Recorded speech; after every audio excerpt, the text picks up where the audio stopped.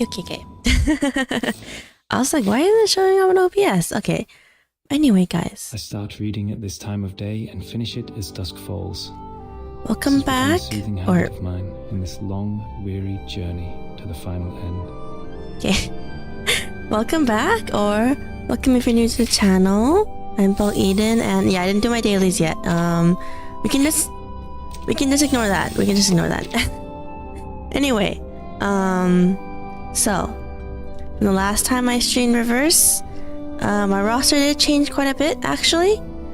And yes, I know my stamina is capped out. I just saved it in case we needed it, but I don't know if we do. Some new I will not read the but yeah. So what changed from the last time we were gone? Well, we have Sota B. She's the only one at level 30 in Site 3 because yeah. I wanted her Euphoria, so she's the only one who's Euphoria I even got. I got Leon Yue. I'm writing a report on the Critter Brawl at Dodger Stadium. The first thing we learn as vigils is to always stay alert and always stay informed. Yeah. Oh yeah, Will on Tuesday. Yes. That is the other big thing. So first Leon Yue though. I know P1 is good. Like, if no one knows, that's like Ascension 1 or like Edoan 1 or Constellation 1 in like the equivalent games. But like, yeah. So I got Willow. I managed to win the 50-50 for her. And I got Tuesday. I know people are like, summoning on the dual character banner is like a scam. And I'm like, okay, but like Jay is cool too. So I summoned on the one that had Jay and Tuesday on it. And I was like, oh, I got Tuesday. That's actually really good because I already had Willow first, by the way.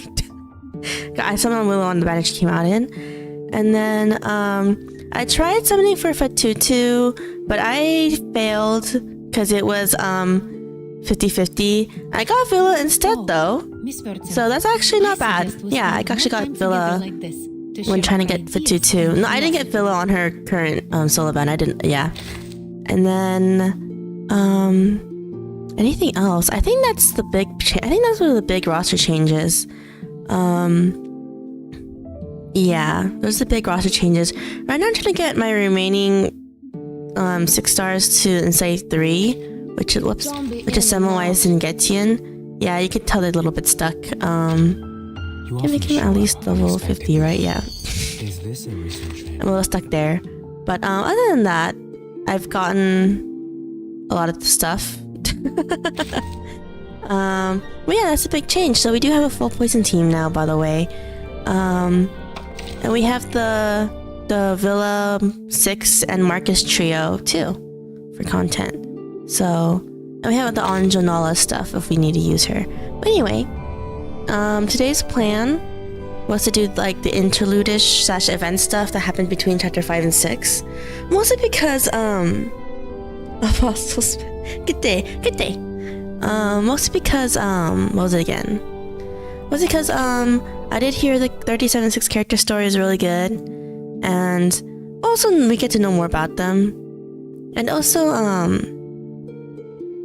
thought it would be nice to do it before we did chapter 6. Because I don't know if we'll be at this. I don't know if they come out in chapter 6 because I see chapter 6 has like what, Marcus and like Isolde and the the brown haired classes girl. I actually don't know her name specifically. Yeah, I know I didn't do my dailies. Okay, but for first, let's do reflections. I think we're gonna do the character stories first before we do chapter 5.5. I don't know if we'll do chapter 6. I don't think we will. But we'll end it there if we do. Let's see. Let's do 6's first, because he's just first here. The Challenger. Yeah, we're just jumping right into it. I don't know if we're gonna use our teams today, actually, because I don't know if these have battle content. If they don't, we'll temporarily use our teams for something. A voice came from above and spoke to the man. An important thing will happen to you. Oh my gosh, it's 210 when he was younger. Feels weird. I didn't know it was a flashback thing.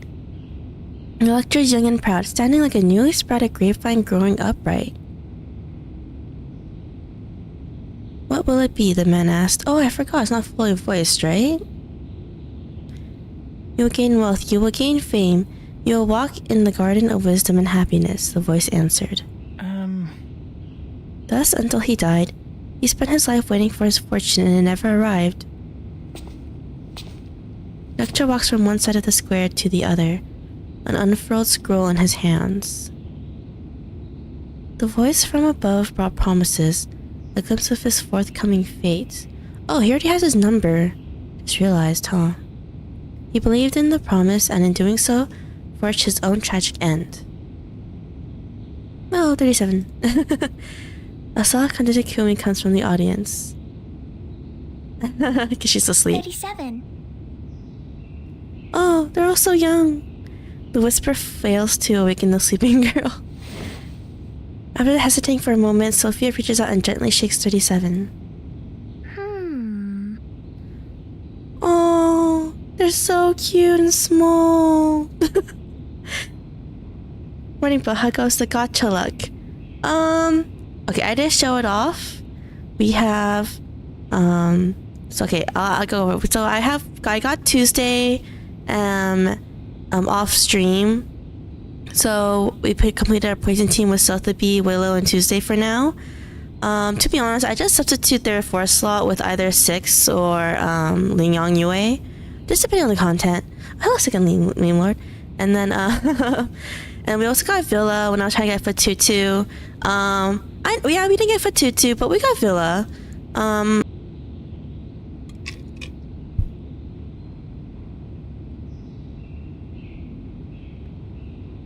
Okay, I'm back. Okay, but sorry, my internet went down. Yeah, I don't know, my internet's spotty these days, but anyway, yeah, we got Liang Yue 2, just P0. I'll try to get P1 in the future. Don't have enough to get GU this year, but I'll save to get her next year. I know she's good for Mineral. I'll be honest, Mineral is my team, or Earth, I guess, if no one knows the elements in this game.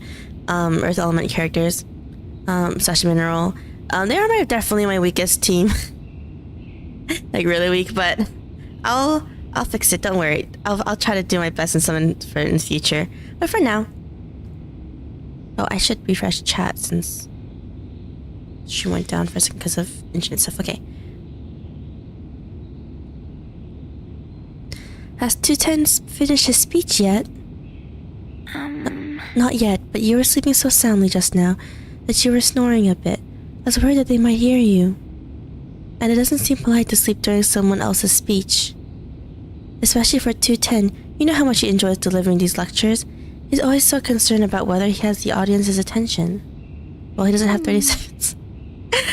Surely, though, it's worse to hinder others from acquiring knowledge like this. Two should neither rely on such rhetoric, nor be so opaque in presentation. I fail to see how there could be any real knowledge in all this flamboyance. Dang. So, you see, I'm simply lessening his sins. At least the rhythm of his speech makes for a fine sleeping aid. Just distincts 210 like that?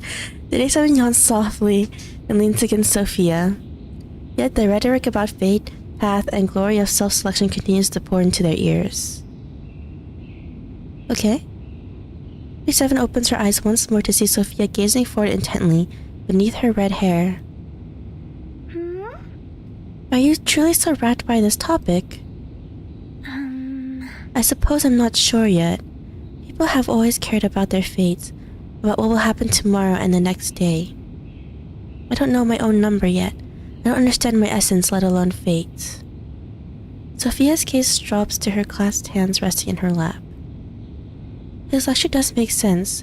Working hard and striving forward is obviously a good thing. But I feel like I still haven't found my way. Only just arrived here, and there's still so much for me to learn. Sophia's voice is subdued, fading until finally reaching a whisper. She takes a deep breath as if to revitalize her spirit, and lifts her eyes to look at 37. What about you, 37? Aren't you curious at all about your fate? I don't know if 37 honestly cares. Oh no, she's beginning. 37 breathes out a steady huff. It's not the greatest prime number. Obviously she needs sleep, and she's especially adept at falling into deep slumbers. Tense impassioned rhetoric is apparently so tedious to her that she can't hold her eyes open even for another moment. When the man lay sick in bed, he cried up to the voice above, asking, "When will all that you have promised finally arrive?" The voice from above scorned him, saying, "It has already come and gone, only you never sought it out." Do people on this island actually believe in a god or something? So the man lamented his cowardice, his idleness, and all the fortunes he had lost. Or is he just telling a story to prove his point, I guess? I hope. That's why we should be vigilant of our own fortunes. We must keep our visions clear, listen to our own voice, and not stagnate waiting for the promises of others. If we succumb to cowardice or complacency, even those gifts promised to us by fate can slip away. Human innovation and knowledge come from courage, a thirst for truth, and constant curiosity. It's for this reason that we must forge our own paths and control our own fates. 37's gonna...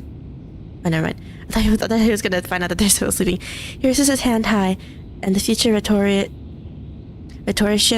begins to emerge. As he makes his eloquent speech, a pile of seashells amasses before him, one by one representing the audience's support. You're satisfied, but not completely. Well... Fate, yes.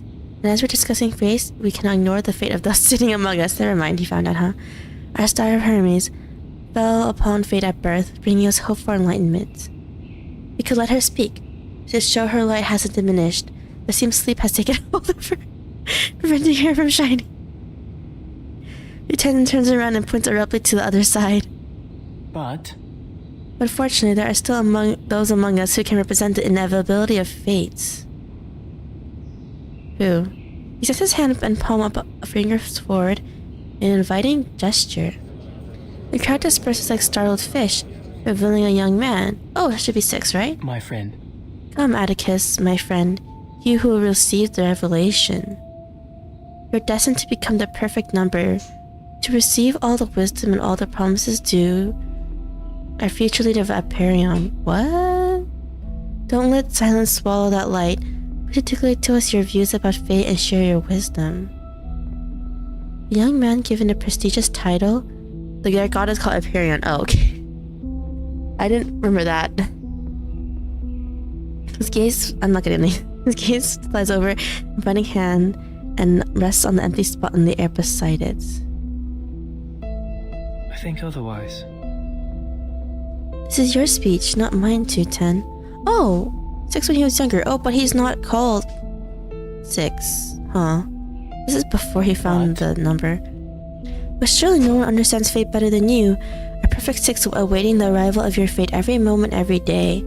I thought numbers were random. How did they already know his number? How did they already know he's gonna be a 6? The young orator holds the moment with anticipation.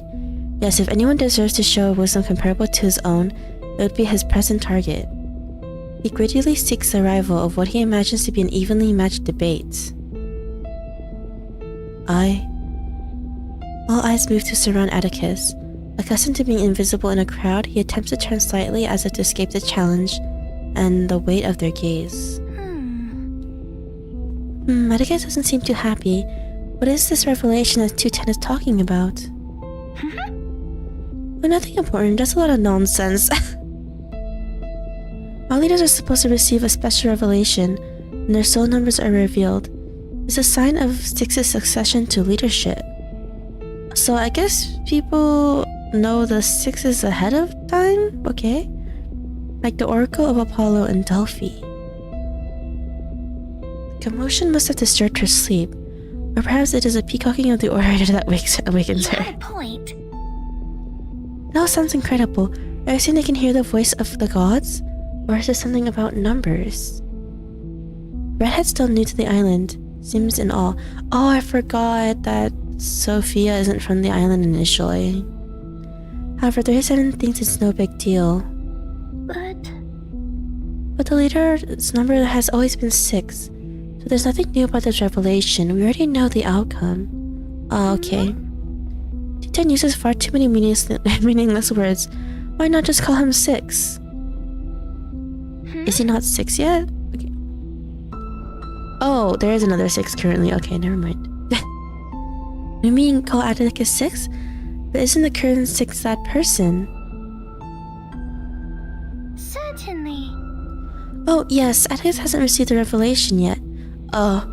I don't think we should call him 6 if the other one is still alive. That's kinda like the other 6 is still alive, so it's kinda like, oh, it's kinda treating them like they're kinda dead. But he will be 6 eventually, it's his destiny. I don't really know about that. The young man's voice grows louder, interrupting the distant whispers. Oh. How can that be? You are number 6, we all know. You'll become number 6 and possess everything a 6 should have. Infinite wisdom, supreme vision, a sharp mind, and the poise of a leader. Since you inherit the bloodline of the prophecy, your revelation has been predestined since your birth.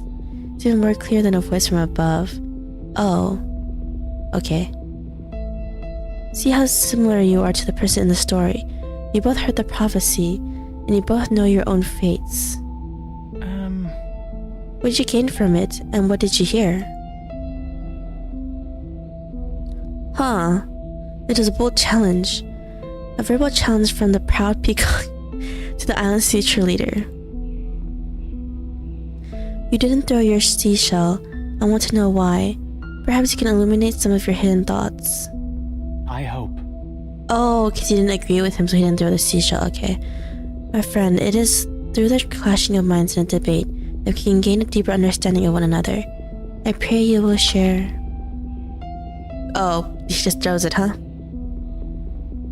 His speech is interrupted by a crisp clattering sound. He was glad to see a new addition to the seashells at his feet. His hoped-for opponent gently tosses his challenge aside along with the shell. Tsundere cannot read anything other than humiliation in the shell. You misunderstand, Tuten. I have no thoughts on fate. Atticus finally meets his gaze. I don't have an answer to your question. Dang, okay.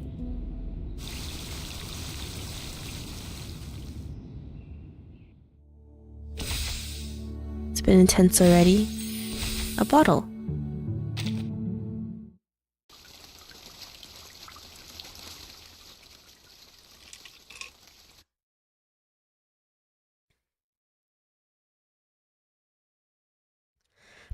That time we parted on poor terms. After a long while, I grew taller. The hem of my dress had risen from my ankles to my calves, and Atticus and I brought up that avoided debate again.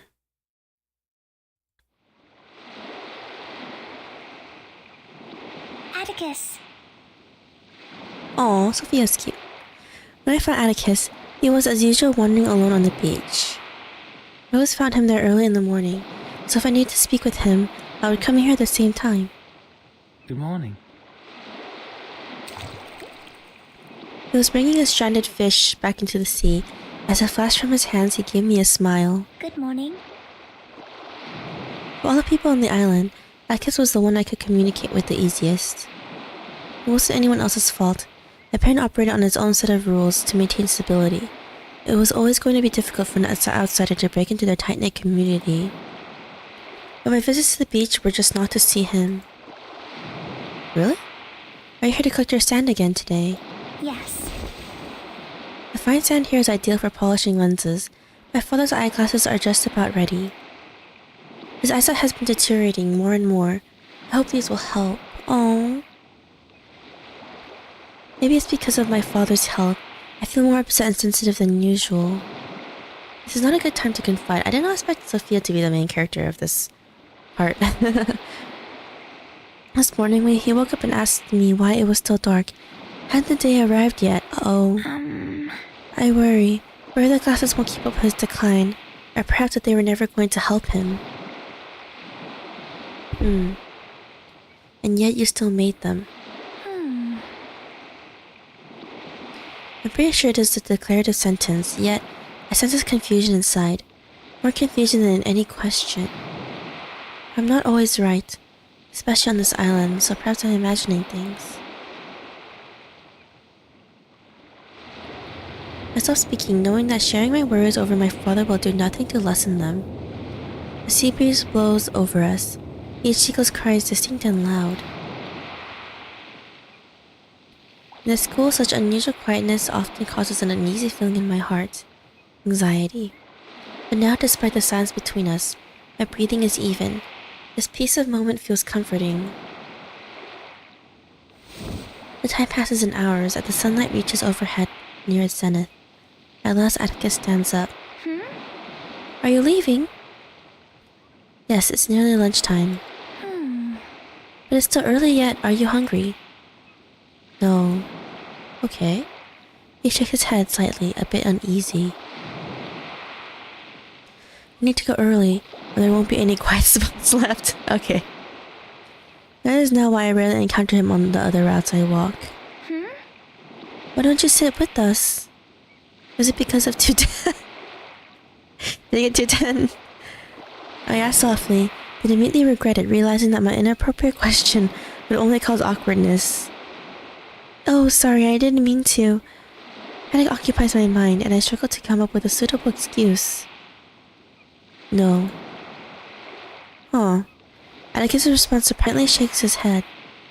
I think otherwise. I'm not specifically trying to avoid him. As if sensing my guilt, he smiles. Oh.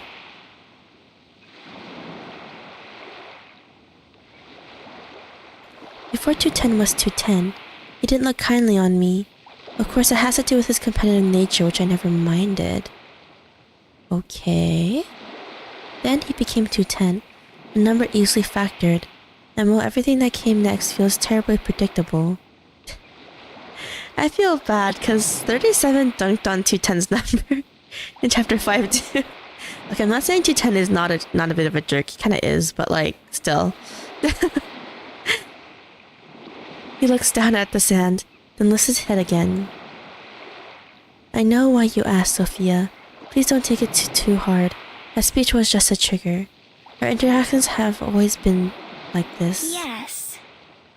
I try to remember the debate that came out of nowhere. I don't quite understand. When I first arrived here, you took such excellent care of me.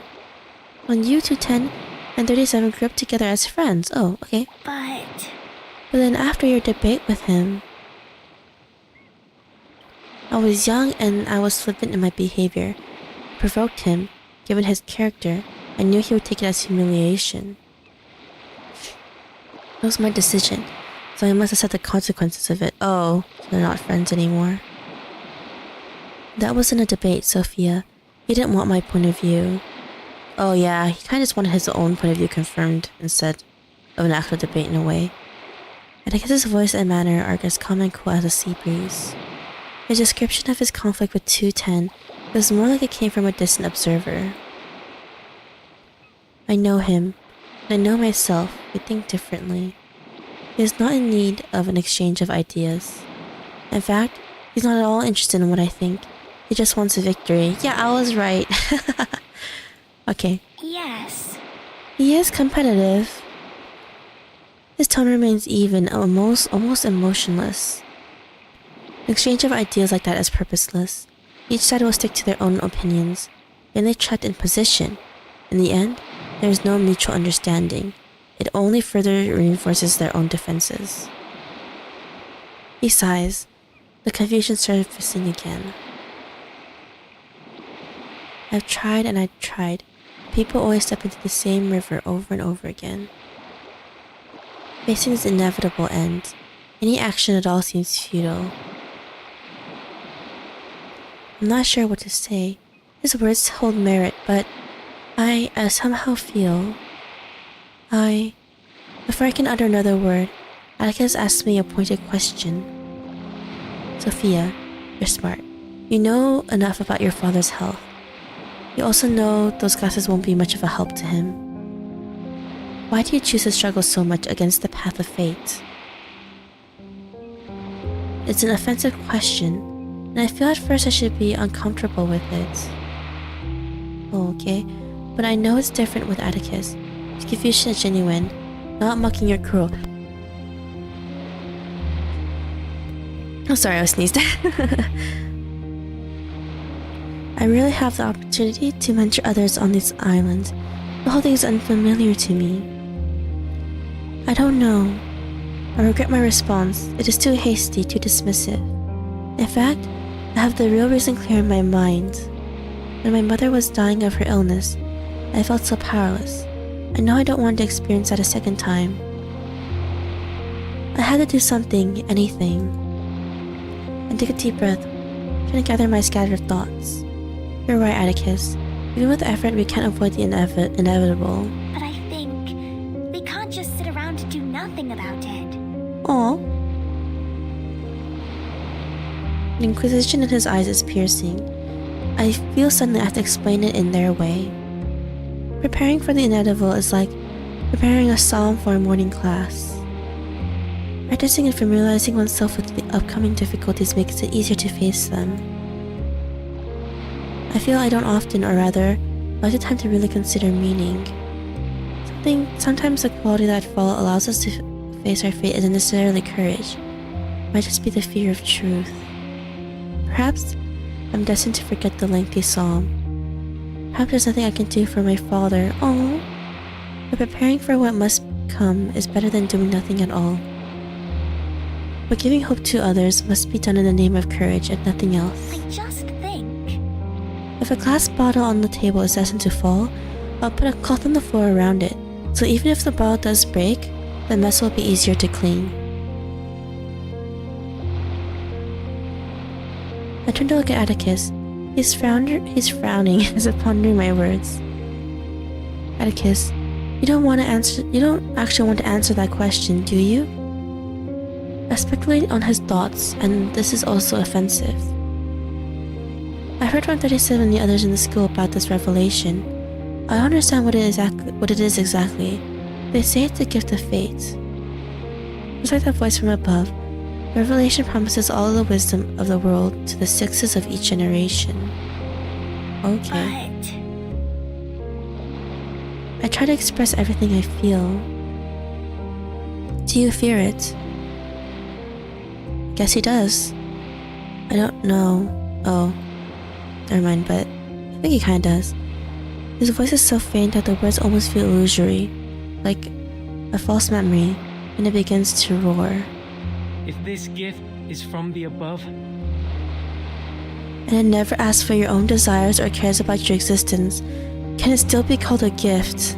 so we really have no choice but to kneel before destiny, begging for its love and mercy. Oh, so like, okay, is becoming a six not good? Atticus's hand trembles slightly. I'm surprised by the rage and intensity in his voice. I've never seen him so upset. The people of the island are generally reserved due to their intelligence. 210 is an outlier. But Atticus's words are still sharper. Maybe this is the perspective he held back from that debate. So I turn away from the table. I don't want to see whether the bottle is teetering. Atticus finally looks at the fine sand in my hand. But I think you're right. Okay. I only remember that at the end of our conversation, he came towards me with a kind of expression on his face. The expression was like a smile, but also like a sorrow or perhaps relief. A face filled with determination. Thank you for the long talk, Sophia. Thank you for telling me all of this, Sophia. And thank you for listening to me, Atticus. We say goodbye, as did countless times before, not affectionately but also not distantly. I returned downhill to my home to continue making the lessons I knew would never be of any use to my father. He went uphill to his home, back to the brilliance of the current 6 in her supreme wisdom. I guess the current 6 is his mom or something. Goodbye. Oh, cute. I don't know why I said goodbye to Atticus. He turned back, nodding his head in acknowledgement. After that, I've never seen Atticus walking on the beach again. What? He began his long retreat. Wait, what? Why? Okay.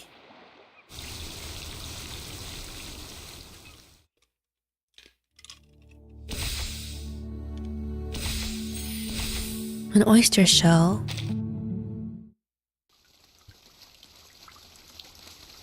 Okay, that's the thing, I guess.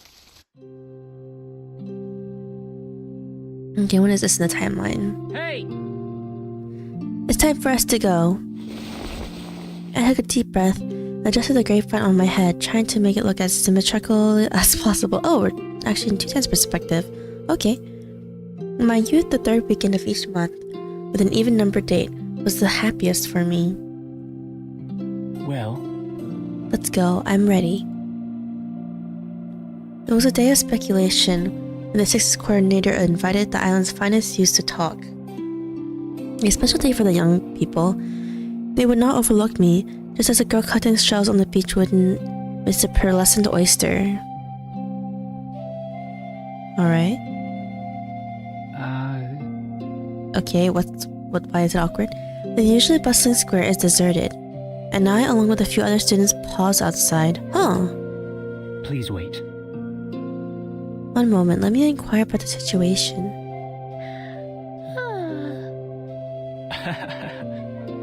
It seems our Star of Hermes is in need of some sleep. You'll take you an eye on the time. That's a number as well. But the latest time is counted in numbers. You like numbers? No. I can see everyone's number, but never said I liked all numbers. Is she gonna dunk on 210's number again? I hope. I hope you aren't about to say you dislike 210. That's what she does. Irrelevant to my likes and dislikes, 210 is simply a poor number. Oh no! Not again. It has 4 prime factors, yet it lacks a solid base, so it's prone to deformation like a rhombus. Well, Oh no. it is no surprise. We all know prime numbers are born unique, standing like the cornerstone of all others. Composite numbers are slightly inferior, like frivolous and fast-decaying paintings. If no one knows what prime numbers are, a really short explanation of math is 1 times itself are the only numbers that can make it, that can like multiply it into itself basically. So, like 37. And 210 is a factorable number, which means that it can be divided by numbers more than 1 in itself. That's all you have to know to understand their kind of reasoning. Hello, Belle. Hello, Key Writer. Why bring up all the prime numbers and composite numbers? We're talking about 210. The worst she can say is no. The worst she can say is your name. She's like going like to everyone like your name sucks. I don't understand your methodology, and I don't understand. Sorry, wrong voice. And I don't understand why you call me the Star of Hermes. Is it because Hermes is the thrice greatest and he has his 7 hermetic principles? So he's just calling her Hermes based on the number 3 and 7 associated with Hermes? Okay. But Hermes, I mean. I'm 37, not 3 and 7. They're not the same conceptually. You shouldn't make such a fundamental mistake in your understanding of numbers. They're all prime numbers. I mean, why not? It's hardly a pleasant chat. My relationship with 37 has never been harmonious. But we've grown accustomed to this bantering, tete-a-tete. Always attacking each other. That's just how we interact. That's not a commonly used word. The familiarity of it all breeds contempt. As we walk down the same old paths, arguing over things we've debated hundreds of times. But it is on these familiar paths that a moment of boldness can make the most change. Sorry. I'm sorry, you two might have to wait a little longer. 6 isn't ready for you yet, but she won't need much time. You can follow me to the gazebo under the grapevines to sit in the shade and wait for your meeting. So 6 is still the previous 6 right now. Her first time being late in all these years. Maybe she's sick. 37 follows 6's coordinator, moving at a pace towards the vine-draped gazebo. Meanwhile, my steps are hesitant. My thoughts have become a mess. Is our leader ill? The unease from the anomaly spreads in my mind. Everyone on the island knows that the leader's health is in irreversible decline. Oh, okay. She is sick. Excellence often invites the envy of fate. The lifespan of each 6 has been lamentably short. Oh! That's not good. That means, does that mean our 6 could die fast too? I don't want that to happen. Atticus' mother, previous 6, left this world when he was still young. Oh, wait a minute, then who's the current 6? His aunt? Then the current 6 received the revelation, becoming the new leader of the school, and of course, in my opinion, the finest leader. 6. Perfect, balanced, and harmonious. She explores the form of forms, and traverses the hidden figures of the universe. One night I wondered, how many more times would I be able to converse with her? So filled with wisdom, unique understanding, bold hypotheses, and the courage to seek out the new and novel and not be complacent. She deserves all her respect and adoration. Maybe we can go back and visit her again when she's feeling better.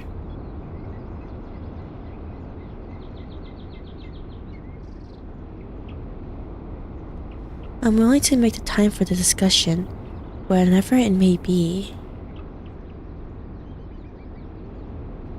Emotions lead to rashness, and rationality is associated with calmness. I have ignored the coordinator's expression, his lips mumbling like the tide coming in and out on the shore. No. No, it is not because of that. Oh, okay, then why isn't she coming? You two rest here. When it's time for the meeting, I'll let you know. Oh. Fine. Alright, I suppose I can take a stroll here while we wait. What a pity, it's not in the season yet. If it were, we could have picked some grapes to eat.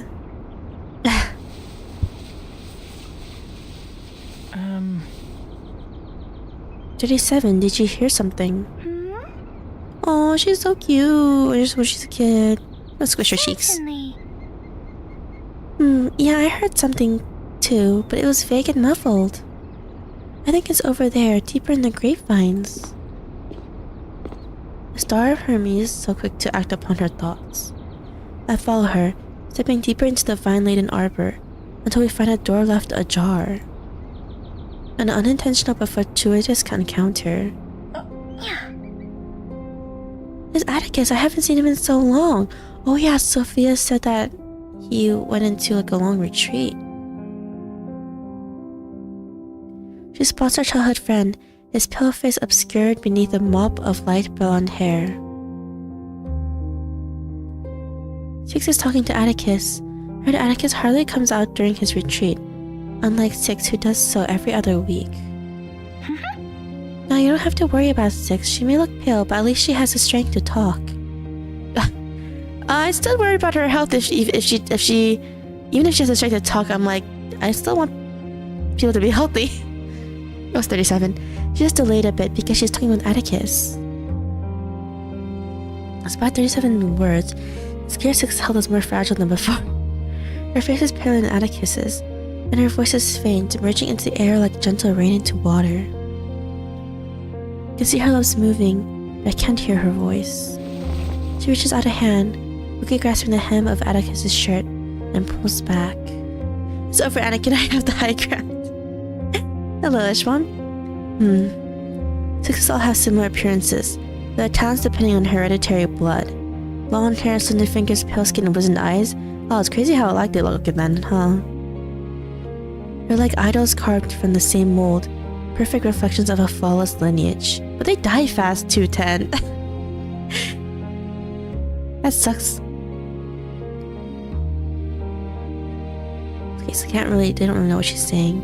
She leans forward, a posture not easy for her in her current state. Our friend Atticus remains standing upright, his eyes looking into space as if indifferent and utterly devoid of respect.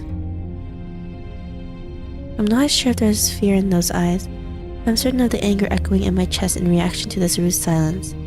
There's an irritation not easily soothed. Disregard. It is a great disrespect and insult. It tastes like bad wine. I tasted it before, and coincidentally, the bad wine was also a gift from this very same cold statue that stands before me. I can forgive his rudeness towards me, but he shouldn't treat Six this way. Six has always been selflessly guided us in the pursuit of truth, setting us straight when the path forward is not clear. On top of that, she is Atticus's aunt. Oh, so she is an aunt. After the previous Six returned to the truth, she took over, caring for Atticus as a mother would. Oh, she's cute. A sculpted young hand, covering the slightly wrinkled one, pulls the hem free. So disrespectful, so rude. Atticus draws away and steps through the narrow door. Gaze from his kin follows him in silence until it's cut off by a door panel. Aww. You, what are you doing here? Uh-oh. Surprise flickers across his face. He looks strangely tired. You have more rights to be here than you. It's the third weekend of the month and uneven dates. I see. He nods absently, daring to leave without another word. Stop. Uh-oh, they're gonna fight. He shouldn't be allowed to just slip away without any criticism. My anger is more than justified. He shouldn't have done that to her. To treat the island's leader this way, a wise person, his own kin, an elder in failing health. Like, what happens if... Okay. I mean, I'm just like... But Six doesn't seem like he wants to become Six, though. I'm Atticus, I mean. Do you feel bad? How could he do this? How? I'm curious. Do you even have any self-awareness? What do you mean? I think my question is clear enough. I meet Atticus's gaze, more than satisfied that I've finally broken his calm. My friend. Atticus, my friend, everyone on this island knows that you were born a Six, and are destined to become the leader of Hyperion. Destined to receive the revelation.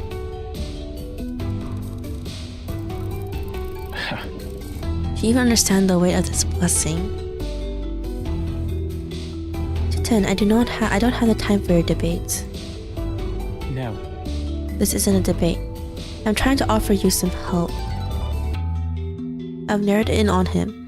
No more room for him to evade me. Uh-oh, a mission bestowed from the heavens. We'll see the great number and become the mediator between excess and deficit. In fact? The application of knowledge and wisdom of every Six since the inception of Hyperion will, without any arduous drilling, enter your mind the moment you receive your number. It'll make a great leap. I don't know, this doesn't seem like a good thing all of a sudden. Do you think I need you to explain the concept to me? Oh, it certainly felt like it. Oh, dang. I snort out a laugh like a true victor. Atticus is different today. His usual evasiveness is gone, replaced by anxiety. This suits me. He just sees on that gap, like prying open an oyster to expose its insides to the sea air. Ouch. Now looking back at that moment, I can't deny that I lost control. But it wasn't a day to be defeated, least of all by him. Dang! Wow.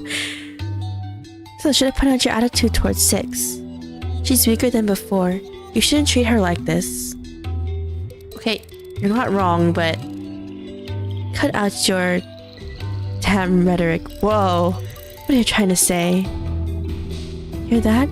The oyster shell has cracked. What a great day to be favored by the truth. It's simply too easy.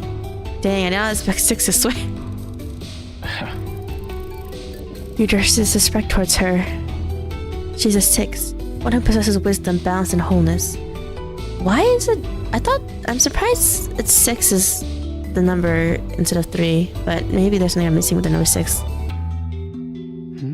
She cares for the children, connects with the public, and treats you as her own. She's taken all your duties of your late mother. I mean, just because she's the current 6. She's intelligent, courageous, and shares willingly with everyone. She's a role model for sixes. As for you, Atticus, you don't deserve the revelation. Whoa! You lack the willingness to share knowledge and the talent to lead. You have it and you won't fulfill your obligations. Damn. Even I'm just like, dang. You cannot bear this blessing. You are unworthy of it. He suddenly falls silent. So you think the revelation is a blessing? I didn't expect him to focus his sights on a mere turn of phrase. Of course. We seek the truth, and the truth lies in wisdom. It is not just me. All the brothers and sisters of Parian think like this. 37 on the side. I don't. Just kidding. That's why we respect 6. He remains standing upright, but I notice his shoulders drooping slightly, as if some invisible weight presses upon them. The revelation is a curse, my friend. As this hangs his head, I almost read it like nodding, as if he's nodding to himself. This isn't what I want at all. My oyster has shriveled into a pebble. You're right. She's perfect, she's 6.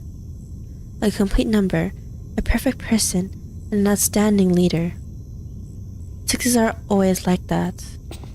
Okay? Turns away, sidestepping my obstructing arm, and walks toward the exit, where light streams from beyond the grapevine arbor. That's so awkward. I know 37 doesn't think much of it, because she's like, you know, it's fated to happen no matter what, you know? Demonstration. Oh, there's a lot more story chapters than I thought. A lot more than, I thought this was only gonna be like 5. Like the antidotes, I thought it was gonna be like only like 5 or like 8 max.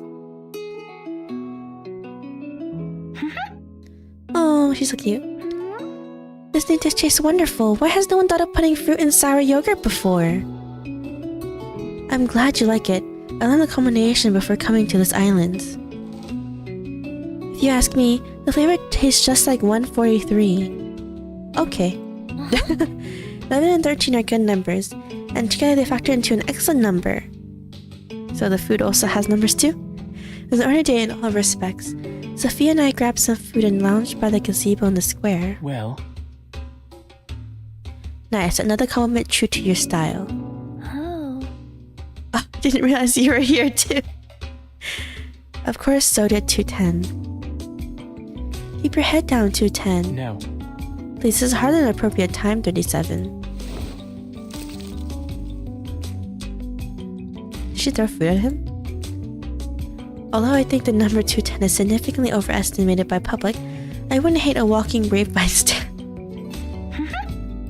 It's been a while since I ate the grapes on your head. Never mind. Okay, they're still so sweet. I'm thinking of grabbing a few more to try them in this yogurt. Oh, 6. Oh no, 37. Oh my gosh. Please, 37, we're not kids anymore. No more leaping up to snatch grapes from my head like old times. It's undignified. Oh, don't be like that. I like grapes and other fruits. Out there, blend of tart and sweet flavors. Carrying out grapes is one of your few endearing qualities. Your few endearing qualities that you bring around food. Okay.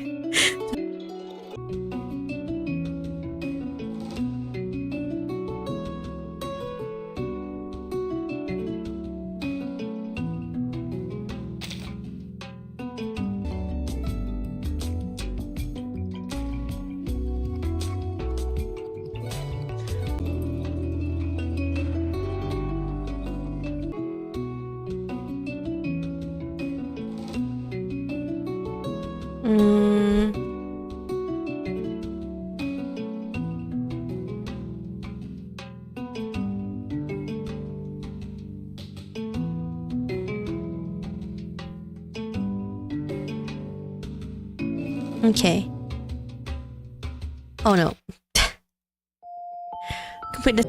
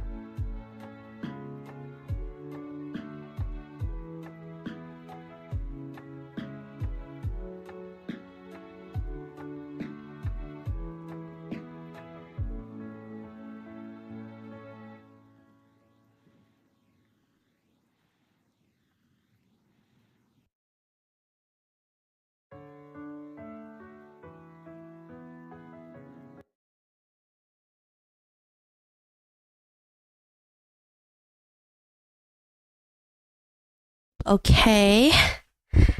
Think we're back.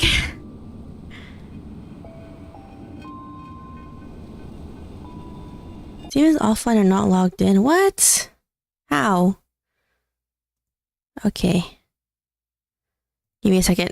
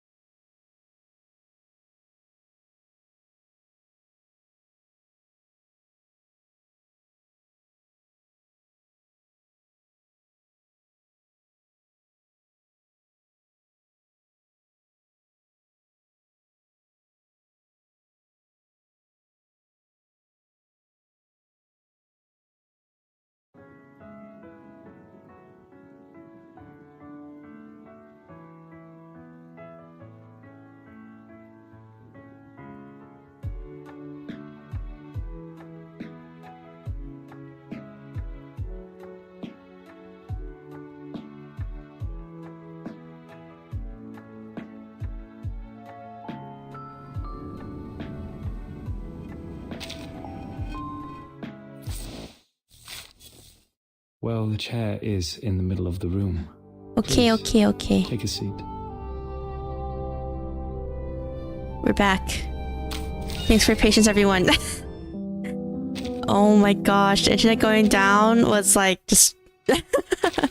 That just made everything go crazy. Okay. Okay.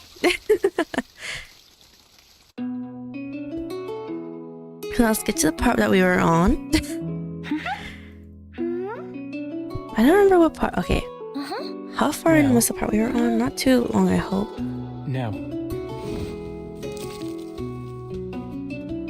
Oh, it's the part where, Sophia. We back. We're finally back. Alright, let's see. Okay. Sophia, why are you smiling? I just think. Oh, nothing. Just feeling nostalgic. It's been ages since we've all been together for a meal like this. Reminds me of when we were younger. Back then, we had fewer responsibilities and more time to just be together. We meet up for meals now and then, and even head to the beach for some fun. Well, As I recall, it was that gift that first brought the four of us together. Yes. Right, the gift I gave to Atticus. A gift? I was new to the island then. The acid had been so helpful to me.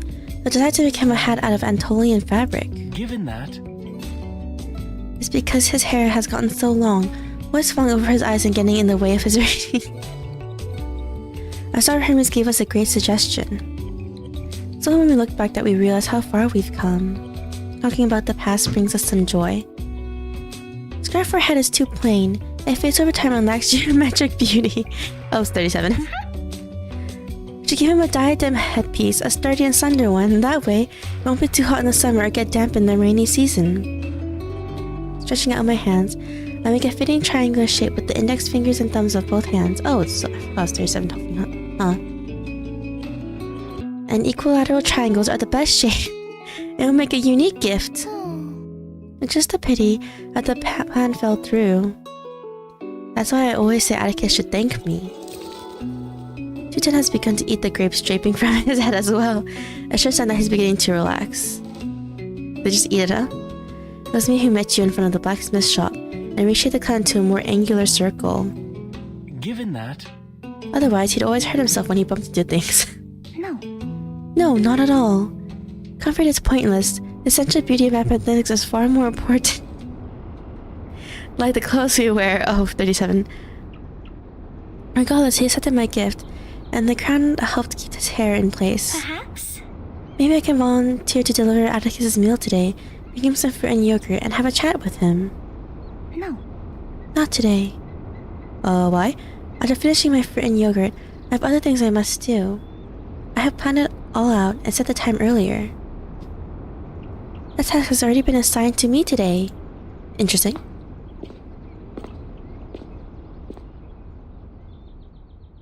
This is my first time on meal delivery duty. Most of the time, I'm preoccupied with much more demanding tasks, requiring me to spend some time explaining my reasons. 6. Oh, she's so cute. 37. He must be surprised by my arrival. As surprised as when he first heard me call him 6 instead of Atticus. I have something I want to talk to you about. You can eat while listening. Okay. Cross the porch and then stoop to pass through the low inner door. His room is dim, cramped, and completely windowless. The floor is littered with books, some open, some closed. Placing the meal on the small table, I sit down across from Atticus. Oh. This is fruit with sour yogurt, a combination Sophia learned from the outside. It tastes very much like 143 in the best way. Thank you. Aw, cute. I scanned the book Six is reading. Euclid's Elements, nothing more than a basic primer in our school. Small hill book lies beside him, the edges showing signs of having been turned. He must have read them all. But why are you here? It's not your job to deliver meals to those in retreat. Are we back? We're back. We're back. The internet just went down for a long time. Is there something you need from me? He ponders, seems to answer his own question wordlessly. He seems different from usual. I'm not good at debates outside of proofs, but you've always been so smart and precise. 2 times reasoning is too absurd and fiery. And Sophia's answers feel too mild. 6 is just right to answer such questions. The bigger 6 lacks spare time, always talking about the ship. Too busy just to even stop for a moment. Oh man, so this is before the ship, huh? That they took into the storm and like turned everyone into shapes. Okay, so see what happens after. So I came to you, the smaller 6 as opposed to the bigger 6. So cute, smaller 6. Atticus seems to have finally gotten used to me calling him 6. But many people on the island still call him Atticus. They say there can't be 2 6s on the island at the same time. She will make time for you. She values you all, and she's better at exploring these kinds of issues. But... You're just not one for talking. It's not that you're bad at thinking. She is the current 6. makes no difference to me. She was a 6, and so are you. You are the same in essence. Aw, cute. My questions are ready, but the path forward isn't smooth. This is a common occurrence in calculations, but I won't be discouraged by it. If one path is blocked, take a detour. If all paths are blocked, climb through the bushes. Bushes and walls of books are all that different. I know how to climb them to reach my destination. 26 thinks I shouldn't overlook the process of proof. I know that. My mother taught me the same. Steps should be imprinted on paper and actualized to give more meaning to the results. But... The 26 believes that even proof leading to a wrong result should be documented. To me, that seems inexplicable. Everyone knows that the result of a proof is what matters most. A proof that's wrong shouldn't even exist from the start. Like your elements, it wouldn't include false theorems. I think he's wasting his time. Focusing on such trivialities only distracts from our judgment of true essence. I can't decide whether I'm right or wrong. I need your help. He closes elements and turns towards me. Suddenly I realize it's been a long time since we last met. His blue eyes are becoming more like those of 6. Yes, as it should. 6s are the same in essence. You mean 26, the sincere man who, in his youth, led the children of Perion in their training, including you and me. 37, why do you need to know the right or wrong in this? What kind of question is that? Everything ought to have an answer. I just want to know it, that's all. He smiles and shakes his head. Words kill the essence. I think 26 just wanted to keep a record of your trials and errors to inform future seekers. He's always valued the passing down of knowledge, and you were always a trailblazer. Sincere, but also clumsy. He probably quickly forgot his original purpose when it came to you. Perhaps you both lost sight of each other's motives in the argument. Did you quarrel? Probably. This is right. It wasn't a pleasant debate between 26 and me. Since Sophia's arrival, I have not seen anyone give me that kind of look. But...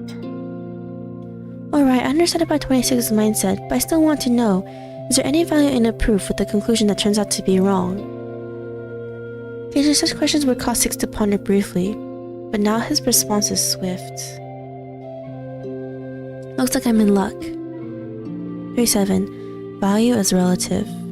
Objection. Well, it shouldn't be. Objection.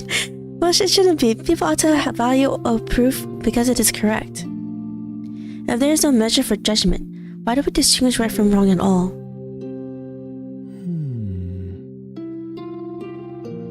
I actually don't care about the answer to this question. It's irrelevant to mathematics. But debates over definitions are always my weakness. Though I'm convinced that I'm right, I fail to convince others. Numbers are solid and reliable, while language is vague and unclear. People argue endlessly over rhetoric and semantics, shifting focus away from the essence of things. Six is the best of us at these questions. He always finds a fable that makes things simple and understandable. I wait for Six to tell me a fable, so the next time I get into debates, I can come up with a perfect example. I'm sorry, 37. I can't help you with that right now. Six shifts his gaze away, turns a page, and adjusts the angle of the crown, pressing his head. Oh, 37's like, this is not what I came here for. Looks like it would make a fine paperweight. A metallic triangle is certainly more ideal than fabric in that role. I can wait for you to finish your page. No. No, it's not about the page. I truly don't know how to answer your question. Or maybe I'm searching for the answer too. I watch him close the book, setting it back into the mountain of others. Oh. So when you're done reading all these books, will you have the answer? I don't know. But it's better to try something than to do nothing at all. Oh, she's so cute. It doesn't sound like his usual style. I feel like I've heard it somewhere else. It really has changed. It's strange. Can appearances change so noticeably while all the essence remains the same? There must be a key to this. So, is this a proof you have to give? One that may require a room full of books and a long retreat? The ultimate proof? Yeah. Then you should have told me earlier. I don't want to be taken by a Rex and be tied to a rock to have my eyes pecked out by vultures. I forgot about those birds. No. No, not that serious. I'm just contemplating the nature of Six. Maybe this is indeed a proof, one about my own number. But you already know the answer. What's there left to prove? Six's answer seems to wait on a breath. He flips to the book with a faint smile. In that lies a whole other question entirely, 37. Does a proof with a correct conclusion have any value? Oh. I mean, in that single phrase, Six has utterly bewildered me. I'm 37, he is 6, right from birth. Neither of us ever proved our numbers, but we simply know the answer to be right. It's enough. The answers cannot be changed, so why would Six ask such a question? The needless worry, a waste of effort. But I suddenly feel I shouldn't disturb him anymore. The work of a proof mustn't be interrupted or hindered. That's a rule everyone knows.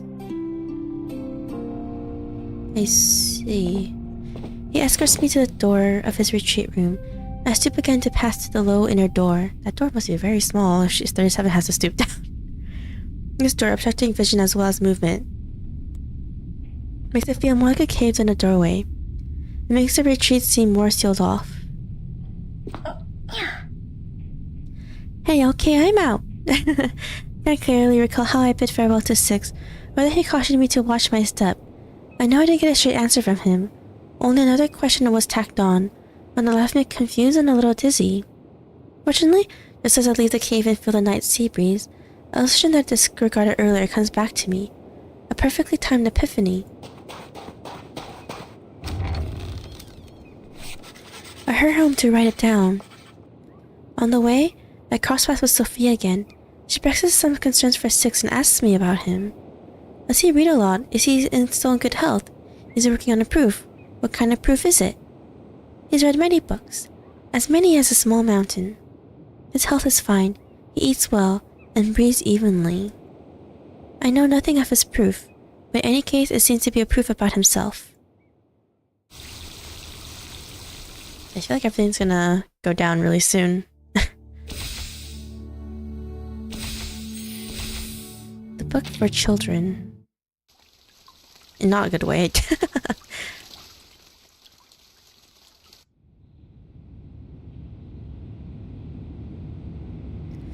Proof requires time. Atticus still hasn't fully gotten his own answer.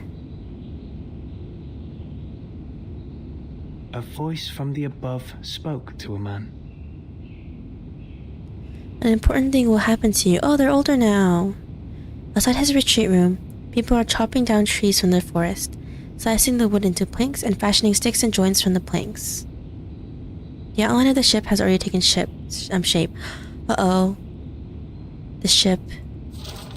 Thus he spends his life waiting for a miracle, until death arrives, but nothing has happened. A ship signifies the start of a journey. It carries people and goods across waters. It discovers new worlds. People call out, communicating with one another, choosing a direction.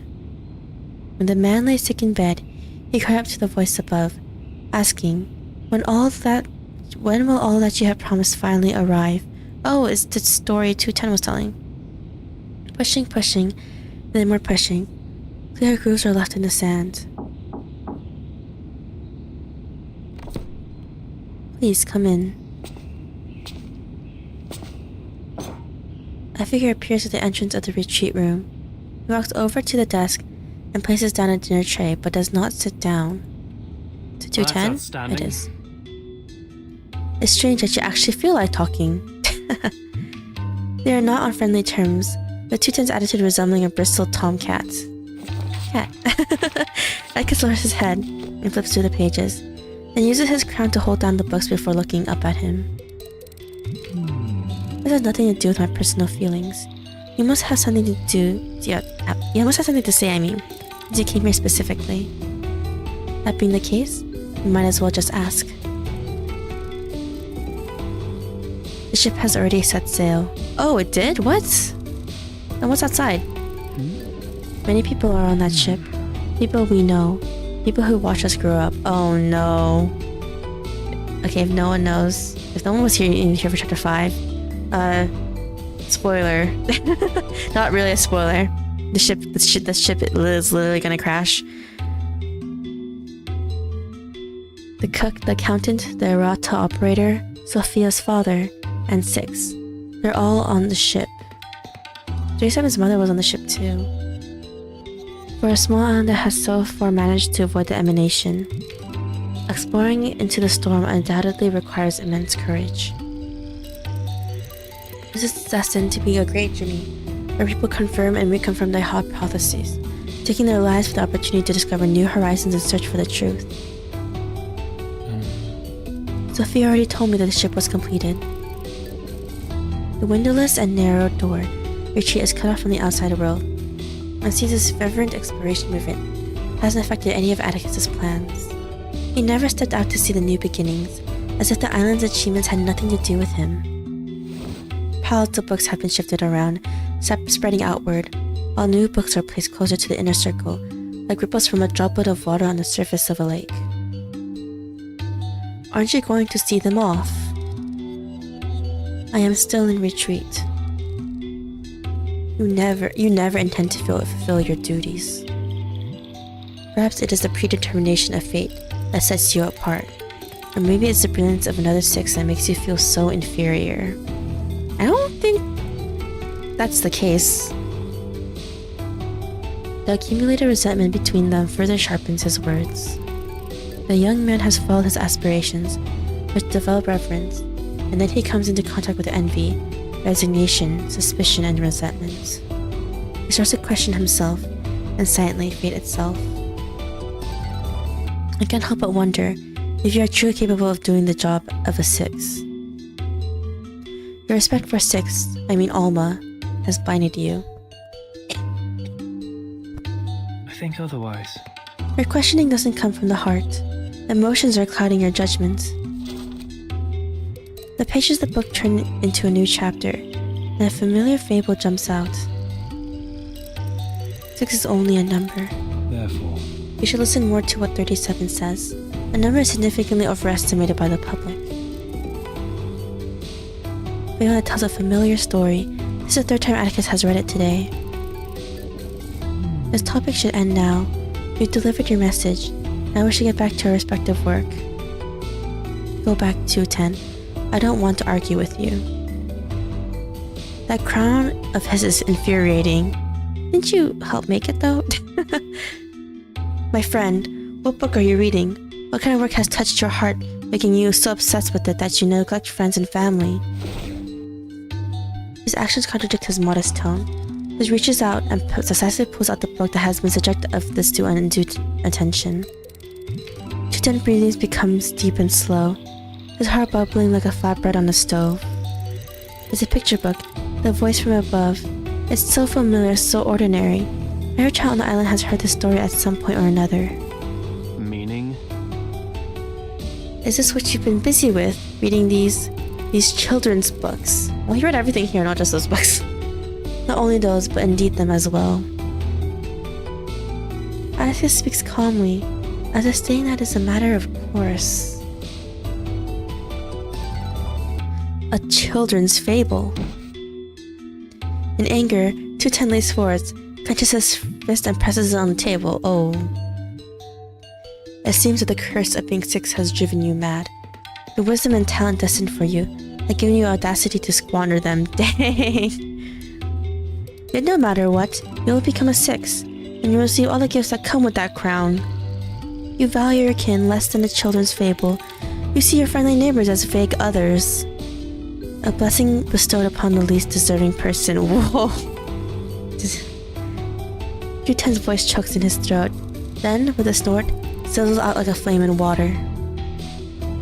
Your head lacks wisdom, and your heart lacks compassion. He stands straight, palms covering his eyes, hiding his expression. I can see that you will be the reason why we stagnate in seeking the truth. Wow. Okay. Progress is relative. Atticus lifts his head from the book, and his blue eyes are widened. Is it then? Well, let me ask you, my friend. If the wisdom we seek leads us to our own destruction, what would you choose? What do you mean? Oh, then the 6 kind of predict that this island was gonna kind of fall in a way? My suggestion that a decision to explore beyond the island is wrong. I mean, why not? No. I didn't mean that. The misalignment in the conversation leads to misunderstanding, and 210's anger almost becomes tangible and touchable. I'm just thinking. No, forget I said anything. The resentment towards one another boils past reconciliation. Fine, stick to your perspective then. 210's departing footsteps intermingle with Atticus's calm narration, eventually merging into the sound of the wooden door slamming shut.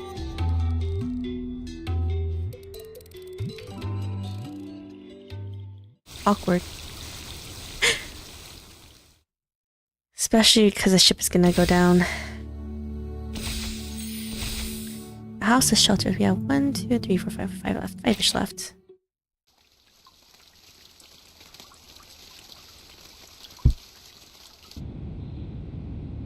Okay. After 210 left in anger, heard the shouts of the people as the ship set sail.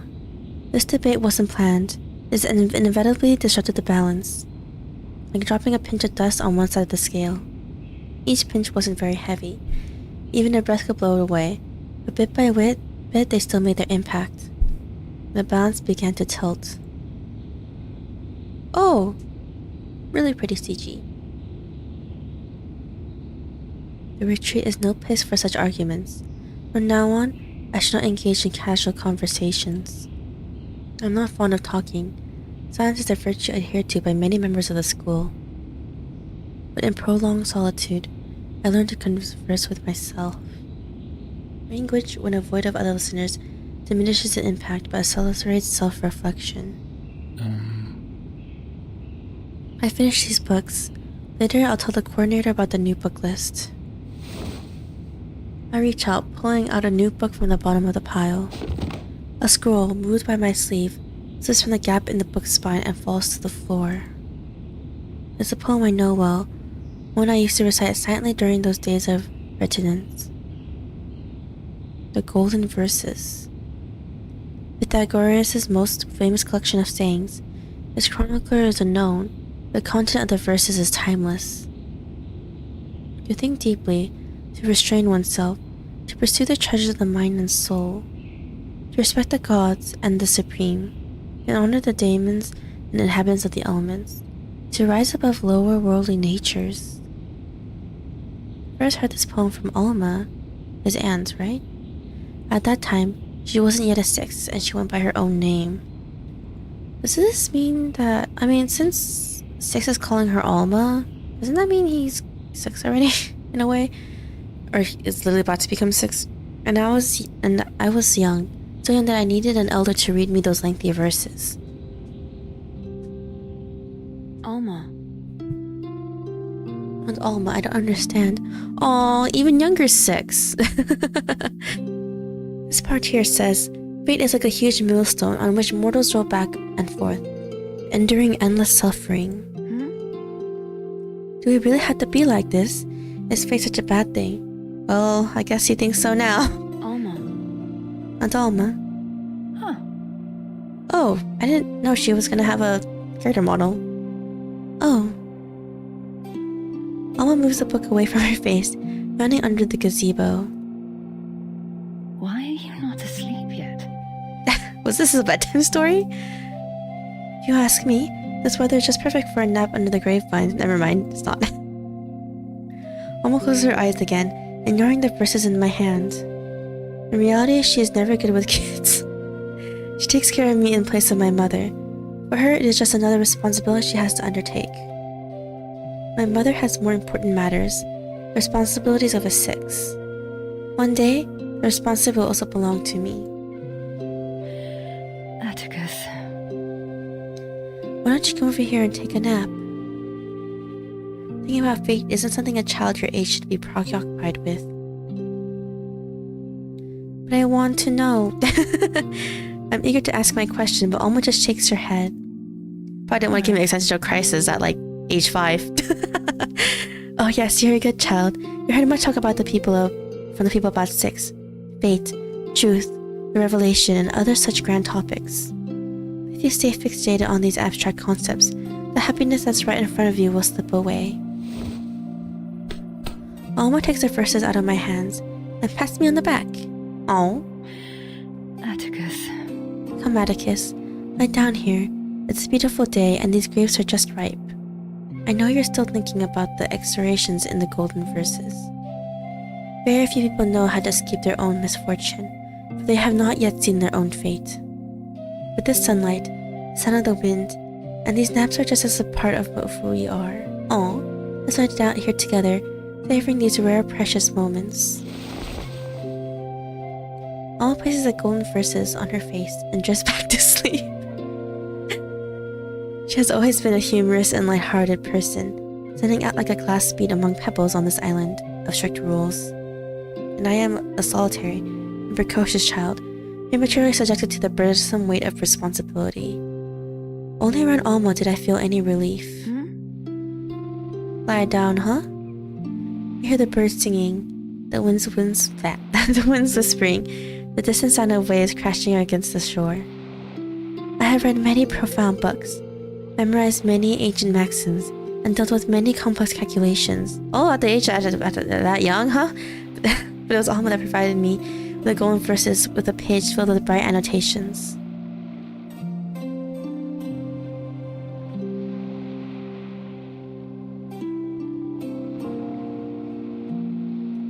It is a perfect, comfortable warmth, a moment of tranquility that brings no anxiety.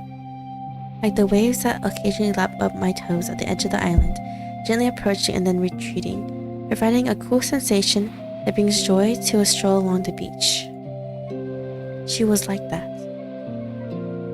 So I leave my sheltered home, tread on the soft sand, and experience the understanding she spoke of. Experience what others call playtime. The sand is moist, the sea breeze is salty, my clothes feel heavy, my skin is clammy with droplets of moisture. The vast sea always by my side, with waves lapping against the shore, yet they never soaked me fully. Okay, so when the ship, like, sinks, what's gonna happen now, though? Oh, what is this? No. Darkness itself isn't to be feared. There's no danger in it. These imaginary monsters only exist in the minds of children who can't distinguish fantasy from reality. I'm not like them. Not that sort of child, right? Confront fear? What? Play in the dark. Darkness itself isn't to be feared. There's no danger in it. What is this? Oh, what? There's a battle. What? You can have one helper in this battle. Oh. You can only use 6? Can I use my own 6? No. Great. Okay. My duty lies with you. I did not know we were gonna do a The battle. moment of Let's silence, do this the and moment this. of utterance. I was hoping for an attacking buff, but I guess defense is fine too. Ow. Oh, that is a lot of poison. The Not moment great. of silence. Buff ourselves and buff ourselves again to get rid of, to Till the dispel some torch is poison. lit. We walk along the Yeah, there we go. Even if we get hit a little bit, it's fine.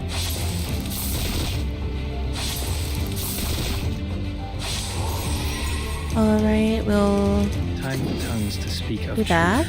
And we'll actually The attack moment this of time. silence. The scale of your soul. So if we has can get her tilted. 1, The we balance can needs deal with to less be poison. restored. Okay, it died. from Good. Ow. Okay. The moment Buff of utterance. and The moment buff. of silence. We walk in long nights. Benefit from reading. It is not too hard. Ow. Okay, we'll just Time nuke tongues that to one speak of and truth. The moment this. of silence. I should Scale finish of the your soul match. has tilted. The balance needs to be restored. Here it goes. Benefit from reading. And down you go. Victory secured. That wasn't Actually- very hard. Fortunately, they are not dangerous. It's time to go home. Finish. That was interestingly really short. Okay, let's see.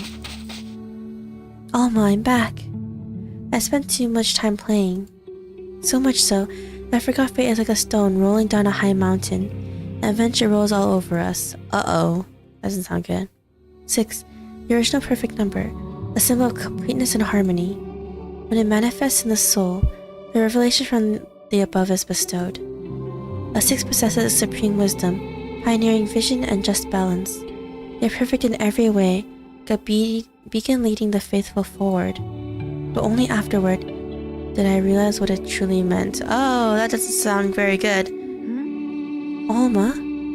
She doesn't respond to my call, or stir at all. Looking back now, my innate sensitivity as a child picked up on those anomalies long before my own wisdom did. Suddenly, feeling fear, I started asking questions, merely holding my breath and cautiously stretching my feet forward. It's like a horse door all of a sudden. When Alma's back is close, and the moonlight casts a gentle glow on her fine blonde hair. Alma.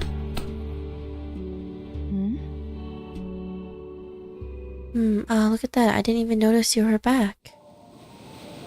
Waves roll in again, sweeping over my feet. I called out to you many times, but you didn't respond. Is that so? What is happening? Alma's voice is soft, her hands warm, turning hotter. She wraps her arms around my shoulders, drawing my stiff body into her embrace. The sea rises, climbing up to my shins. I was sorting my thoughts. Sorry, I didn't hear you at all. Until just now, my mind was a mess. I'm thinking more clearly now. I figured it out. Okay, she combs my hair, wiping off the sweat I'd built from running, and straightens my collar. Poor child. You're all sweaty, and there are rat scratches on the hem of your shirt. You must have run into those little monsters. Oh, don't be afraid, child. I have a name. Pray to the gods for what you're about to do, and pray that it all goes well. I feel it. Sadness reaching up to my chin. Who are you? What? It's not the ant? A question I find lodged in my throat is choking me so much I can barely breathe. Alma. And Alma, has something happened here? Hey! Alma and Atticus, come with me. The man's shout suddenly rings out. He just ran past, through the alleys and streets, past the hall of Hyperion. His sweat-slicked skin shimmers under the moonlight, like a soldier bearing bad news in the storybooks of old. Okay, so does that mean his... What? Huh? We need to hurry, faster, or it'll be too late. No. It's already too late. What? Huh. Revelation has come. It means she, my sister, has returned to the truth. Wait, what? Six's mother just died? Okay. But like, how does she know? Oh no, wait, she just said she got a revelation. She became the new Six right now, right? A knock of wisdom arrives before me, entering my mind and allowing me to see everything. Alma pulls the man's hand from my arm. Her voice is calm, her face sorrowful. She turns her head slightly and hugs me tighter. Atticus. Just... Oh, Atticus, my poor child. Poor child. Oh no.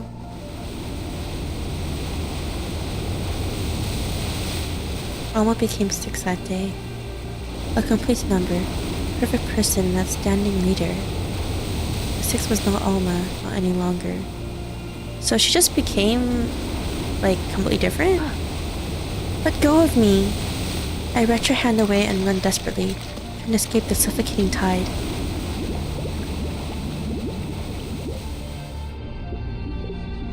Until the choking waves overwhelm me, and I find myself back on the beach, unconsciously reciting the golden verses. My fear originates from it, yet when I feel uncertain, I still return here like a child who can't imagine straying too far from home. Pray to the gods for what you're about to do. Through a blur, the silhouette of a new Six emerges. Complete, wise, her words clear and impeccable like an ancient maxims. Pray to the gods for what you're about to do, and pray that all goes well. So she became like a different person? Once familiar with this practice, you will understand the constitution of both eternal gods and mortal men. You will know the extent of all things, the boundaries of their entirety, and what connects them together. You will see, as you should, the nature of the universe flows in all things alike. Thus, you will not hope for what is beyond your reach, and you will not be deceived. Can't think it any further. My initial thoughts are blocking my thoughts. Revelation. This is the revelation that falls upon a Six? So they become like different. So personalities get overwritten? A sea completely engulfs my head, the suffocation reminding me that I have lost someone dear to me forever. Okay, that's really creepy. And this is the blessing from above. What? What? Wow. Wait, then does that mean the Six with us is like... Is he not the same person? For a long time afterward, I could not sleep in peace. I'd often sneak down to the beach, listening to the waves until exhaustion at last closed my eyes. In days, a voice of wisdom would say, "Don't fear, child. Remember that the grace of the gods is given in the form of disaster, and endure it patiently. Such is fate, do not complain."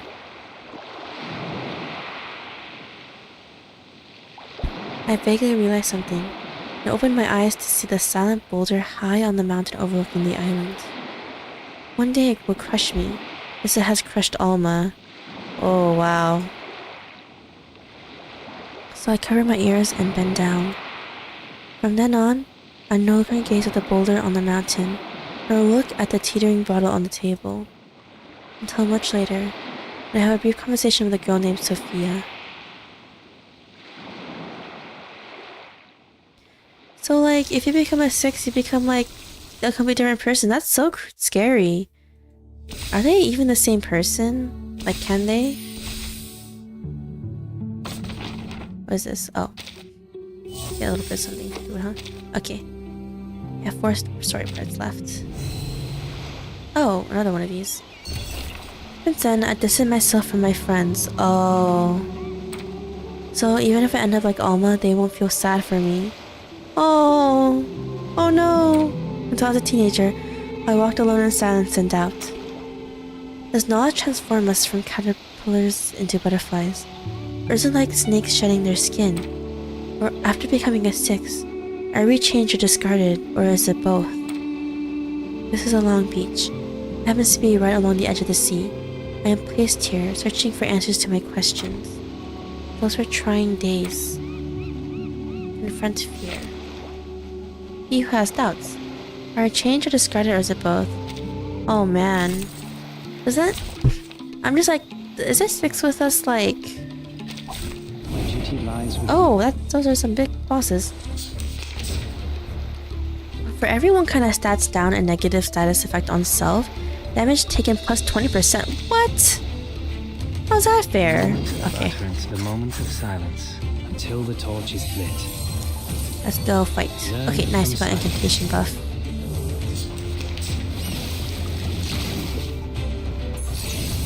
Ouch. Yeah, we didn't get a debuff, thankfully. The moment of silence. Alright. Oh, the enemies also take 20% damage if they have a debuff. Oh. That is cool. Oh, no, we have a debuff now. Uh-oh. Okay, we're gonna nuke that one. And I think if we do this, it should die. The scale of your soul has tilted. The balance needs to be restored. Nice. That's weird using 6 so long. I already have 6, but...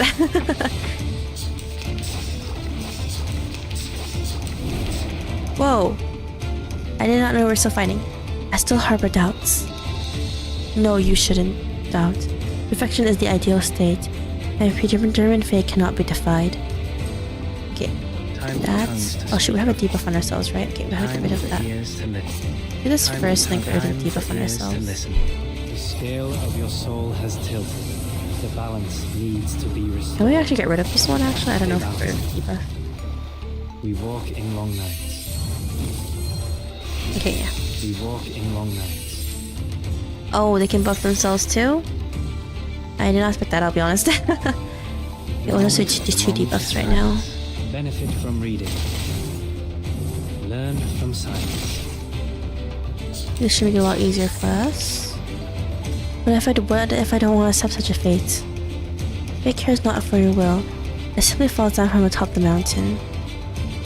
It's something transcendent, that the gods of Mount Olympus, watching us indifferently as we struggle in the arena. Everything will happen eventually. There's no point panicking, worrying, or fighting it. You are a 6. This is the fate of a 6. All you should do and can do is wait. Ow! Oh no, we got debuffed up. Oh. The balance needs to be restored. Doesn't hurt too much. We'll do this on ourselves and this. Oh, we can buff ourselves again. I didn't realize we had 3. Learn from silence. Nice. We walk in long nights. That should help heal us a little bit. Am I supposed to just take it, to tolerate it? Must I wait for the revelation to descend upon me passively, transforming me into a whole new person? Is this what perfection is? Is this the wisdom we seek? And who am I in this moment? Where is my will to be directed? Am I merely a vessel for a mission? Oof, not again. The balance needs to be restored. It doesn't hurt as much, thankfully. I don't have any debuffs, but... There and there. Oh, I have to go Time and do for this. ears to listen. The scale of your soul has tilted. The balance needs to be restored. There we go. Oh wow, we didn't get the bar down enough. Benefit from reading. Ow. Okay, this, Moment of this, time- and then Time this. for ears to listen. Should die with this. The scale of your soul has tilted. The balance needs to be restored. There we go. Learn from Oh wait. You never get a story reasons. This is the only answer I can give you. I don't know. That's ultimately unimportant compared to the responsibility of a 6. Never mind. It died. Victory secured. I should excuse myself. I was gonna say, wait a minute, why isn't his HP going down? Okay. Are you here to collect your sand again today? Yes. Oh, it's the scene from before. Sophia's a hard-working girl. She's always ready to change, become a better version of herself. She knows nothing of her future fate, and therefore has no fear. Her core is so firm, her step so sure, it's enviable. Is it though? That was one of the reasons I asked her that question. Why do you choose to struggle so much against the path of fate? I didn't really expect an answer from her. It was just a spontaneous curiosity. We were entirely different people. Even if she gave her reasons, they wouldn't help me. Not really. Because I have exhausted every possibility and sought every line of reasoning. My question is unsolvable. Sophia remains silent, wanting to say something but hesitating. She twists the end of her hair, avoiding my eyes. I had to do something, anything. That's a peculiar answer. Without any reason, any logic, just doing something. So I am left puzzled again. But preparing for what must come is better than nothing at all, than doing nothing at all. Right, by the way. the glass bottle, like the one on the table. She flusteredly tries to give an example, mending a glass bottle that is bound to break, then surrounding it with a cloth. This way, even if the bottle still breaks, you can pick up the pieces more easily.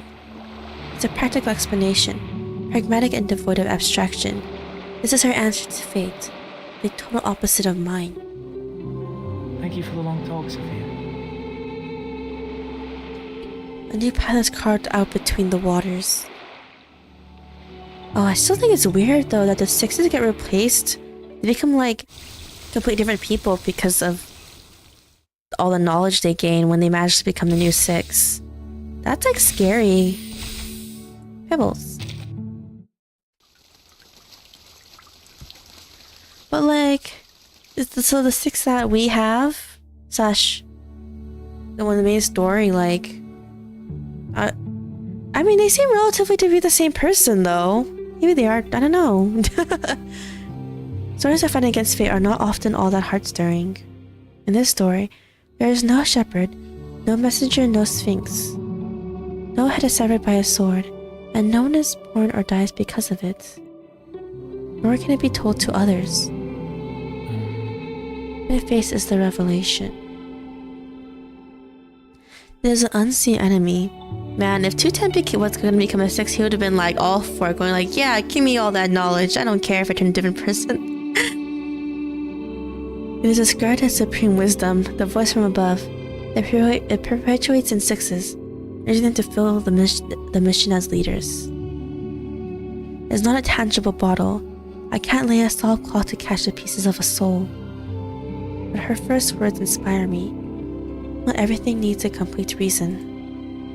One must do something, whatever it is, it's better than just waiting. So, is it feasible to fight knowledge with knowledge? Remove the picture book. The other books in front of me are still more than enough to fill this modest space. If the revelation is the wisdom destined to completely fill a person, perhaps I can do a little preparation work. It's like filling the bottle with stones beforehand so that it won't be easily knocked over. Oh, okay, I understand his reasoning. Useless elements. In school, it is considered the most basic text, but I dare not say that I truly understand it. It is in the simplest of readings that the deepest wisdom is found. This is a suitable beginning. Everyone has their own soul number. I'm not the one chasing truth across the beach. 210 and 37 are extremely intelligent children, but most importantly, they have a boundless desire for truth. They build ship, make oars, and sail with gusto into the sea, tirelessly navigating the currents, undaunted by the waves crashing against the hull. While I am the silent reef on this shore, waiting for the day that fate will knock me down, feeling the trenches of the seabed. Can I withstand that transcendent force? Can I overcome its overwhelming will? It seems almost impossible. But regardless, I'll make my preparations. I sit at the table talking to myself.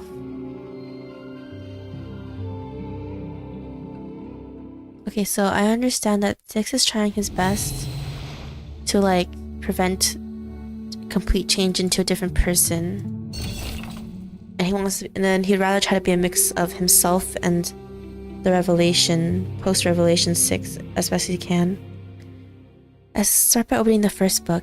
It's so heavy that its pages seem light.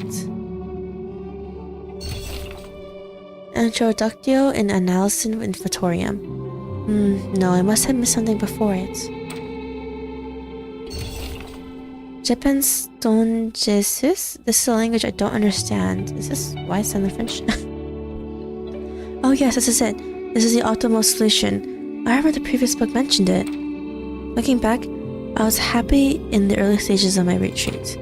Knowledge gradually fills me. I stroll along the coast, picking up shells at my feet, putting them in my pocket, and continuing on my way. I start to think more about higher, loftier issues than the direction I'm heading. It is an enlightening salvation, an immersive feeling.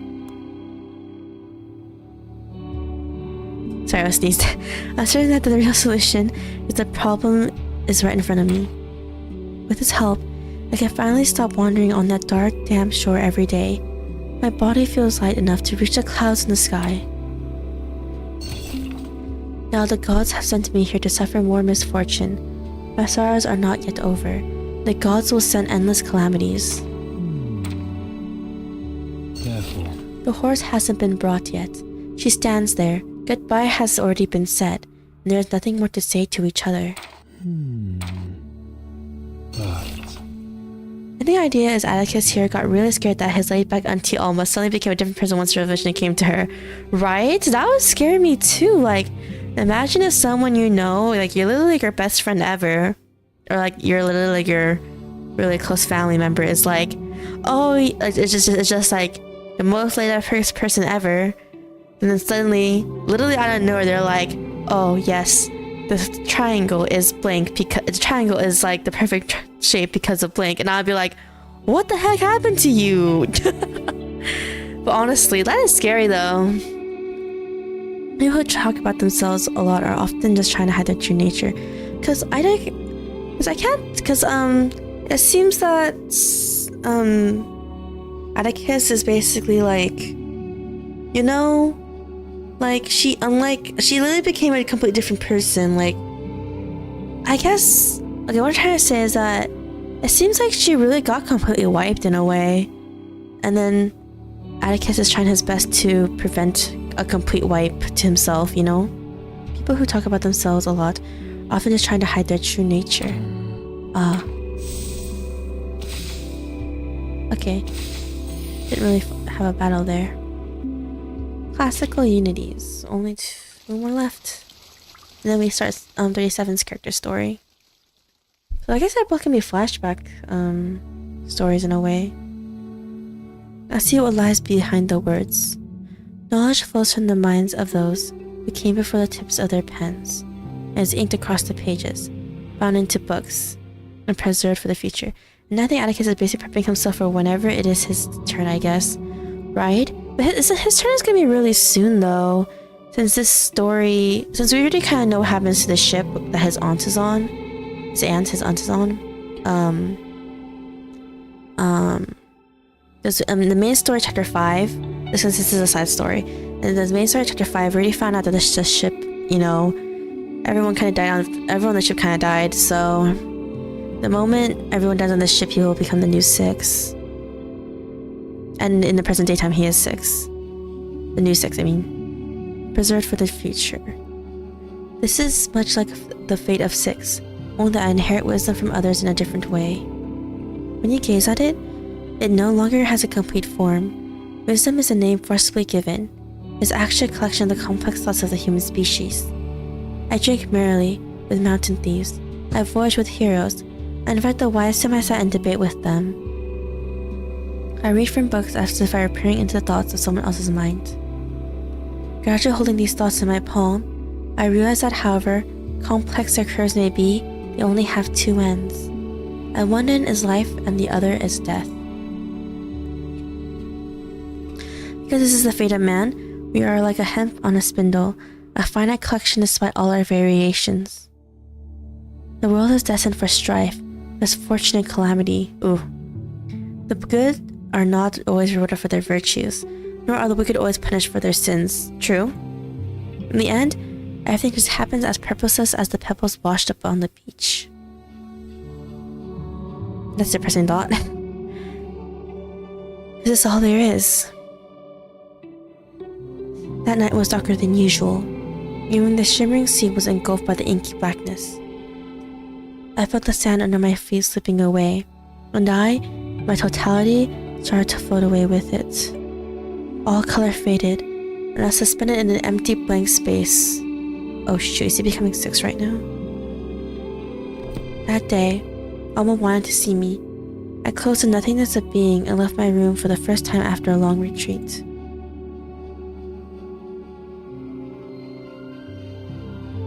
I returned to the roofed home and climbed up the slope away from the sea's embrace. Alma grasped my hand. She heard of my recent struggles and worries that I'm falling into the void of knowledge. Oh no, wait, this is the part where 37 and 210 eavesdropped on.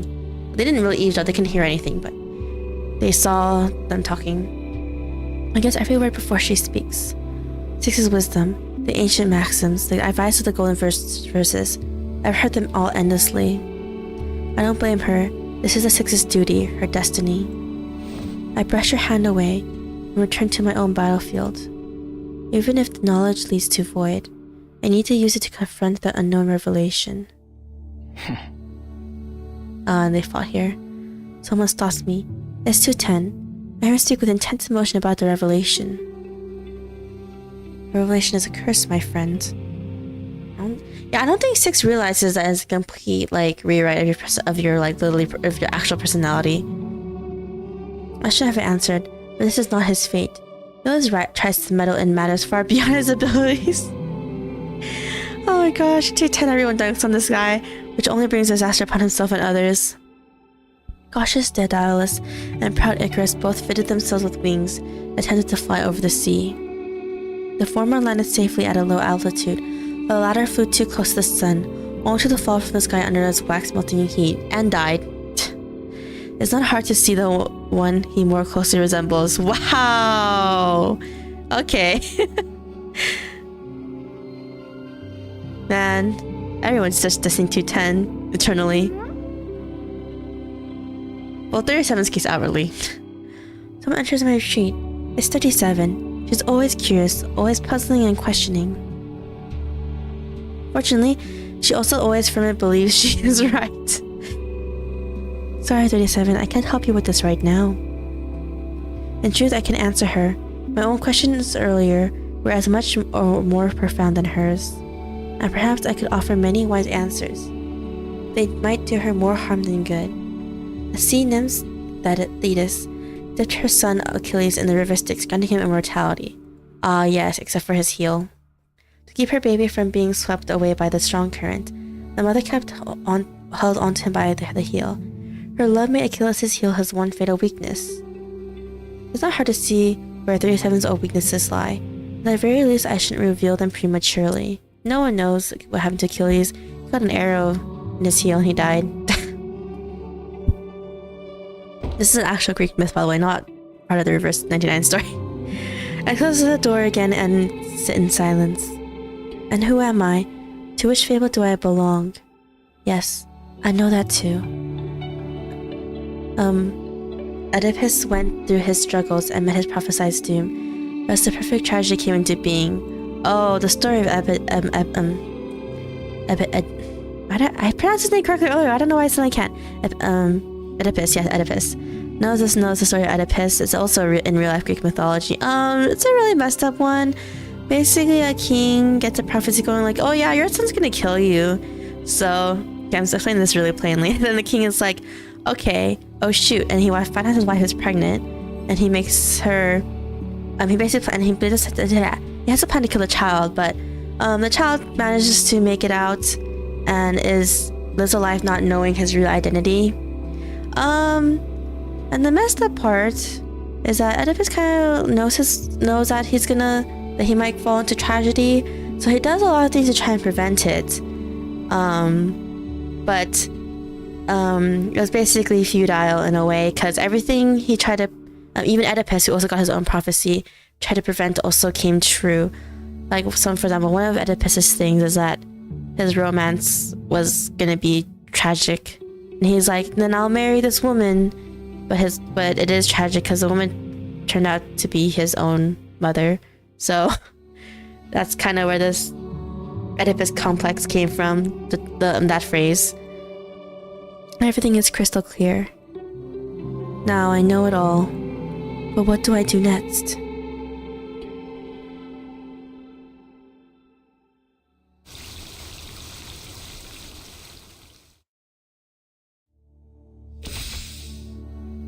And we're on the last one, underneath the sea level.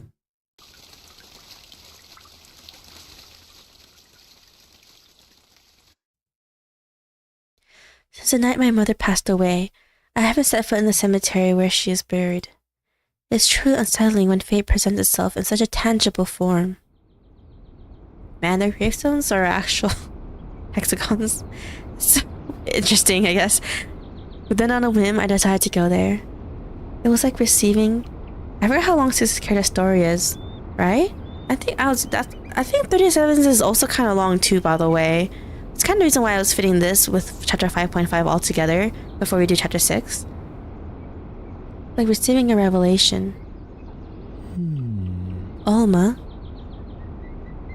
She ought to be busy preparing for the voyage, but here she is, standing silently on the grass like a living tombstone. When she sees me, she isn't surprised, as she had already known what fate had planned. Atticus. My child, your timing is perfect. I know you've always harbored doubt, and our shared bloodline has only added to this divide. We've tried to counter the revelation with knowledge, but it will only lead you further into confusion. You get lost in a maze of thoughts and fears, unable to find the red thread of escape. That's a reference to Ariadne's thread, which is, okay, I kind of forgot the name of the actual hero of the myth, but is it Perseus? I forgot. But basically he managed to obtain a thread that basically leads him out of a maze, basically, and away from the Minotaur. I've heard this before, Alma. She smiles, shaking her head, and pulls out a hardcover book. I think you're going to need this. Not really saying much. Recent character stories are a little shorter now. Oh, really? Good afternoon, child. Do you mean the character anecdotes? Or character stories different? They are different though, aren't they? I'll be honest, I haven't read a single anecdote because I fear that unless I catch up, I might accidentally see a spoiler of what happens to a character, after the chapter they came out in or something. I hear her footsteps fade away beyond the trees, like a dewdrop sliding off a leaf. I do want to do all the character anecdotes later, probably when I actually catch up. Lowering my head, I see the name of the book. The Voices from Above. It's a children's picture book, familiar to every child on the island. It has been endlessly discussed and even argued over. A story is vivid and clear in my mind without even seeing the pages. A voice from the above spoke to a man. An important thing will happen to you. And thus he spends his life waiting for a miracle. until death arrives, and nothing has happened. As you can see, 6 characters has 10 nodes, while the recent ones are kept at 8 nodes instead. I see. I mean, I can see, because like 37, it seems like 37 and 6 are both really popular characters, so they're like, let's do a lot. Then later they're like, okay, this isn't sustainable. The man lay sick in bed. He cried up to the voice from above, asking, when will all that you have promised finally arrive? The voice from above said, I gave you countless opportunities to work miracles, but you missed them all. Because you thought you knew your fate, you took no action. In the end, you achieved nothing. I used to despise this story because it dressed the will of the heavens as a kind of desirable benefit. It said nothing about the cruelty of fate. By stripping away all misunderstandings, its message is simple. Do not wait. You must take destiny into your own hands. Yeah. This is something I've long known and acted by. What else is there in this book that I had missed, that I needed? Before I realized it, I found I had walked to the beach, and it was already dark.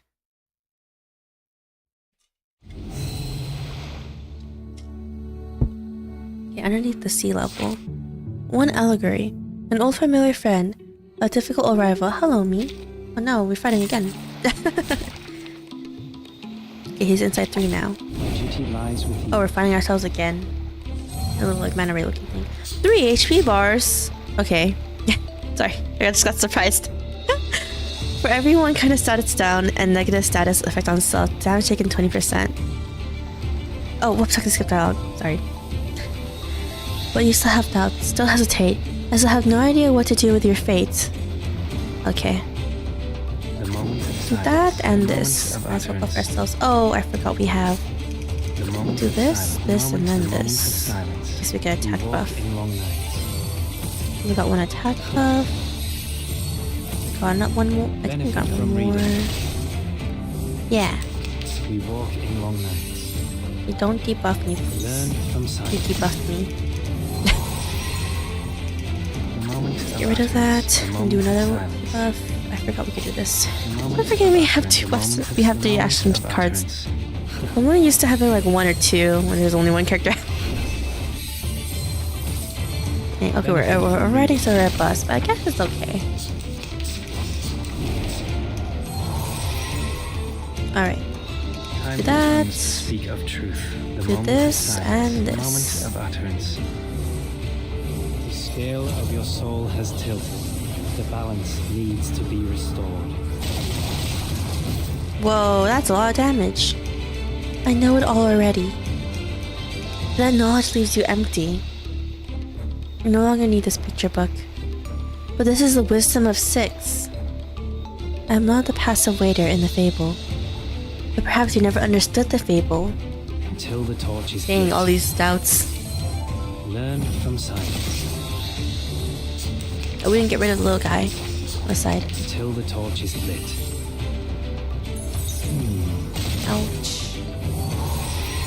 Don't do too much. Time tongues to speak of truth. Buff ourselves and then debuff. Silence. The scale of your soul has tilted. The So much balance needs to be 6 restored. dialogue from the ult. I never understood the fable, Therefore, but so clear, so straightforward. I know every part of its meaning, the simplest of fairy tales. Okay, oh yeah, one thing about 6 is that, okay, I don't really spend money on cosmetics much, but so I didn't really spend money on his outfits or anything, but guys, if no one has seen Rivers 1999, the outfits, and some of them have unique animations completely.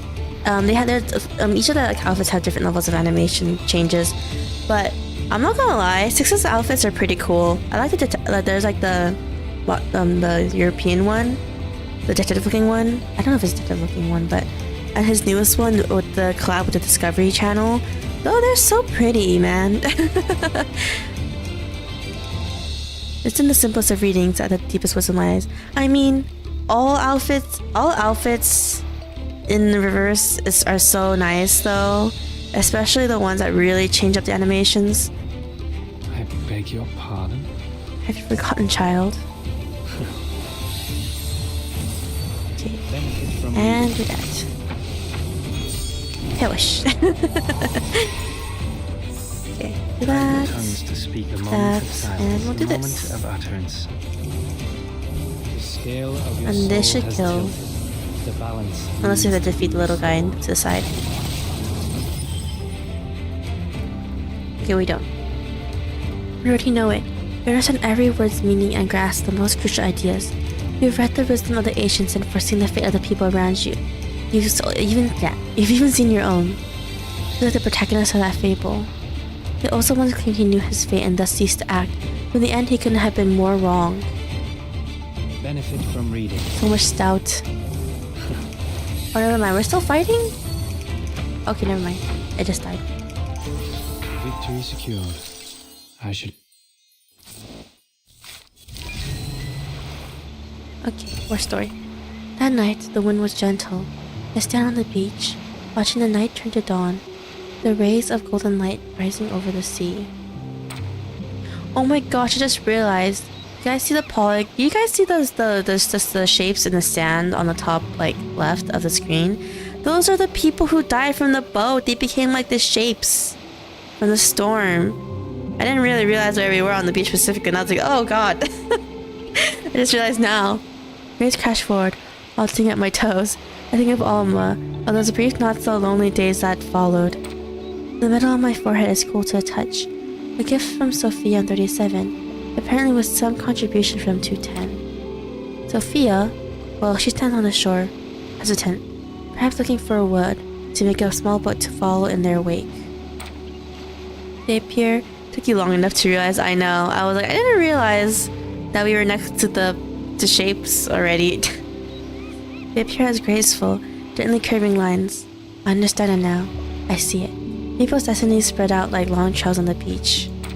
But that's all. I understand their feelings, their situations, or the circumstances under which they made their choices. I only know, but I don't understand it, just like my own fate. Finally, I feel the humidity of the ocean heavy on my eyes. My vision blurs, and the sea's horizon grows distant. It sparkles gently under the rays of the sun. Ah! A peak of gray-blue waves lifting up white foam stirs a deep blue underneath. The tides and currents of the seas are constant. I stumble, my toes stepping into the waves. The icy cold washes away all knowledge and words associated with it. Yes, this is what I'm missing. Knowing is not understanding. Seeing is not experiencing. Nothing I thought I knew was more real than the cold water lapping up my toes. Until that revelation truly arises, I can never claim to have understood fate. I close the picture book in my hand, feeling its gritty cover and solid texture. I see. Then I don't need any other books.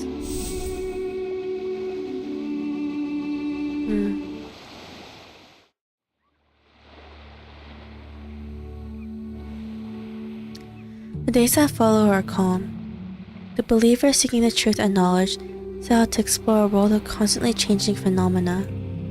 But the ship's return is far later than expected. Yeah, and they turn into the shapes on the beach! No. No, impossible. They're already well past the maximum deviation possible. They must return today. As long as they are alive, and on the ship, there's no way they cannot be headed back. They waited day and night by the coast, eagerly anticipating the return of their leader and the ship. Soon, they grew increasingly panicked. Hey, look, that's the ship! Oh my god. Until one person shouts excitedly, jumping high with the joyful news. Excellent! I knew it. I knew they were alright. Great! I'm so glad. They're not alright. The ship returns from its voyage along its planned route, with no deviation in angle or speed. People run to the coast, ready to welcome the new insights from the outside world, believing these unprecedented ideas will illuminate the path of truth. Dad! Among them is Atticus's dear friend. Oh no. We're actually seeing what happened. It was chapter 5 that only showed the aftermath, but the emanation descends upon them. Everyone is calling out. Everyone is in an uproar. They scream, cry, and fall to the sandy ground. The ominous noise even reaches the roofed room.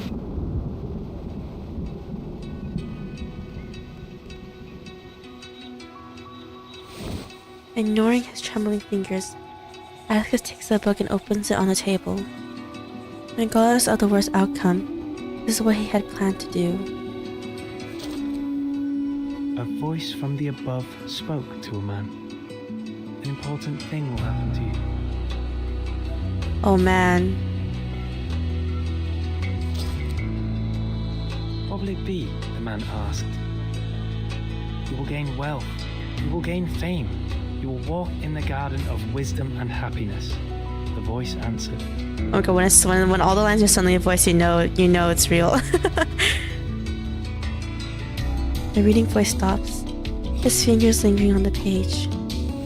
At the same time, a geometric shape washes ashore. It's a beautiful tetrahedron, brilliant with a golden hue like almost shining gold blonde hair when she was in good health. Oh man. The revelation has knocked on his door. Countless ancient knowledge is conveyed with the imprint of the soul number 6. Moral, historical, empirical, abstract, mathematical, humanistic. This is the crystallization of wisdom passed down from generation to generation by the island's leaders, the glimpse of the mysteries transmitted through the bloodline of those who perceive the truth. Revelation, knowledge, wisdom. They search so tumultuously and vastly that their entire lifetimes of achievements and thoughts from mortals are like bottles of water compared to the mighty ocean. The boulder of fate has rolled down from its peak, and a new 6 is born.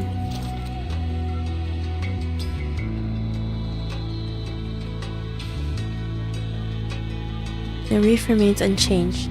It has been hardened by the erosive force during the long night. The paused hand gently falls and turns the page. Revelation. It is just as simple as it is.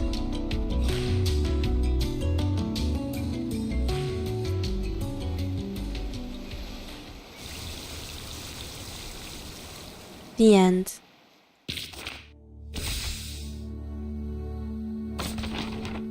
You claim that? Myself. Okay, so it seems like it doesn't seem like he changed too much, but because he kind of accepted everything. Okay, I mean, obviously he had to change a bit. Okay, he got a lot of wisdom and people's experiences, but it seems like because saying that because he created such a steady foundation for himself, he didn't change all too much, which is good. That's what 6 was very scared about. But yeah, that's our 37's character story. 37. 37. Oh. Look! Look at the trail I made in the water. Certainly.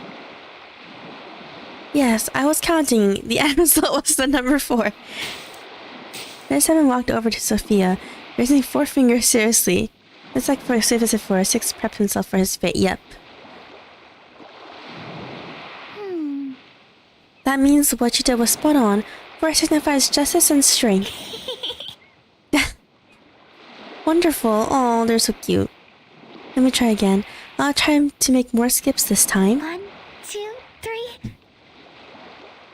Excitedly, Sophia picked up a few more smooth petals, only to receive a puzzled look from her companion. You got the right answer already. Why throw more? The question made Sophia pause, and she matched her puzzled face. The 37 seemed to be more confused. Bigger numbers aren't always better. If you're testing your throwing technique, 4 is the best possible number. Yeah. Or do you want to test your passion and coordination? 5 would be better for that. 27. No, I'm not trying to test any number. It's a game. The red-haired girl felt caught in the awkwardness of the moment. Skipping stones, huh? She hadn't been on the island for very long. The seriousness which they took arithmetic still left her feeling alien. Thankfully, she had a companion who was well versed in these matters. Oh. A game? Oh, a game! Like Kotobos, where you fling wine dregs from two-handed cups at dinner parties. What? I guess so. I mean, it almost sounds like skipping stones. She had agreed without really understanding the specifics, but not wanting the conversation to stall. Or to disappoint her new friend. Oh, fine. Alright. I don't get the point of all this. Huh? 37's brow furrowed, as if let down by her companion. So, Throwing wine or pebbles, hitting a target, seeking a plate, or skipping stones on water. does all this have any symbolic meaning? What's the point of these actions? What are we trying to achieve? I forgot she wants to find an answer in everything. Even in like really mundane things. If it's not being the highest ranked, I get it. At 210, he's always trying to get the top scorer in Kotabas. So is 6. He's always chasing the end of each series. But sometimes, it seems people do things without any purpose at all. Well, they're just playing. That's what most games are about. Spending time with friends and having a fun time. Without any greater purpose, I guess. Fun? You mean, these things don't have any transcendent purpose? They don't climb up the hierarchy, seek knowledge, purify their souls, or seek out the truth? So all they're doing is idling in the sensory world. I had to word it like that. The young girl's tone grew much more distant, even cynical, surprising Sophia. No, I think... Well, it's not entirely like that. Sorry, 37. I'm new here and there's a lot I don't understand. If I'm wrong... The blue-haired girl was resting her chin in her hands. She already drifted away in her thoughts. Sorry. Oh, sorry. What were you saying? That's alright. Oh, she's so cute. Never mind these trivial matters. We have more important things to do. What, like what? You asked me to familiarize you with the island. So it's for the number you want to validate on the beach? Sophia tried to finish her apology. 37 dismissed it with a wave. She was already caught on another train of thought. Man, they have such a disconnect. Like the kind of thing would happen several times until she got used to it. But back then, her still fledgling heart was unpolished by the sea breeze and sand, and she was full of questions. 37. I still don't quite understand. Is Aperion belief in numbers? I just think... Before coming here, I dealt with numbers in my studies. It was just arithmetic. When I solved problems, my dad would reward me with a candy. I saved them in a jar to buy flowers for mom before going to the hospital. I don't know why they moved to this island, actually. Sophia's dad. Sophia realized she was saying too much. It wasn't the right context, nor did it concern her new friend. But... Anyway, my impression of numbers is all caught up in those textbook exercises, far removed from these abstract, transcendent meanings. Like, I don't understand why you believe that numbers are eternal. Because they are eternal.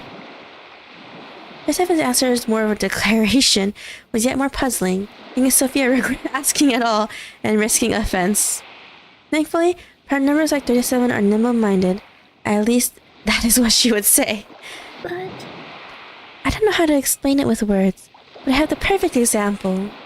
It was Euclid who once proved that there was an infinite number of prime numbers. I mean, technically, yes. Prime numbers, like how 37 is a prime number. Certainly. Yes, 13 is a prime, 23 is a prime, 37 is a prime, and 337 is also a prime. Their factors are only one in themselves, cannot be divided by any other natural number. Our numbers can go on infinitely. How can we prove this? 37 enthusiastically wrote a series of numbers in the sand, finishing with a circle at the end. Said in math lesson. Euclid's method is to imagine the existence of the largest prime number. That is circle, I guess. I'll just call it circle for now. So, we make a complete series of prime numbers, starting from the smallest to all the way to the largest circle. Based on this understanding, let's imagine there's a larger number, triangle. Triangle represents the multiplication of all prime numbers in the queue plus 1. Clearly, it cannot be divided by any of the listed prime numbers. Okay, I understand it, but the numbers 2, 3, 5, or any number represented by circle will result in the remainder of 1. If triangle is not a prime number, it should be divisible by a prime number larger than circle. If triangle is a prime number, then naturally it's larger than circle. Sorry. Most scenarios contradict the assumption that circle is the largest prime number. Therefore, the conclusion is there is no such thing as the largest prime number circle. Prime numbers are infinite. Yeah, so because numbers can go on forever, so... Nisa finished writing, clapped her hands, shook off the sand, and stood up beaming. But... I heard about this theorem at school, but I still understand what it means, really. She couldn't grasp the transcendental meaning behind such specific mathematical theorems. To her, they were strict, correct, but nothing more than chalk particles on a blackboard, monochromatic, sharply defined, and barely soluble in water. And that was all. Mama told me that Euclid wrote down this proof over 2,000 years ago. She said, the person who wrote this proof will die, the paper that recorded this proof will decompose, and we who read this proof will also one day disappear. Suddenly talking about death. Everything will be washed away like sand on the seashore. Certainly.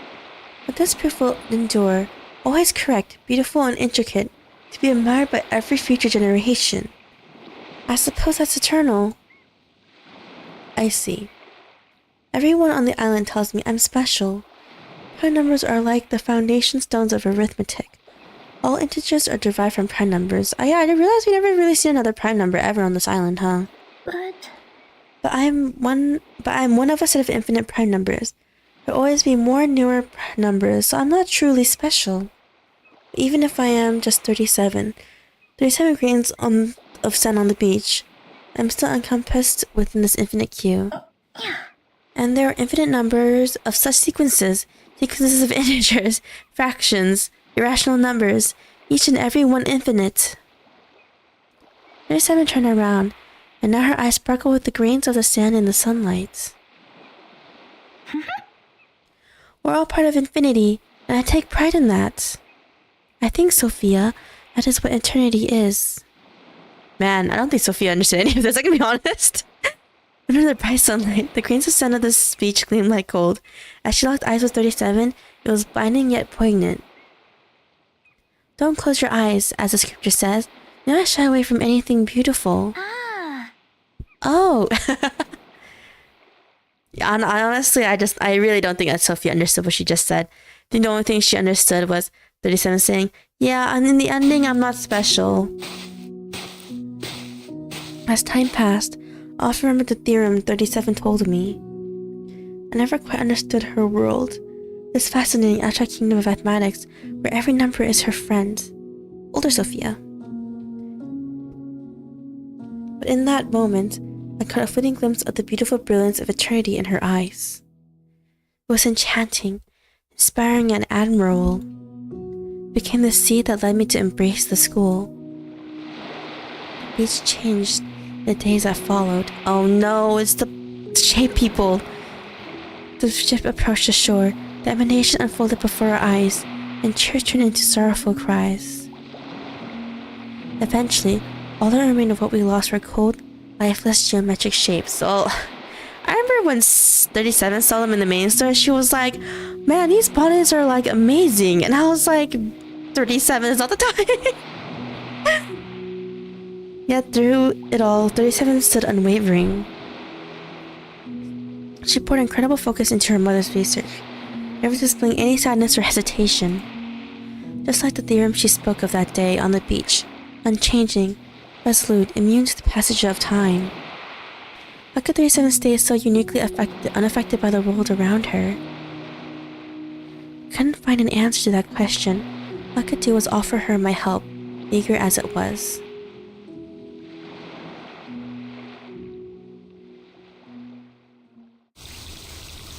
To be continued for the first part of the story.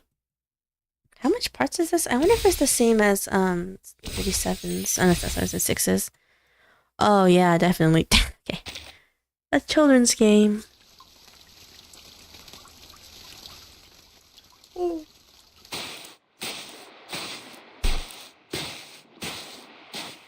Oh, okay, they're older. Lala's light bulb needs changing, and we may need more paper for calculations. 37 mentioned last time that we need...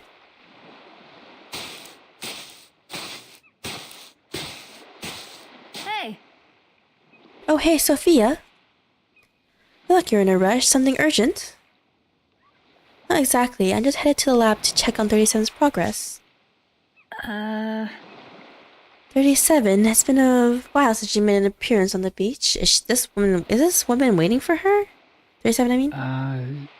Perhaps she's still digging into those remaining records. No one else can handle them.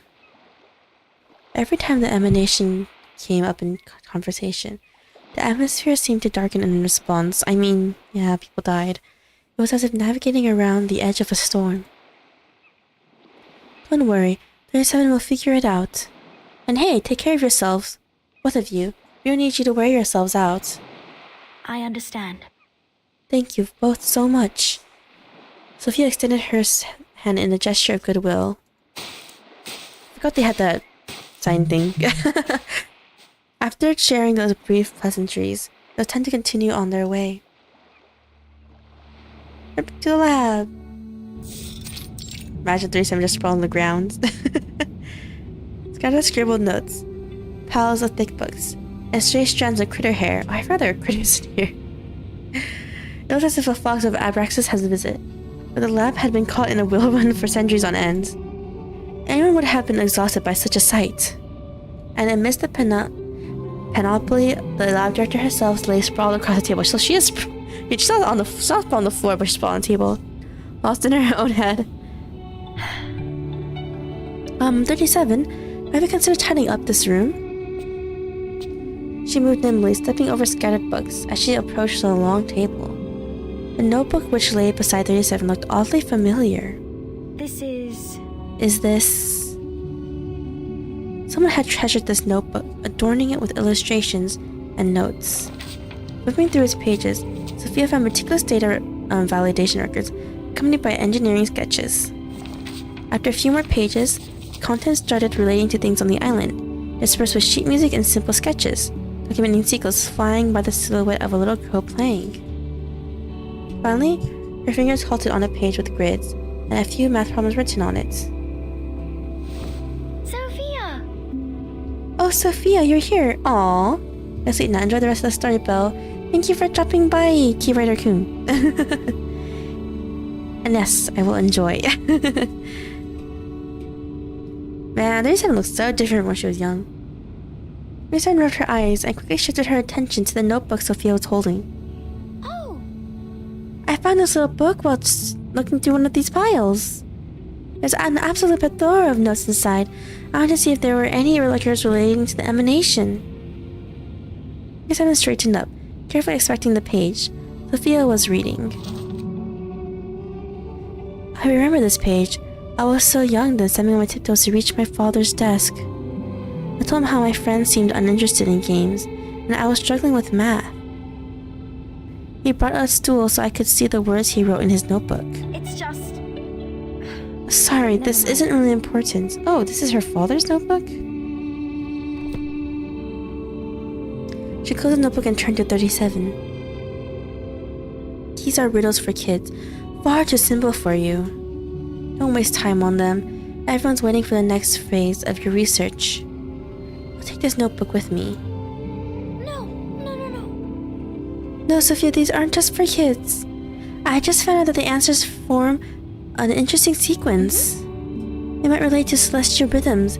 That's a huge area of study, right? Oh, her father's name, okay. Look, this number seems to follow an octave pattern with the next one. And these symbols are unique too. I think... All relate to number 3. Must be a trick using combination of triangles. I tried several solutions. She listed one intriguing discovery after another. 37 pontificated, glowing with increasing focus and enthusiasm. It was reminiscent of her past lessons on the beach and countless nights researching the emanation. Armed with that intense curiosity, she saw answers in everything, unwavering, unchanging. Well... If that's the case, then I'll help you find the answers, 37. But let's be quick. Afterward, you'll focus on your main research, right? Sure. Of course, it shouldn't take long, I'm almost certain. First, we should find a spacious spot, something close to one described in the notebook. The notebook rustled in 37's hands. Her fingers skimmed the pages, capturing fleeting sparks of inspiration as she sped toward the lab's exit. Hope this won't take too long. Should I really let her waste time like this? Imagine it takes like the entire day. Thursday has like crazy good memories, so she should be able to pick up exactly where she left off of though, of her research.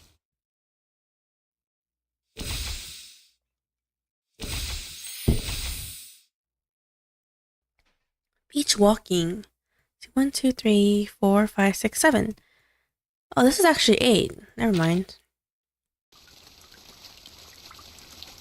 Beach walking.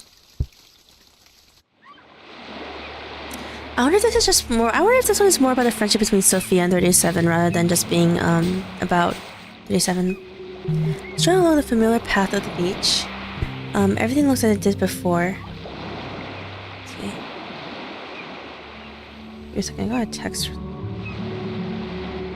Okay, hopefully it's not important because it's from work. Alright, let's see.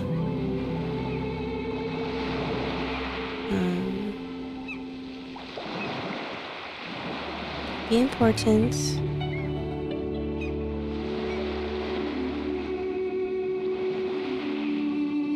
Okay. It's so long, what the heck? Okay, give me a second.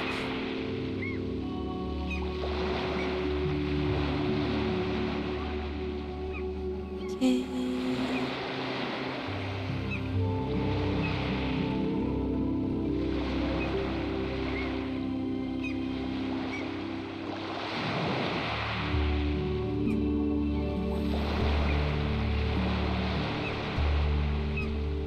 Okay. Thankfully, the text from work was not important. Okay, strolling along the familiar path on the beach. Everything looked as it did before. The sand was sand, rocks only rocks. Earthly elements far divorced from anything transcendental. But it was an unwritten doctrine of the school. A walk by the sea helped one contemplate the truth. Oh, I missed that flock of seagulls. Be Careful, 37, next to you.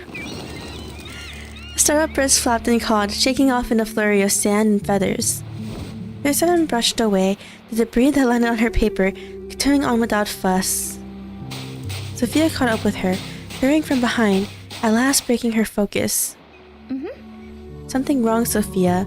Oh my gosh, this is one really funny story of seagulls I want to tell. I think I told this in stream before, but it's been a while since I said. It's been a very long time since I brought it up, but basically one time I went to the beach with a family friend. It was just me, my sisters, and I have no brothers by the way. And then the family's friends' kids, who were all younger than us, actually younger than even me, at the time. And then basically, so we were all out on the beach, and it was time for lunch, and we were eating lunch. And then basically, slowly but surely, the seagulls were surrounding all of us. And I was like to one of my sisters, I was like, why are there like so much seagulls? Like, why are they surrounding us compared to like some of the other families? And then we looked over to our family friend's kid. And then they were like, go, and then we heard them go say out loud, go away, to the seagulls. But when we looked over, they were throwing crackers at the seals, like while saying, go away. And then we were like, oh, stop giving them crackers, because they were eating crackers. It was supposed to be their snack while we were eating lunch, as a side thing. I think it was like Ritz crackers specifically or something like that. And then they're like, go away, while throwing crackers at the seagulls. And I was like, no wonder the seagulls are surrounding us. But anyway, let's go back. Let's continue.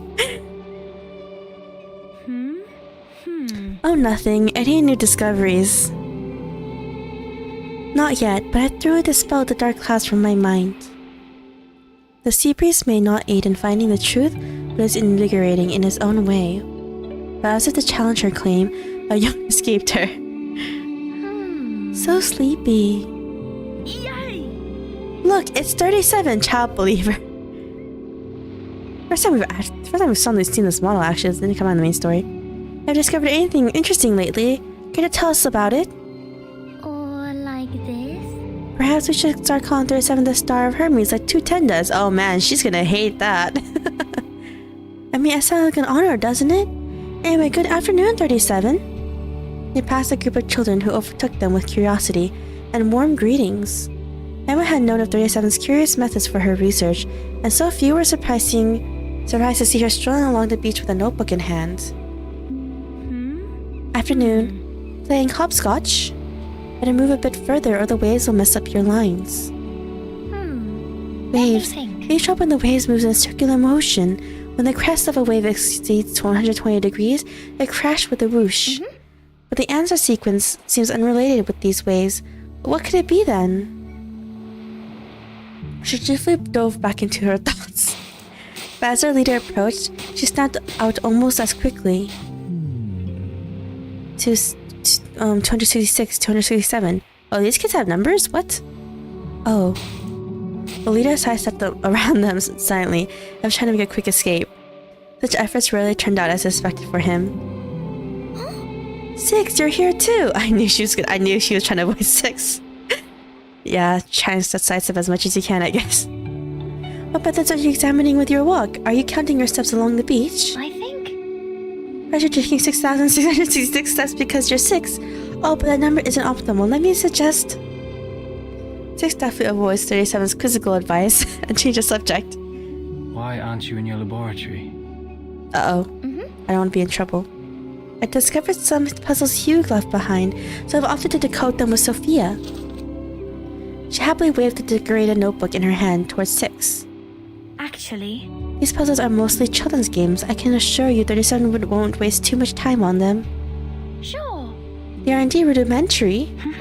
Oh, I figured out the clue I overlooked. Thank you, Sophia. I have it now. Essentially. They're games, so you must play through them to understand Hugh's intention. And it just so happens that there is already 3 of us. You, me, and 6. That was fast. Imperceptibly, 6's hair stood out on end like a fight or flight response. Sorry, there are many matters that call to my attention. We used to play together often, didn't we? That was like years ago, 37 at this point. The present is no different from the past. Time is merely a procession of knots of an infinite loop. A rope, I mean. It doesn't matter where you start counting. Well, I guess he's getting dragged into this. Thank you for your invitation, but... As 6 spoke, he took a step back. The language was clear, implying that the conversation should end there. Unfortunately, such cues were lost on 37. Of course. Fine. Excellent. I'd like to use this speech to gather anyone interested in this game. I assure you, it'd be done before dinner. We simply cannot ignore this pressing issue. 6 is in his mind. I'm pretty sure you can. Very well. 6 turned to Sophia, nodding an almost imperceptible plea to her. In addition, Please, evaluate the feasibility of 37's proposal. I shall leave this with you. But I'm afraid I must take my leave. Will he be able to escape is the question. He took a step forward, pausing for a moment. I'll start from 268. Thank you. Thank you. So you're gonna be stuck with these kids too? Finally, he resumed his uninterrupted walk, escaping 37's notice as she returned to her thoughts. You know, 6 is the best riddle solver among us. He used to say the most interesting things. Now he's become naught but a walking scroll. That's what happens if you become 6, I guess. Actually. This has become the leader of the school, and leaders need to be even-handed, objective, forthright, flawless.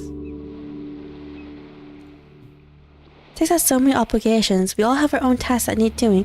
Sophia's eyes have such an interesting green color. I don't know why I'm just commenting on it now, but I was thinking about it. Well, then my task is to understand the true meaning behind these exercises.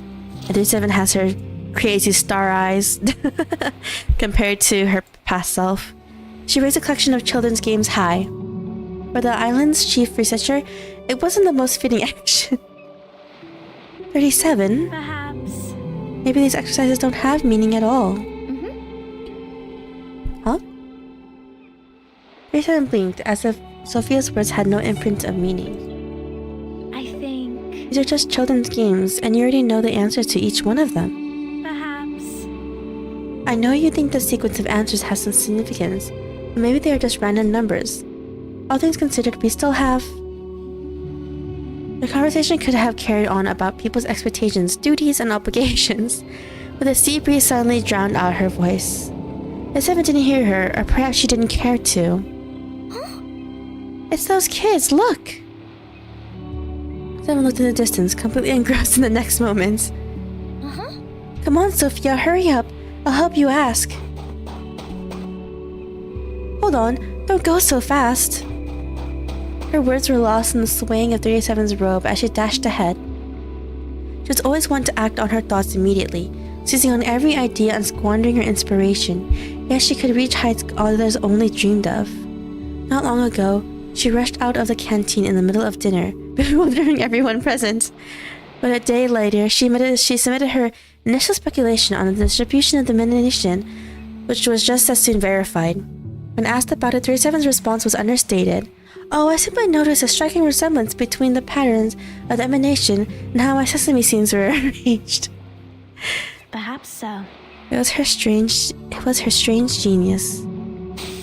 She bent down to pick up a pebble buried in the sand and tossed it as far as she could. As the stone skimmed over the water's surface, it created several ripples, conjuring a stream of memories.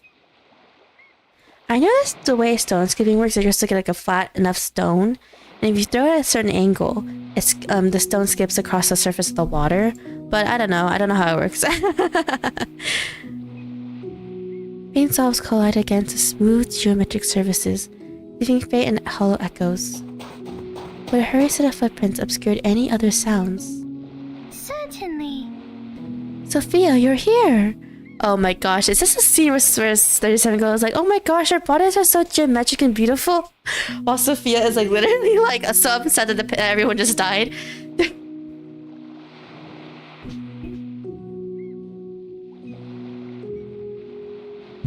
Yeah, I got blankets, it's a bit cold.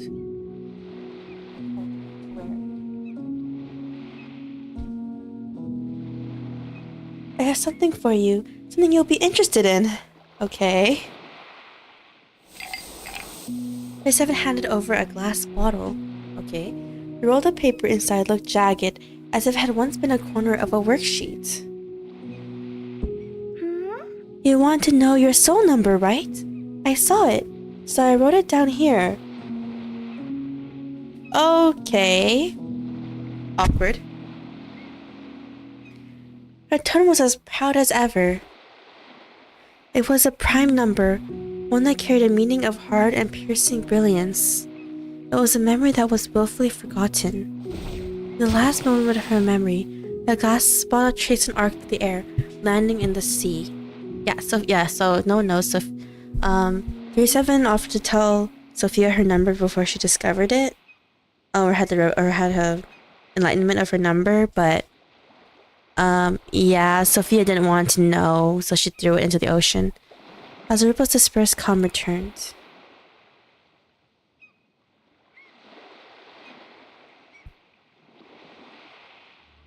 Sophia! Aw, Sophia! Her friend's call brought her back to reality. Brilliant! There are more people interested in this game than I thought. In no time, Nathan returned with the participants she had found. Shining with confidence, she seemed ready to start immediately. All the necessary conditions are met now. We just need to proceed in order with the game. Let's start with the first question. Will you help by observing us, Sophia? Actual minigame? Okay. Of course. I'll validate your calculations and check for any errors. The red-haired corrector nodded. Of course, not every question needed an answer. Now they all had their own tasks. Okay.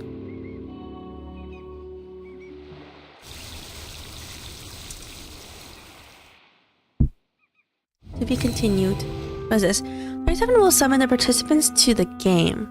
Follow the prompts to converse with the participants in the scene, confirming their selected shapes. Okay. Hello there. So let's start by choosing your shapes. Starting from left side, we all choose one by one. The 6 is so far away in the corner. She lifts her notebook high, showing it to the crowd around her, waiting for instructions. Please wait. Choosing from these 7's geometric shapes, I think I'll choose an order. The monad, that from which all things originate. I chose this symbol to show respect to Aperion. It's like this. Oh, you're right. I love the unity and universality of The it. question is, I choose this line segment. You're choosing a line segment in this one? Is considered a shape? What? Okay. I didn't expect them to consider a line segment a shape of all things. Made of 2 points joined together, it represents both fusion and division, with endless possibilities. that's great. No problem, that's an interesting point you bring up as well. I think You need one more shape. 1, 2, 3. I'll take this one. perfect number. There's a nice golden ratio hidden in the star shape, so it's good. Choice. Good. Now we can start inferring. Okay, what is this? After confirming the selected shapes, the game can officially start. Follow the prompts on the left to gradually form the argument. What? Inform the participants of the game's topic. Let me think. The first question in the notebook is, there is a well 8 meters deep. A small snail starts climbing from the bottom. It climbs 3 meters during the day and drops 2 meters at night. Why does it drop 2 meters?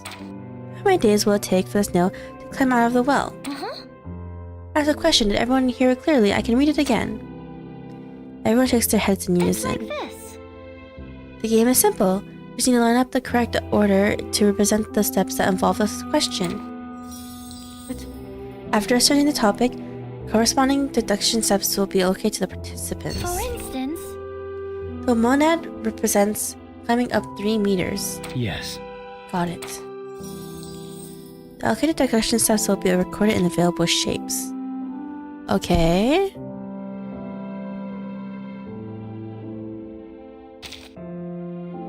here you go. The line segment represents dropping down 2 meters. So this is basically like a word puzzle using like shapes and math. Okay. Yes. I'll remember that. Alright. And then, Finally, the pentagram represents adding 1 day. perfect number. I think everything is set now. Okay. This is allocated all the deduction steps required for this topic. Please try stating your argument. Okay. Let's do... After the deduction steps, the recorder will result the results with precision. Okay. When there's an error in the argument, the corrector will fulfill her responsibilities. If you don't know what to do, you can also borrow strands of humans you get to shed outline how to solve the puzzle. Okay. For instance, Oh, just making us use a hint already. Alright. A key to this is the chronology. The snail always climbs upwards during the day and drops downward at night. Okay, isn't this just this?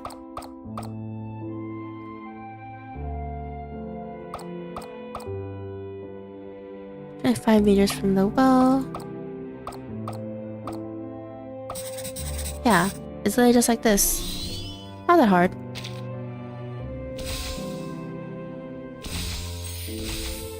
Okay, answer in a bottle.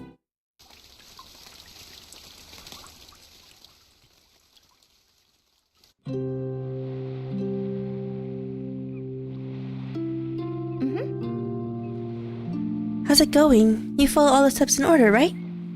yes. Yes, I numbered them and made notes. That's great. Wonderful, that will be the most valuable resource. Now on the second question. The woman in plain robes continued with the game, methodically going through its motions. It was nothing more than a simple game for kids. To the corrector, it all seems amusing. Here they were brilliant minds, meticulously recreating child's play on the beach, instead of tackling the great questions of their age. Do you really think this game holds any significance? As soon as Sophia asked this, the one recording the answers turned and gave her a smile. Feeling bored? No. No, not really. Your son believes that by completing this game, She'll understand some hidden meaning in the sequence formed by the non-answers. Actually, My father was pragmatic and always focused on the present. Like me, he didn't have an eye for these sorts of abstract things. I think... I doubt his notebook could contain any of the transcendental meanings 37 is seeking. Also, at first glance, you can easily see the results. The answer to each question from a 10-digit number 6333434533. Saying that out loud makes me reminds me of John Triton's summoning when she's a 4-star if no one knows. When she summons, she says a huge string of numbers. I can't see its value, but 37 must be doing this for a reason. After all, there's always the first to grasp the essence beyond our understanding. Essence. She had never associated her father's notebook with the notion of some transcendental essence. What essence could a set of children's exercises in an old book possibly hold? I don't know. If this is just a waste of time, it could erode everyone's trust. Then The corrector furrowed her brow with worry. She felt as if she had to recidify this mistake. Sophia! What's on your mind? Oh, she's so cute. Her friend's sudden appearance caught her off guard, forcing her to take a step back. It's just... Oh, nothing. Never mind. She forced an adjustment of her demeanor, hiding any sense of her flustered thoughts. I was just thinking, 37. Are these games perhaps too simple for the others? Are they? 37 tilted her head. I think... But there is nothing simple about any set of numbers, nor any set of answers. Essentially, indeed, the simplest numbers often hold the deepest meaning. Even a number as singular as 1 holds the origin of all mathematical thought. I guess 1 was first before the concept of 0, right? It's like this. I believe the problems in this notebook are no different. I understand. Of course, you're always right, 37. Perhaps instead of these simple games, we could work on more important things. Yeah. Okay, I'm not saying yeah that I'm agreeing with Sophia. I'm just saying yeah in that, like, that's what Sophia's trying to say. Her 7 eyes followed her as she took a step forward and fired off a series of questions of her own. Sophia, you keep repeating yourself. So then, what's most important to you? Huh? There could be many answers. The research on the emanation, the school's public affairs, or perhaps even just the fate of this small island. But...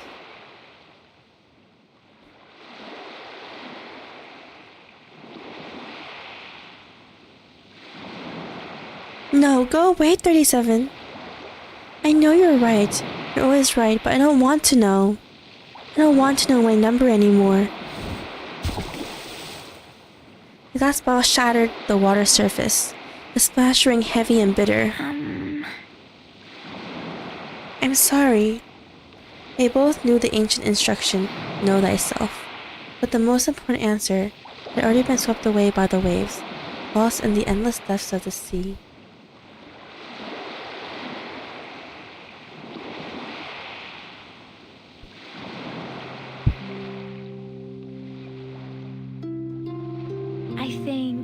Sorry, 37. I don't know that I can answer you right now.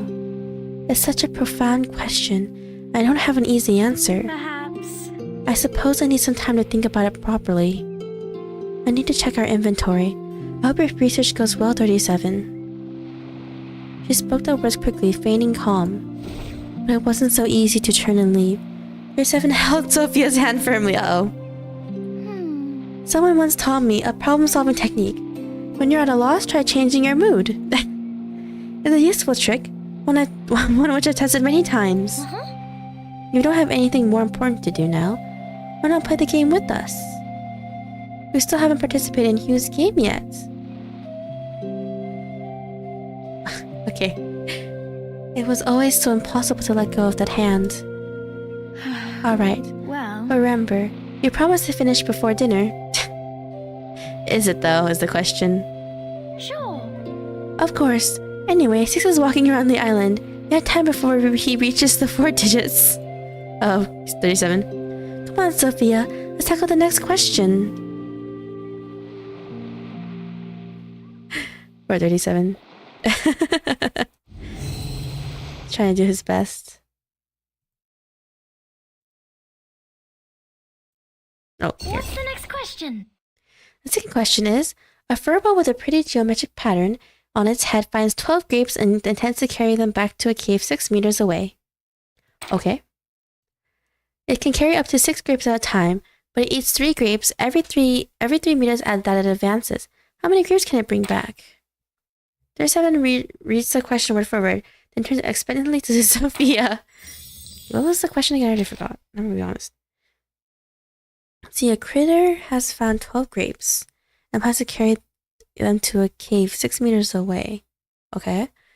The critter can carry up to 6 grapes at a time and can move up to 3 meters at a time with the grapes on its body, but it will eat 3 grapes. Isn't it gonna have 0 grapes? See, let it eating its entire amount of grapes when it goes to the cave. You did promise to come play just now, didn't you? Of course, I wasn't just saying it.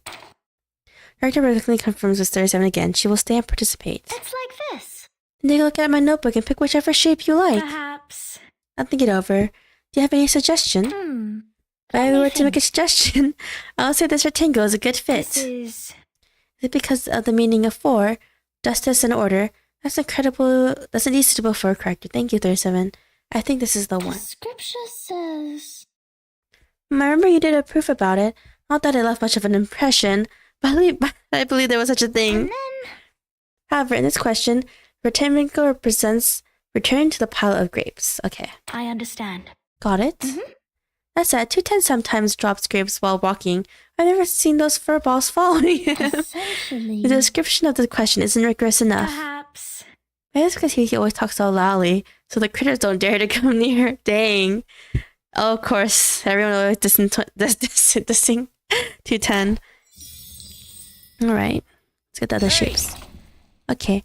This time the monad's going to represent moving forward 3 meters, or is it 6 meters? No. That's Okay, not no, right. it's carrying as many grapes as possible. Well, just a wild guess. Your number. This time the line segment represents advancing 3 meters.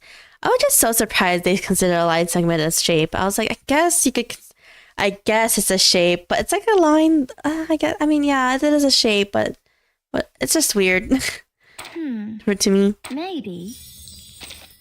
All right, where is it? Oh, we're talked to 37. There's still a step of putting down all the grapes, which belongs to the pentagram. Here we go. Oh, whoops. Oh, no. Okay, I thought I was going to go back to the main menu, but never mind. Okay, so carry as much as possible, advance 3 meters. I thought we were gonna have grape pile. Like we eat the grapes thing. Okay. Can move to 3 meters. Move up to 3 meters at a time with the grapes on its body. But it will eat 3 grapes. Turn to the grape pile.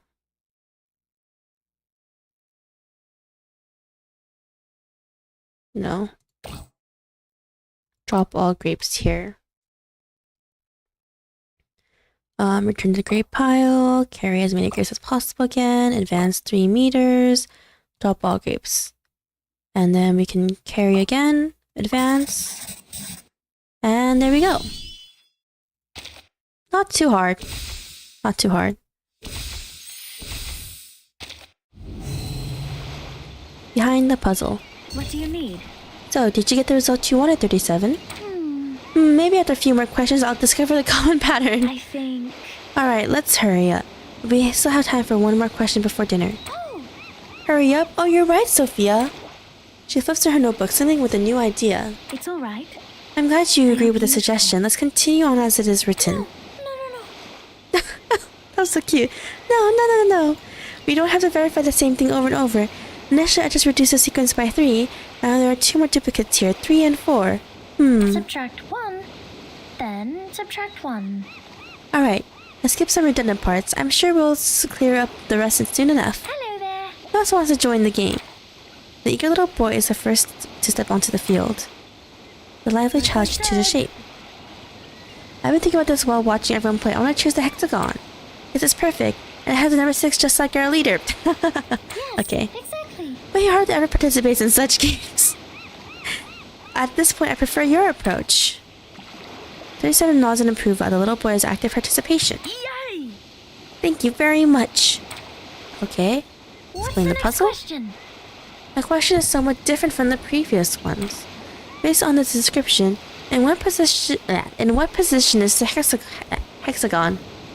Fumbling on my words there. For instance, I'll show the notebook to each of you, and you just need to say the corresponding order. Okay. let me Now think. it's my turn. Standing to my left is a line segment. Okay. There are no shapes on my right, but there's a big crowd on the left. Oh shoot, I wasn't paying attention to what they were saying. The question is, My position. Oh, I see now. There's more than one shape on my right.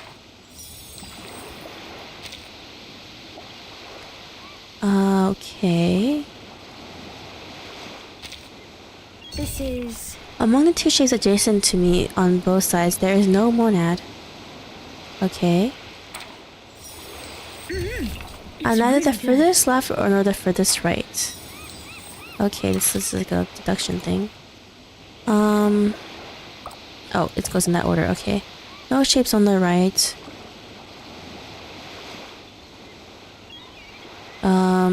There's more than one shape on the right. Neither of two edges is the monad. Line segment is adjacent to the left. Do this. This. Oh, no.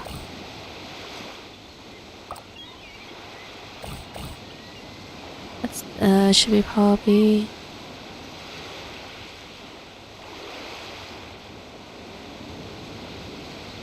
The hexagon is the one in the middle. Monad is the one on the far right.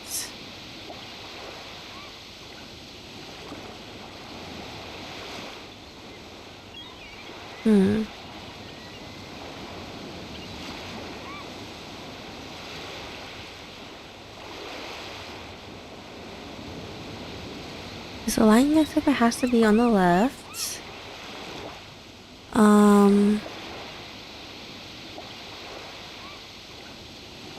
If we switch the position of the rectangle and the hexagon may not be in the middle. It should work. So this is, yeah, so this has to be together. Then, because the rectangle cannot be next to the circle, we put the rectangle, the hexagon, and then the circle. Okay. Not too hard. Dun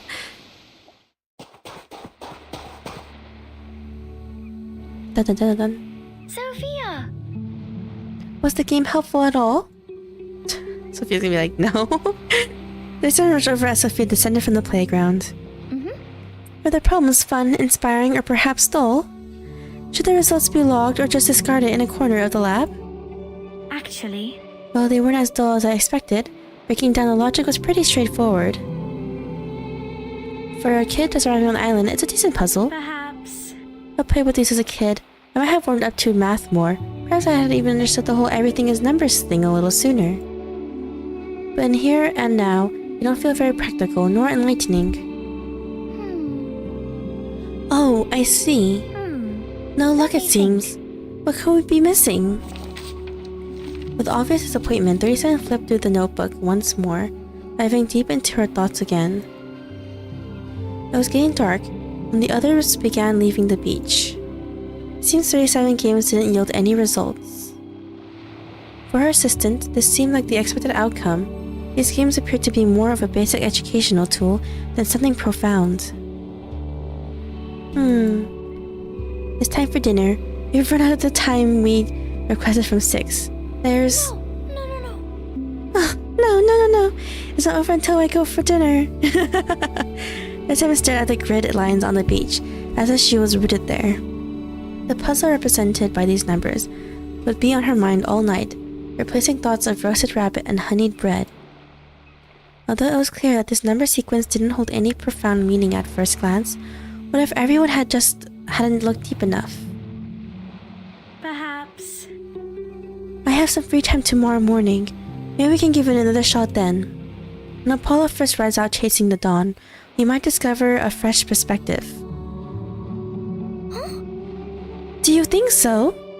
Otherwise, you'd stay here all night? Sophia sighed, once again realizing she was indulging 37. I don't understand 37. Why are you so convinced there's some hidden significance in the sequence of answers? Huh? Because it's right there. I feel it, if only vaguely. When Hugh jotted down these numbers, they contain a strong emotion.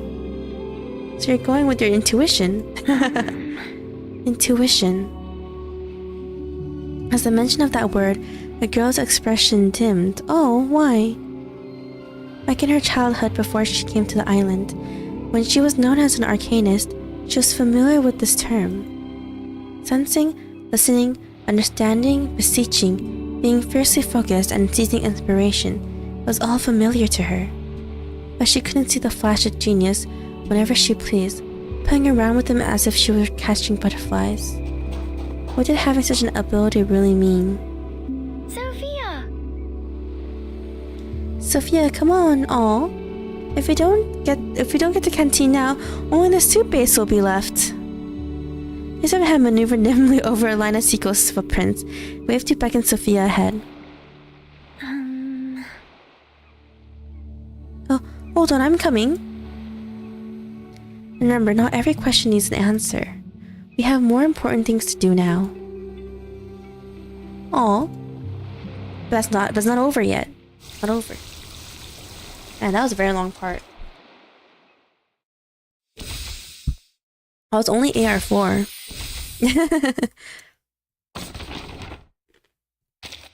Wow, we get a lot more stuff from here. Ready 6's stuff. It was not expressed.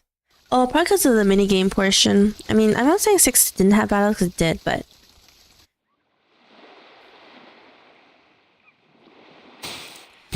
Mornings on the beach were meant for quiet strolls and relaxation. Sophia's plan to arrive early and clear her mind seemed wise. But things rarely went as expected here. I see. Sophia! You're late. Oh, I guess she couldn't sleep. Uh-huh. I've been here since Apollo rose to meet the dawn. Oh no, she took it so literally. The crowd surrounding 37 seemed even larger than yesterday as she hopped and waved at Sophia. At the center of the crowd was another familiar figure. Meaning? Ah, good, the corrector's here too? What perfect timing. Attention, please. Okay, I did not expect 210 to wedge his way into this. Hey everyone, come gather around and take a look. 210 was holding up a magazine. My submission isn't any more childish than this game she's playing. He made his own. Some chuckled. It was a common occurrence for the islanders familiar with their banter. 210 confidently presented the magazine to Sophia and 37. What is this? The magazine pages were a mess. Amid frivolous news and various announcements, a crippled mathematical proof huddled in a corner. Fortunately, the author was still identifiable. This is... A treatise on the linguistic structure of truth. 210, is that your name? A towering theorist just spread his hands out in an overproud twist without confirming. In fact? Certainly, it was no easy feat given our island's isolation to get this published. But where there is a will, there is a way. What? You got this stuff published on the outside? Submitting these mathematical essays to outside publications is just the beginning of my many accomplishments to come. I did not expect them to have contact with... Okay, I'm gonna be honest, I'm kind of surprised. I did not expect... other than Sophia coming to this island, I didn't really expect everyone else to have, like, access to, like, the outside world. In their... to be honest, from, like, what I'm trying to say is, I didn't expect from the island to the outside world to have contact. I thought it would be the other way around. They seem so isolated and closed off. I think it's overblowing the difficulty of reaching out. This is really a mathematical treatise, see? Seems like a lot of words. Sophia flipped through the magazine quickly. It was nothing more than a common railway journal. 2 days' essay was listed in the excerpts and anecdotes column. To publish a paper on truth in a magazine like this, while the editor's comment is, all the content is obscure, the wording is elegant and worth citing. That's impressive nonetheless. The compliment was genuine, and the already haughty theorist's confidence grew even more. 37, though, crossed her arms in a breathless huff. Uh-oh. No. I've read an That's not article. right. It's pure sophistry. Your premise is flawed and the central thesis is overcomplicated. The beauty of mathematical truth lies in the simplicity. These nonsensical embellishments only lead to misinterpretation. It's cumbersome, frivolous, and most importantly, it lacks good process. I think This is all just clever rhetoric, lacking in any substance. Wasted space and meaningless platitudes. Meaning? Is that so? More meaningless than all this child's play. Hey, that's Sophia's father's stuff. Or perhaps this game is simple enough for you. All these piddling lessons in basic reasoning and arithmetic, the truth you are looking for? Have fun, 37. Well, that makes sense for a child. Carry on with your fun games then. Man, they just diss each other like crazy. The children on the beach had eagerly gathered around 210, forming a lively crowd. At an age where curiosity reigns, they were always interested in this kind of biting debate. Their arguments, conflicts, grandeur, and aspirations converged on a single number. 210. Your number. Your numbers clearly contain 2, 3, 5, and 7. You've just lumped them together without using them effectively. Oh, so now you're accusing me of being insincere, that I'm making frivolous gestures only to flaunt my intelligence? Well, that's Is outstanding. exactly what she's saying. How very logical of you. But all this debate allows me to speak the truth that the others are concealing from you. What? These are games for children, 37. Meaning? There are no revelations to be gleaned from your stubbornly pursuing some childish arithmetic. In fact? But we all trust the brilliance of our Star of Hermes, and also willingly serve as companions under your guidance. But surely, our brilliant star should consider other duties and responsibilities, no? Dang. Sophia stepped in, breaking the tension at just the right moment. Actually, Don't be so serious, 210. We're just passing time before breakfast with some games, and 37 isn't forcing anyone else to join in. But I agree, perhaps these games are too simple. In your opinion, what changes would it need? Obviously, the question should be harder, more fitting our caliber, and there should be scores and rankings, and some sort of elimination and revival mechanism. Why are you going, man, you're going so hardcore into this minigame. Making your own entire board game just using words and math. All the participants should be grouped on the beach, competing in groups of 3. And special areas and special time slots should be scheduled. Dang, dude. no. What? Absolutely not. Mason forcefully interrupts. Did 210's excited rulemaking. Object. This game and its questions were left behind by Hugh for a reason. It's simple because it was designed for children. I don't want to compete with you compete with anyone. I don't understand the hidden meanings with the sequence of answers Hugh left. Of course, if it were more complex, then the participants might enjoy the thrill of its intellectual pursuit. I think. But the beauty of the game lies in its simplicity, just like numbers themselves. Stripped of all embellishments, one is one. The essence won't change. People, stone, trees, and physical things decay, deteriorate, change, but one remains. This is a simple game, yet it holds the most wonderful wisdom. You haven't truly. There's no need to make the understood simple so complicated. All these facades may grab attention, but strays from the game's true essence. Meaning? So useful from it's dull and monotonous. Dang, dude. Really? I simply articulate the same meaning with words to be made to make them more convincing, without distorting this truth. Some of his followers in the crowd nodded as they listened. They were captivated by his rebuttal. Such analysis, discussions, and endless numbers was an everyday occurrence in this school of thought. His response was to draw several squares on the beach. Okay. I learned about this from Sophia. Hopscotch is a popular children's game elsewhere. The rules are simple. One hops from one end to the other. It was easy enough to learn, but I've never forgotten it. Meaning? So our star has learned hopscotch. Hope you weren't expecting surprise. No, it's easy to play because of its simplicity. For this reason, it spread from where Sophia was before, and now the children of our island play it too. The group of children who played on the beach yesterday began to laugh. That's right! That's great. 37's game is fun too. 37 acknowledged her young supporters and carried on. If we complicate the game you had that designed with new rules and competition, won't we lose its true essence? It was a splendid debate, and some followers had already started betting seashells on which side would win. That was fast. On the island, such debates might continue from early morning until the time of silence. If that were to happen, 37's game would be unable to continue, and more important research would be tragically remain on hold. The character felt the need to intervene. I think... Both sides brought strong points. I believe... Of course. You're right. Yes, of course, 37 is right. About what exactly? As you said, it's a children's game. The endings cannot and will not change. I'm curious, though, about what insights you can glean from such simplicity. Or Everyone can see the answers at a glance, yet you believe there is some profound meaning in this combination of answers. 210 spread his hands in a mocking gesture and shrugged. Dang. At the same time, I'm like, these just not like dunking on 210, but also at the same time, I'm like, 210 is just inviting all these criticism and bite back from 37 at the same time. But just time wasted. Nothing compared to the pivotal proof uncovered by our great star of Hermes. have fun, 37. Go on, figure out how much his children's game is worth caring about. I'm eager to see the outcome. Dang.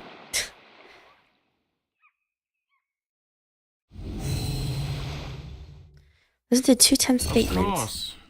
Of course, the game participants have to choose a shape, then I'll take this triangle. Well, that's outstanding.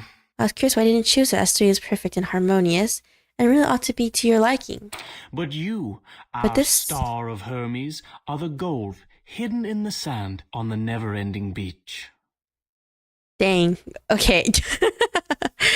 But this star really suits you. You finally admit you're the star of Hermes. No. Is there any connection between these two? Just fragments. You always colorate things that are completely different in nature. 37 clearly has more examples for refuting. She takes a deep breath, straightening her back like a seagull perched on the nearby rocks. Seagull. Seeming ready to throw out more arguments. Alright, now is not the time for debate. Director Timely intervenes to prevent argumentative atmosphere from deteriorating. Fine. Sophia is right. We can't forget what's important.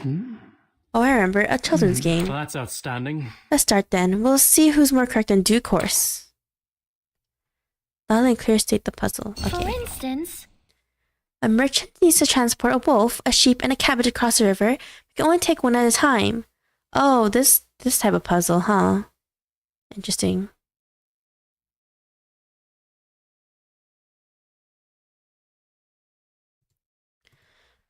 When he's not around, the wolf will eat the sheep. Ouch. The sheep will eat the vegetables. How many trips does he need to make to cross the river? And then... This question Of course. is very simple as expected. 210 quickly takes over the Well, conversation. that's outstanding. How might I help you assign those steps? I've had to experience the game for myself. You can take a little rest. Oh, it seems you don't need the latter. There's no sign of fatigue from 37. She holds her notebook high, trying to get it to level with 210's line of sight. It's like this. I think this is clear enough. Remember, don't miss a single word. Available shapes. Okay, oh yeah, I forgot. Attention, please. Attention, I forgot that's literally one of his most said line. Well, I'll start with myself. The triangle represents loading the wolf onto the boat. Okay. Next is the monad, lowering the sheep onto the boat. In fact, The line segment put the cabbage on the boat.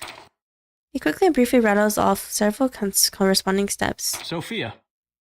Now it's the turn of our staff of Hermes and the corrector. Like I said. And me, please, don't forget me. That's true. Hexagon, good. So you represent unload all cargo. Of course. Finally, 37 Hermes rowed the boat to the right bank, and Sophia and Methodical Triangle rowed the boat to the left bank. Have fun, 37. Please check if I've said anything wrong or missed anything. Okay. The cargo scrutiny by the corrector, the answer is deemed correct. Thanks a lot. No need to delay further. Let's just start sorting. Okay, start deduction. Oh wow, there's a lot of shapes. Okay, what is this question again? Carry a wolf, sheep, and cabbage across the river. The wolf will eat the sheepy, and the sheep will eat the veggie. Simulate the transport, and from the minimum number of shipments, you need to cross the river. Okay, let's see. Put sheep on boat. Row to right. Unload. Left bank. Can we only do one at a time? Or can we do both at a time? Oh no, one at a time, huh?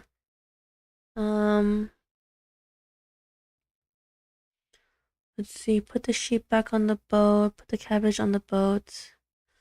And then you row back. Oh yeah, we did row back. Never mind. Bring that.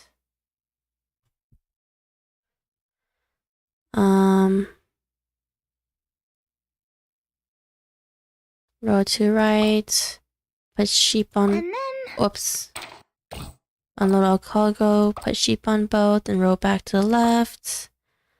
Where's the vegetable? Unload. Cabbage. Row right. Unload left. Put sheep now. Row back to the right and unload. There we go. It's not that hard. Thanks a lot. Looks like it'll be quicker and more interesting to proceed in groups of 3, as I suggested. In fact, What's interesting without a bit of competition? this is what people call genius. You should consider what I said, 37. Object! Object! Of course, I consider it first. Debate never ceases with a temporary pause. It's like a shark looking underwater, slowly moving. Now it has found a good opportunity, showing its dorsal fin while the character gazes at the water. Okay.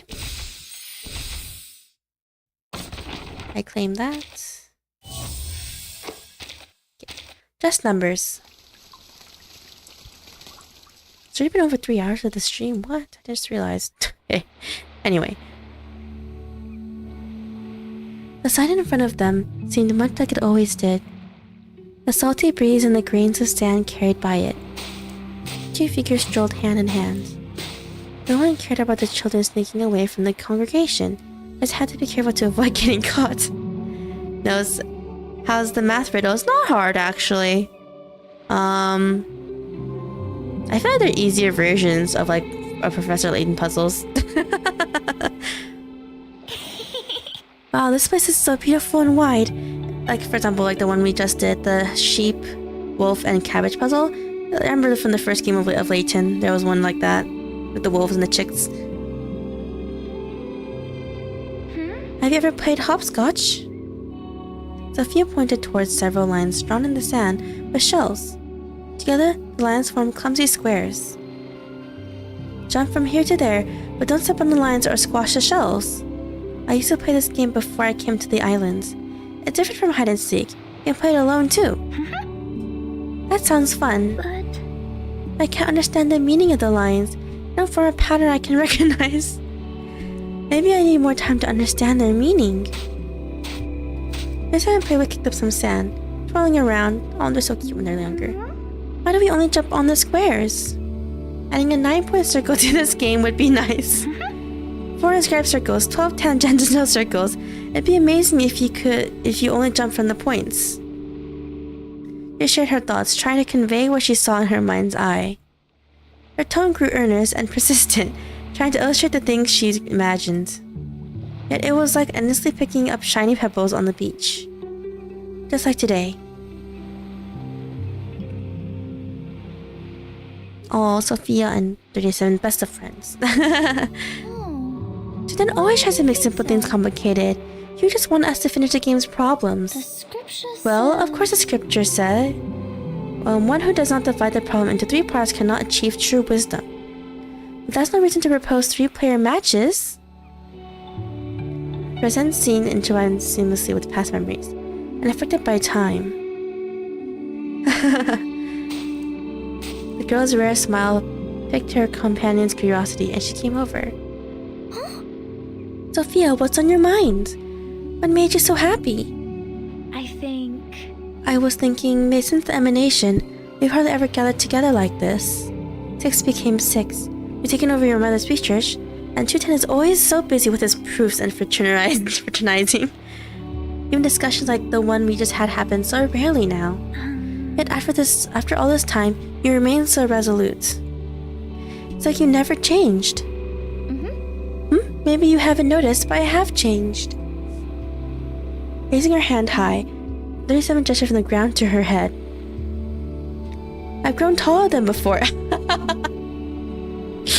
Yes, you grew taller, 37. But that's not what she meant. My hair is longer and harder to manage now. It takes much longer for you to comb it. Not the surface level changes, 37. Fine. Oh, then I'm not quite sure what you mean. Sophia! Never mind that. I need your help, Sophia. We're down to the last 2 questions. There's a stone's throw from the answer. Oh, 2 more? Okay. I was hoping we could finish it together.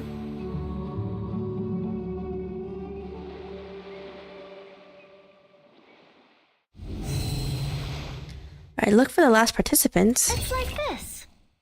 Everything went just as I said, and it didn't take much time. Perfect There's number. one more shape to go, so we just need one more person willing to play. 37 turns to the crowd, waving her arms in an open invitation. A little girl who was watching the whole time is nudged forward by her friend. Or like this. I can do it. I want to choose for a long time. This last heptagon, I have to pick it. 7 is a unique, respected number. The bleeder is not in agreement. The number is quite familiar to them. Sure. As a prime number, it's indeed special in some ways, but that's not important now. Well, we'll know the answer soon enough. Okay. All 7 participants are ready. 37 tilts her head, unconcerned about the discussions around her. She doesn't take back the notebook from Sophia. Okay. Sophia. We have to complete the game together, so this question is for you, Sophia. I'm leading everyone for the last question. I thought that they said there were 2 questions left, not 1. Here you go. Well, I can't think of any problem with that. You tended to make any mistakes just now. If you could do it smoothly, of course you can too. Well. Okay, I'll try I'll try to be careful not to mess up. Okay, what's the question? The question is, arrange everyone's seats in order. Where will the rectangle sit? I understand. Okay. The rectangle, that would require confirming my order. First, the rectangle is on the left half of the line, but not the leftmost. Okay. Oh, great. Get everyone's shapes. According to what the notebook says, I am not adjacent to the line segments. And they are far from the monad as the triangle is from the pentagram. Oh, great. We're math. It's really good. I'm adjacent to the heptagon. We can play together. Of course. Fortunately, I am far away from the star of Hermes as possible. The pentagram is almost at the farthest distance, so it is not directly the farthest. That's great. My seat is right in the middle of the line. Okay, the heptagon is in the middle. Okay. The triangle is not in the seat adjacent to me. So it's a quiet seat. Okay. Thank you. That's Thank you, great. Sophia. I knew you'd be great. Only the files are sorting remains. Don't worry, it's pretty easy too. It's all right. Glad I could help. The character hands the notebook back to 37, observing the squares in the sand. I think. Maybe it's like this. Let me try. Okay, this shouldn't be too hard either. The heptagon is in the center. Not adjacent to the triangle. Okay, what's next to the heptagon? The hexagon is. Not adjacent to the triangle. Is in the left half, but not the leftmost. Okay,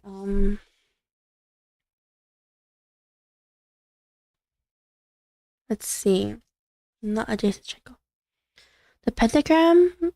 Where's the pentagram tries to be as far away from me as possible. Triangle to pentagram. The triangle to the pentagram equals my distance. The triangle to the pentagram equals my distance to the monad.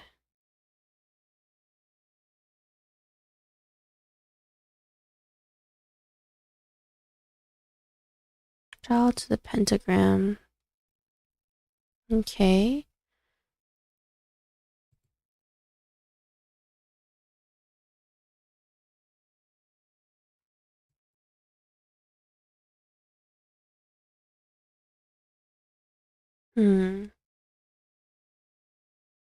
So the last segment has to be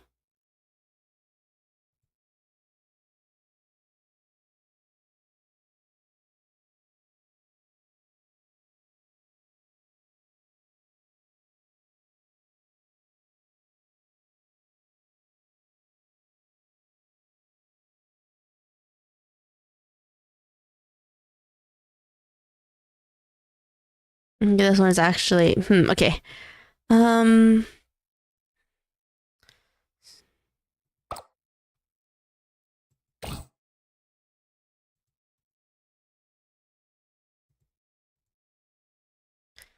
Okay, rectangle on the left.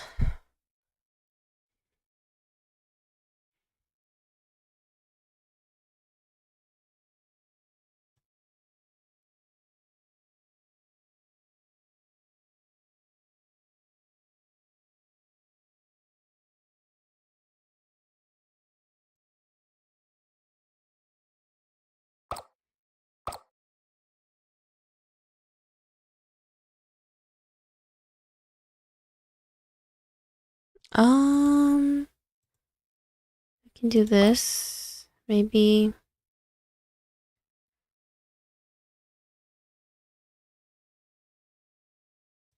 this, and oops.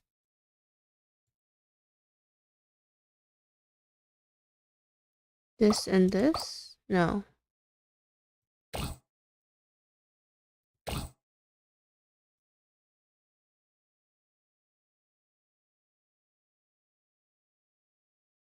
Trial to pentagram.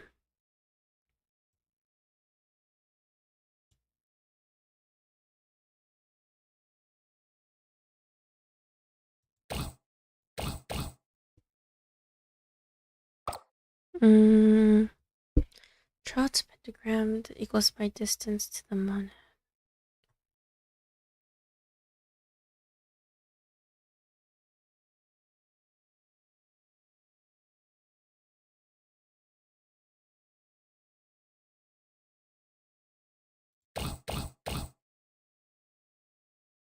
Huh.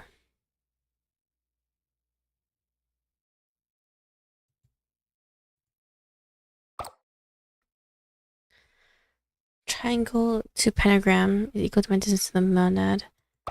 Be this.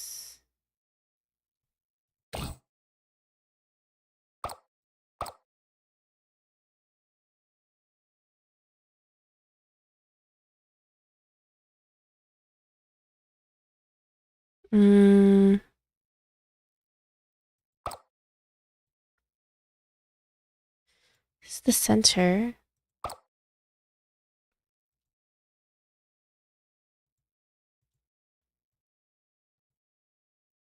Like this?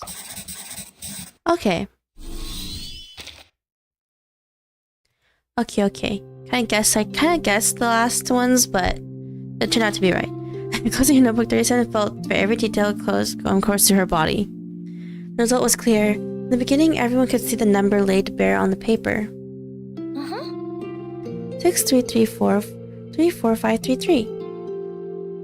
The composite number divisible by 41. Its largest prime factor was 1544-74013. We saw as a sequence, it was a simple combination of 3, 4, 5, and 6. 3 appeared 6 times, 4 appeared twice, and 5 and 6 appeared 1 each. Okay.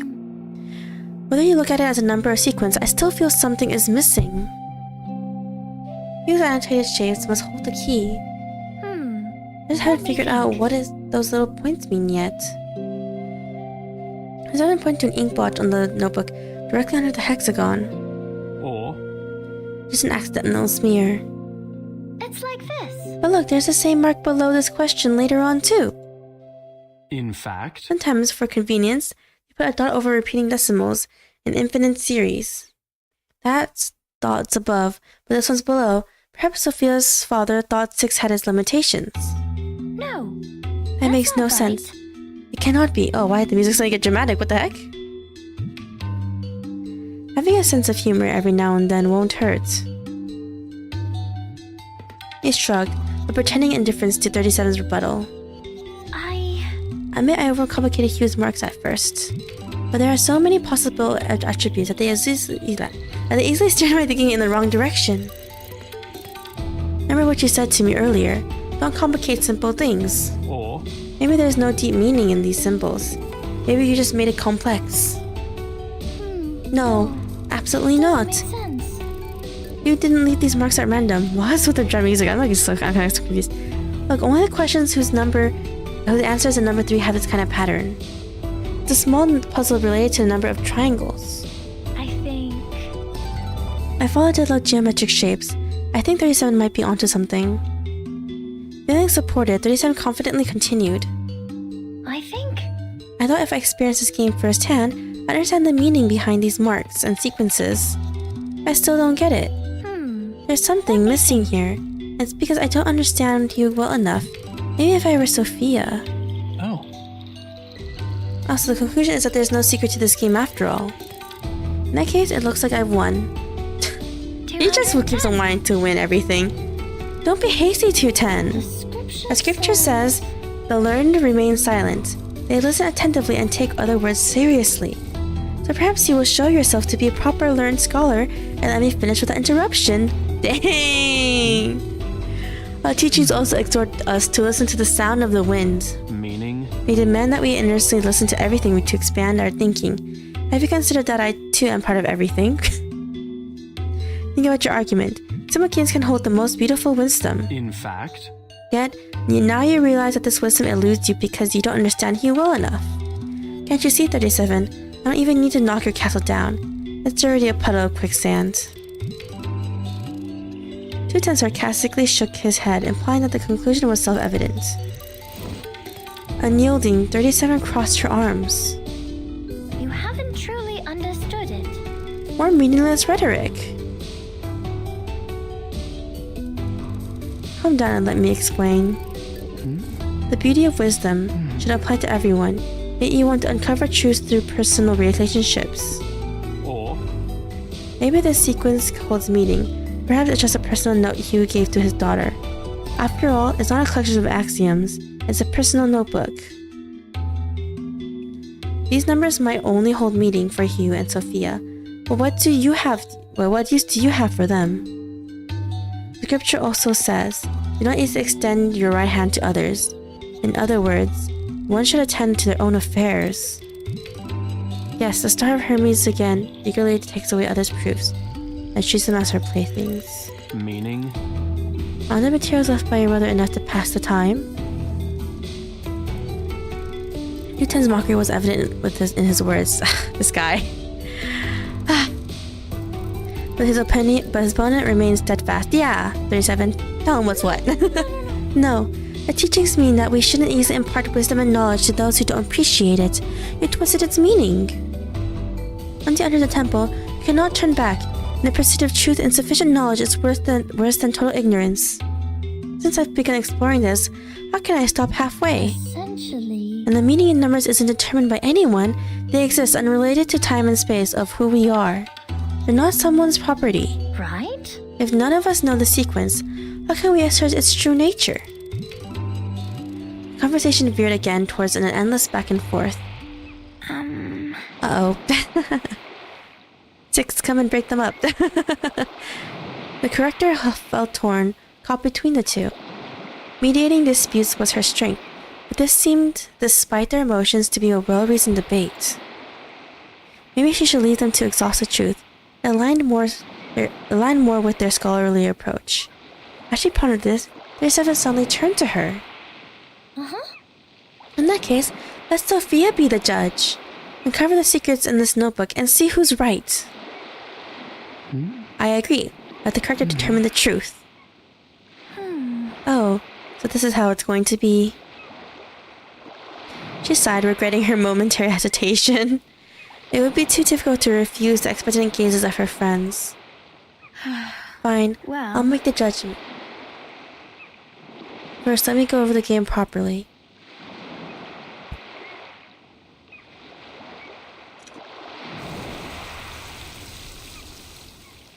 What happens if the words means like I love you or something?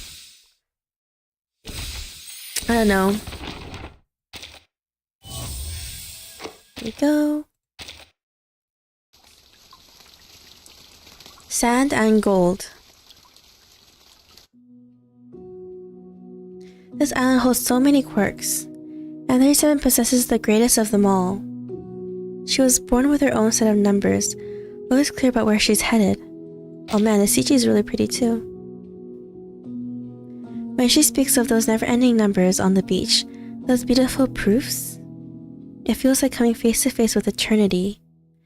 At the same time, I deeply understand my own simplicity and ordinariness. There's nothing wrong with letting the stars shine where they should. And those who look up will continue to look up. Tidying the lab, managing her hair, listing supplies, receiving guests. There's no need for these little things to occupy 37's attention. Her time should be spent on more significant research. But beyond all that, 37 is like a bright star, newly born. She disregards conventions, is curious about many new things, and has a playful, carefree spirit, just like any other childhood friend. 37 has her own pursuits, and I have a task to complete: verify the answers 37 gives.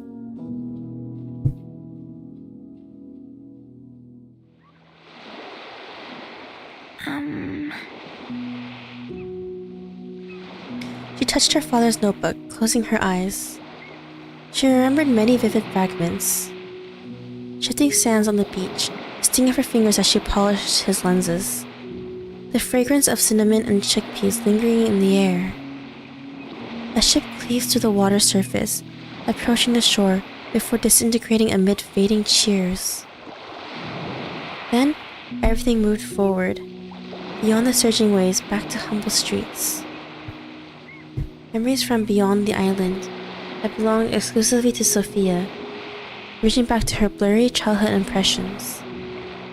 She was different from that lone star spent in the sky. She was born to the tangible and belonged to this dim world of phenomena. She rummaged through her jar of memories in search of some trinket worthy of trading for a coin. Indeed, she was a diligent, serious girl. And so, after examining every small stone in the jar, she finally found a satiating answer. I understand now. 6333434533. It isn't just a string of numbers, a sequence, a proverb, or some new truth we've yet to comprehend. This is... It's a musical score. A musical score? What's that? The word wasn't within 37's scope of thought. She widened her eyes in surprise, showing her curiosity plainly. Actually... People often use this method to notate melodies. This musical score is the beginning of the song. Is the beginning of it. This musical score is the beginning of a song. It's quite a popular tune in my hometown, one of which my father loved to hum. He must have poured his heart into these questions.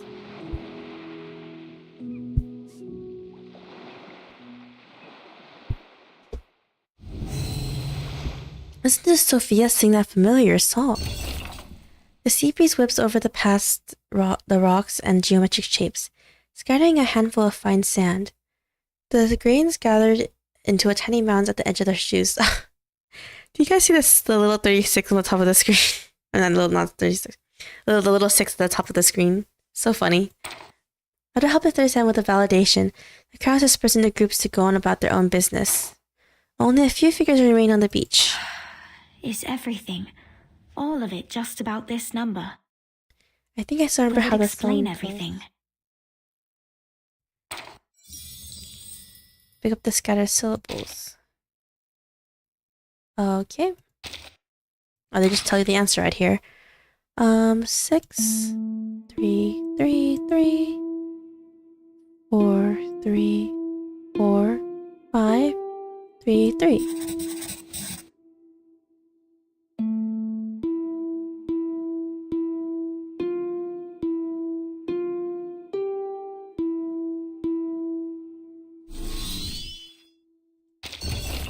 Yes, that's a candy hidden in the jar among the stones. The call of the seagulls, the sound of the waves crashing up and down, the sound of my own breathing become calm and distant. Except for that song.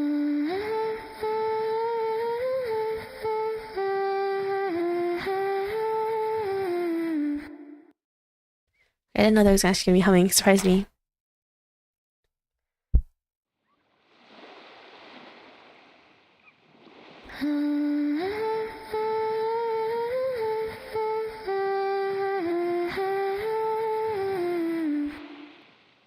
She could just recall the initial notes, the subsequent phrases would naturally follow.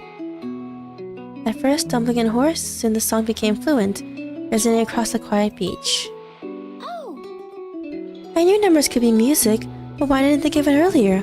I was so close. A musical score, I'd never heard of this notation method. 37 didn't stay low for long. She quickly perked up, generally praising her companion's revelation. Brilliant! That's a lovely song, and you sing it well, Sophia. That's outstanding. I suppose everyone got what they wanted. You saw the puzzle. Sophia uncovered the song her father left behind. And I won. Object! Why? My initial theory was correct. The string's numbers did have a deeper meaning after all. In fact... But you glossed over the musical score. As I foresaw, it had nothing to do with you from the start. It's just a distant hometown ballad that a father left for his daughter, with no profound meaning, no wonderful wisdom, no transcendent truth. But you just had to whimsically stir things up again and satisfy your curiosity. Everything tilts around you, regardless of whether it gets disturbed, shattered, or at times accomplished. This is what people call genius. It's a genius that people talk about. But you, our star of Hermes, are the gold hidden in the sand on the never-ending beach. Man, he says this a lot to her, huh? Don't worry, my words are just inconsequential grains of sand compared to you, the star of Hermes, aren't they? Everyone's willing to play along, after all. Talking to a genius is much more interesting than following an ordinary person. Dang. But I played the game and verified it. I told Sophia there must be a secret in the notebook. Aw. This was a rare moment. 37 was at a loss for words. Bewildered, she looked at Sophia with a furrowed brow, hoping to hear a judgment strong enough to defeat 210. I agree. 210 has won. Oh no! She'd be like, you're not on my side. Oh, alright. Her shoulders slumped as all the inspiration that had driven her thus far vanished in a breath. Oh, I forgot. 37 isn't good at, like, emotional debates. This time, 37 didn't perk up again. Instead, she hung her head and kicked at some sand before burying her head in her robe like a seabird. Actually... It's true. This notebook doesn't contain the wondrous wisdom of the scriptures. The string of numbers could only be solved by me because others didn't know the hue. 210 was the first to predict this result. That's undeniable. I think... But I still believe that 37 achieved her goal too. Sophia's words spared 37 from sinking deeper into the shallow holes she'd already made in the sand with her feet. She froze, waiting to hear what Sophia was going to say next. Actually... No matter what you think, it was 37 who first uncovered these numbers, bringing this memory back to me. If it wasn't for her determination, I wouldn't have had the chance to hear the song again. I still remember what 37 told me about the proof of the existence of the infinite prime numbers. Sophia smiled at her, as 37 nodded, both enthusiastic and confused. My father, Hughes, was a character like me. He was the previous person responsible for handling matters off the island. But over time, his name faded into obscurity, leaving behind only a sharp-edged cube, a dusty notebook. Oh yeah, he became a cube, huh? And a pair of broken glasses. Like the former 37 once etched on the beach, his memory has long been washed away by the waves. Although Hugh's spirit has returned to its source, you can still hear the melody he left behind. Perhaps the one who first sang the song had been swept away by time, faded into nothingness. His notes still echo into eternity. It's as we recall the proof Euclid penned over 2,000 years ago. Like 37 said, the power of proof lies in its simplicity and universality. This tune holds a certain universality too. Actually... Yes, it's not a mathematical theory in the truest sense. It doesn't speak to the essence. There's only a gleaming shore left by hue, like grains of sand reflecting faint light on the shore. Yet this universality allows it to persist through time, crossing vast spaces, and arriving at this moment and place. Let's take a moment to listen to this song. Just simply listen. Disputes and differences dissolve in the soft breath of the breeze.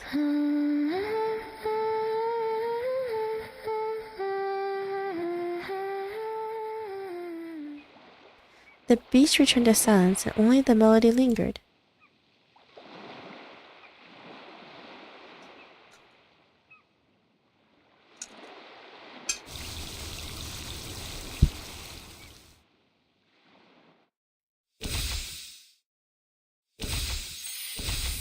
Okay, endless shoreline, the last part.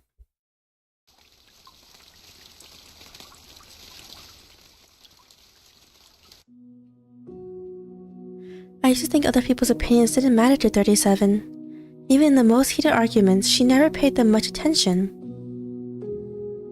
With ordinary eyes, it's difficult to perceive changes in the vastness beyond us. Now I understand how to notice them, the faint scrape of fingers brushing over geometry, the different grains of sand I scoop when I bend over. The changes are slow and gradual, but they're there. A pole star has risen high, and the star of Hermes' games had ended. It was time to head back to that room filled with scattered papers. 37, what's on your mind? 37's steps were unusually slow.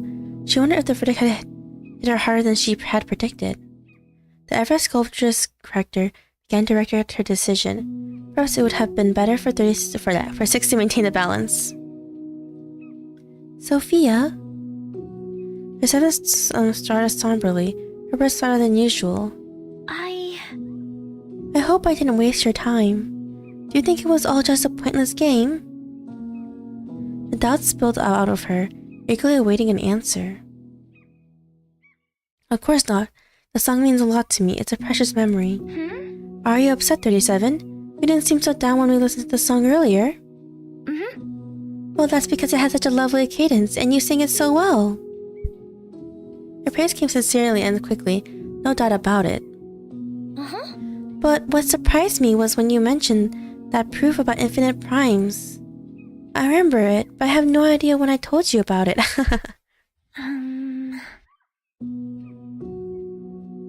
Of course, I remember 37. It was a beautiful proof. I always remember it. That didn't comfort her much. Distractedly, 37 grabbed at her hair. Okay. So have I messed up your memories of you? Barging in, disrupting your memories, and leaving a mess behind? Sophia widened her eyes slightly. 37, are you still bothered by what 210 said? She averted her eyes. That was rare. Sophia, what's so funny? Aw. Sorry, I never thought I'd see you care about something he said. You're right. You really have changed a lot after all. Sure. Of course, didn't I tell you that? Not just my height. I've even changed where I sit at the table. As the distance between me and the table changes, so does the best angle for catching the sun. I'm not talking about height or seats. Sophia shook her head with a soft smile. Aww. The friends. It was gentle, rare, loving gesture. So 37, do you know why I've never forgotten that proof about infinite primes? Actually, Because it made me ponder such distant things for the first time. Before, I didn't care about what eternity meant. It felt like nothing, some faraway notion. I think... Now I stand here, fully aware that the island under our feet will one day disappear, washed away like sand by the tide. But I also believe some things will endure, like grains of gold buried in this silt. The island was vast enough to house an entire school of thought. Yet it was also so small, a speck in the waves. And we living amidst it, only remember fleeting moments. Yes, because the world we see is transient. 37 nodded seriously. The topic was more familiar than discussing dinner plans. You shared it with me because of the eternity and beauty that the infinite holds, and its and its universally true nature. From then on, I've seen the gold in the sands. And in turn, I shared Hugh's song with you. If it brought you joy, that means it has meaning for you too. Perhaps. Maybe it's not the transcendent essence you are seeking, but those who hear the song will feel it, and remember it, maybe even hum it one day. That is the universal beauty too. Oh! So that's it, I get it now. Aw. Confusion could vanish from 37's face, and she turned all at once to her usual cheerful self. This song isn't just for Hugh and Sophia anymore because you shared it with us, right? So it's universal and belongs to everyone who hears it, just like the proof I shared with you. Aww. Why are you laughing again, Sophia? Never mind. Oh, it's nothing. I'm just thinking about how you're always turning everything into a proof to understand it. When it's as simple as enjoying music with friends. I suppose I still can't quite grasp this kind of simplicity. 37 thought hard about this, puzzling over it like a new problem. But thankfully, she soon had a new idea as always. Sharing really is a solid argument. I bet 210 will struggle to argue against it. And then my viewpoint was right. I'm gonna tell him right away. Aw man, both of them don't want to lose, huh? I don't think 37 is that competitive though. Until 210 comes into the picture.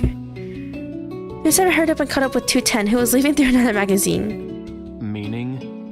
What now? Sophia has declared I won and nothing can change that. Object! You're just a spectator. Objection. Making random guesses while I uncovered a valuable song.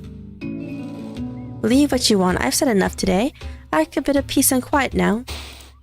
He deliberately slowed down, trailing behind Sophia and 37. 37 took it as 210 conceding, and her stance became light as air. Oh, 37. There's no way he's gonna concede. Well, except for some trivial details, everything went smoothly today.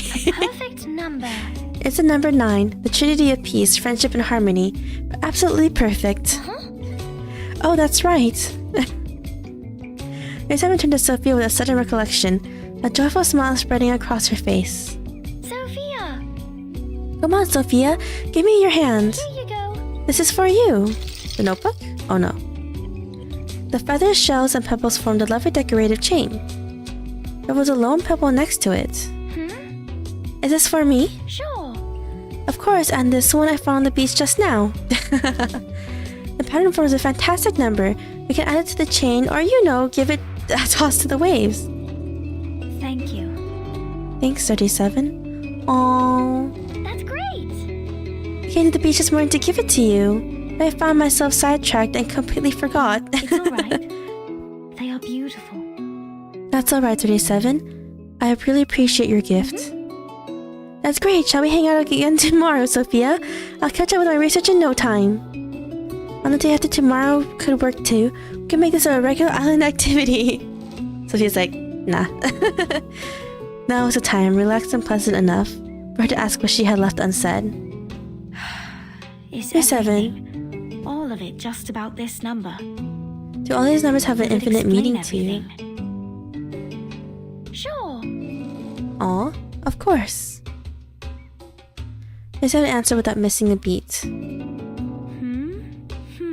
So 37 is just one number in the infinite progression. If it's not, then what else could it be? 2, 10, 37, 6? And if we're gone, these numbers won't disappear. For instance, Just like you don't need these 3 seagulls, 3 stones, or 3 people to prove the number exists. Numbers exist outside of all that. thank you. I think I understand your answer. I've got some other things to take care of. Let's hang out later if there's time. Deal. Oh, she's so cute. Wait, I see 6 coming back. Why is he coming back? They said waved at the dot horizon as a seagull swooped above them.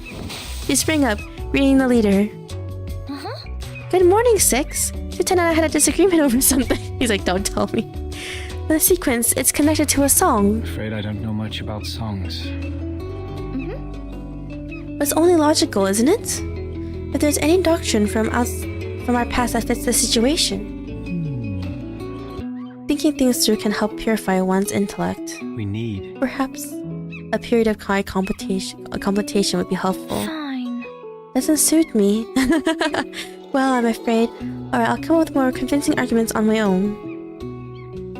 But it's clear that 37 wasn't satisfied with 6's suggestion. The debate would keep going in the coming days. Aww, so far walking together. Watch your step or you'll trip. It's like this. Don't worry, as long as I stick to the right order of steps, I won't fall. Don't forget, you have to hurry or we'll miss mealtime. As Seagull looks as starved as her. You can calculate the seagull's speed by counting steps. Where did we stop counting? And spend all day counting seagulls on the beach tomorrow. Well, that's outstanding. That could be the topic for my next essay. It's really just the seagulls? Okay. Trying to cover up a weak argument with a bunch of superfluous dribble again. Alright, you two let's pick up the pace. There are other ways to figure out its speed. 284 steps. He did it for them. Thank you. Thanks, 6.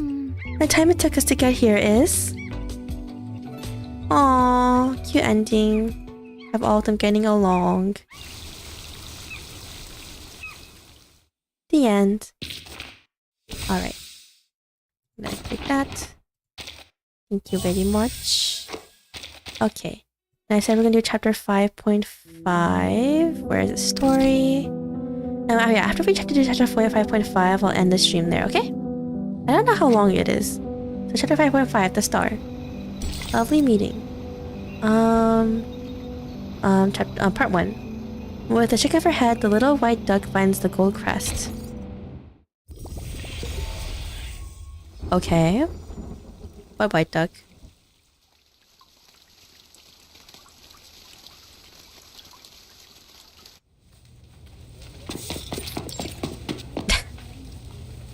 Dun, dun, dun, dun. So this is the library in Burton's school. Aw, cute. So many Lovely. people here. They're probably around my age. Honestly, everyone at the foundation probably thinks Sotheby is such a freaking weirdo. A gorgeous sap green dress jumps into the library of the SPDM. Its owner keeps talking in a sing-song tone, like a tripping gold crest. We've also got this many shelves in the library of Sotheby's Manor. Are there any alchemy workshops and potion warehouses here, like in our manor? The young lady stands on tiptoe, looking around this place curiously. Where can I find Miss Buanish? Madame Z told me to come here, but she didn't give any other clues. The people here really need Mr. Teacaptor, who is always nice and warm to the guests. Just twist his teapot ear, then he can take you anywhere. If not so, placing a luck-a-day potion at the entrance would help as well. Oh, Sotheby. If I had made it before I came, Miss Buanish and I might have met by now. Or she will just pop up behind me. Are you looking for me? Wait, so... is Matilda considered a duck? What? I just realized. Oh my word! And Sotheby is like the crest? What? Oops, that was too loud. Where are my manners? I like how Sotheby does the little cute patty face. Sotheby straightens the wrinkles on her dress and gives out her hand like a real lady. Oh, nice to Nice- meet you. Aw. Are you Miss Buanish? The other girl nods haughtily. Her uniform speaks for herself. It seems to be a historic first meeting for them. That's fantastic. How did you find me? Did you see me in the Oneiromancy? Or through a crystal orb? Either way, it is the great Arcanum. I'm much greater than that. Look at you, dressed as if you'd just been to a ball. You are as eye-catching as the pigment board on a sketch. I saw you the moment I came into the library. My Sotheby is really wearing something really crazy. Ooh. The modern people. Does the foundation hold balls too? Non, I'm saying... est-ce que tous les amis de Vertine parlent comme ça? Why does every friend of Verton's talk this way? Never mind. Madame Z told me you wanted to look up the materials on the mysterious school that believes in numbers here. Oh yeah, Sotheby didn't come to us, huh? That's right. On the island. Miss Moisson told me she will thoroughly check the documents in the Foundation archive. So I'll go through the books in the SPDM library. If we can find anything about that school, we can be of more help to Vertin and her team. Oh. I'm sorry, Miss Sotheby, but I'm afraid the situation is going to disappoint you. They don't have any? While you spent the last hour looking for Ticketler's ear, the kind-hearted monitor assistant already gained a valuable access to the library. But I haven't found any records regarding the mysterious school that believes in numbers yet. They go bolt out of the blue. Oh, but Miss Moisson said there are so many books here that they can cover the entire back of a Stronsay beast. That many? Really? But she's right. Nevertheless, the librarian was transferred to a more important position years ago due to the storm. Oh, okay. Many So they had to old try to books find are on not themselves. yet sorted. Some even went missing in the chaos. The only relevant materials I could find are the stories of Pythagoras and some books on mathematical theorems. But I don't think they have anything to do with Vertin's issue. I mean, she's going to their island, right? What Matilda sees now is a pair of tear-dimmed eyes. Oh no! That means I can't do anything to help them. Uh-oh. She's about to cry. Stop being emotional. It doesn't work on this professional member of the Foundation. It's gonna work. She looks away and clears her throat like a grown-up. Without field investigation permission, I can't take you out to collect information. But in fact, there is still another reference room only known to the most outstanding monitor assistant.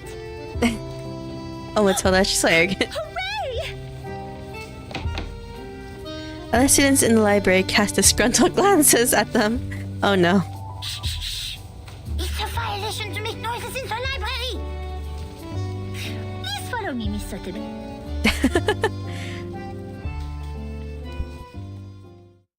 Alright. Oh, I thought that part was gonna end. Tall shelves. Unfamiliar surroundings. An impossible mission. The girls walked through the shelves like fish swimming through coral. Thank you so much, Miss Buanish. You mentioned ball. I haven't heard that word for a very long time.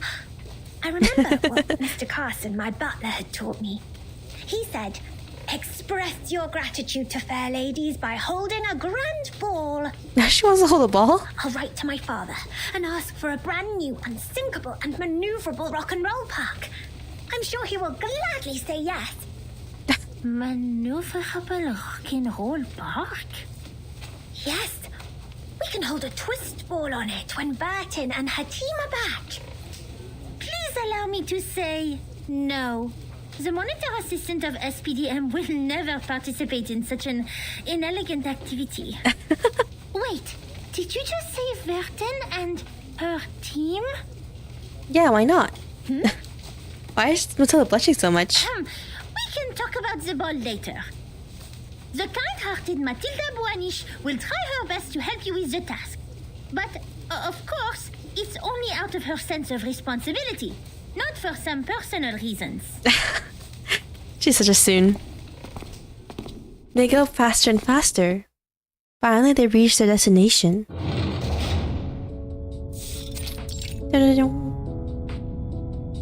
To patch their fragmented eras in the future, and to store the currently unimportant files and reports, people built this reference room in the shape of a box with gray and white walls.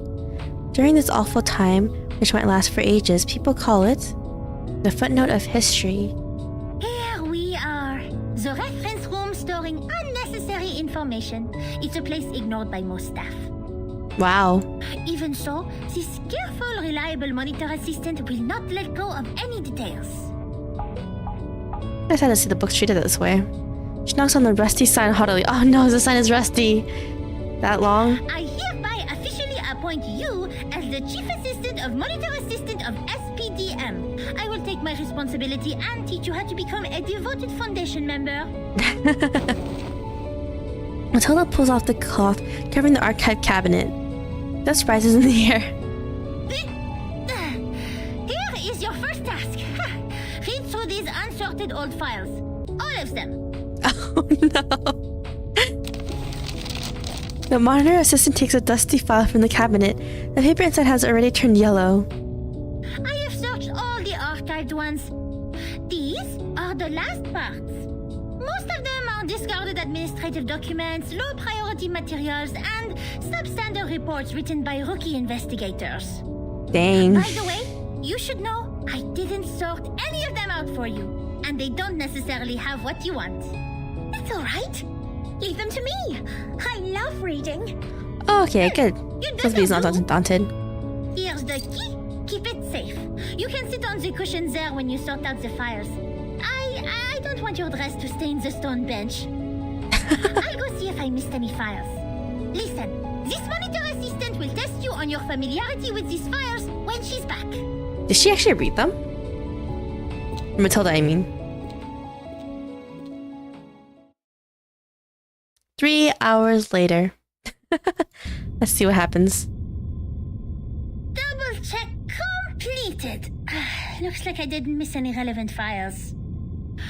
Phew, quite a long day. I doubt if that spoiled lady can finish all the materials. She must have been bored and fallen asleep, waiting for her tea kettler in the dream. Wait for the review that Sotheby is like literally like 300 IQ genius. It takes much more than dancing at balls to be a Foundation investigator. I'll send her back to that teacher when she wakes up. In the end, it will be the kind-hearted Matilda who finishes the task for her. Being a great monitor assistant comes with great responsibility. The accent is so thick you could crush someone with it. I mean, and she speaks in French sometimes too, in complete French. I'm like, Matilda, I had to read out your voice line.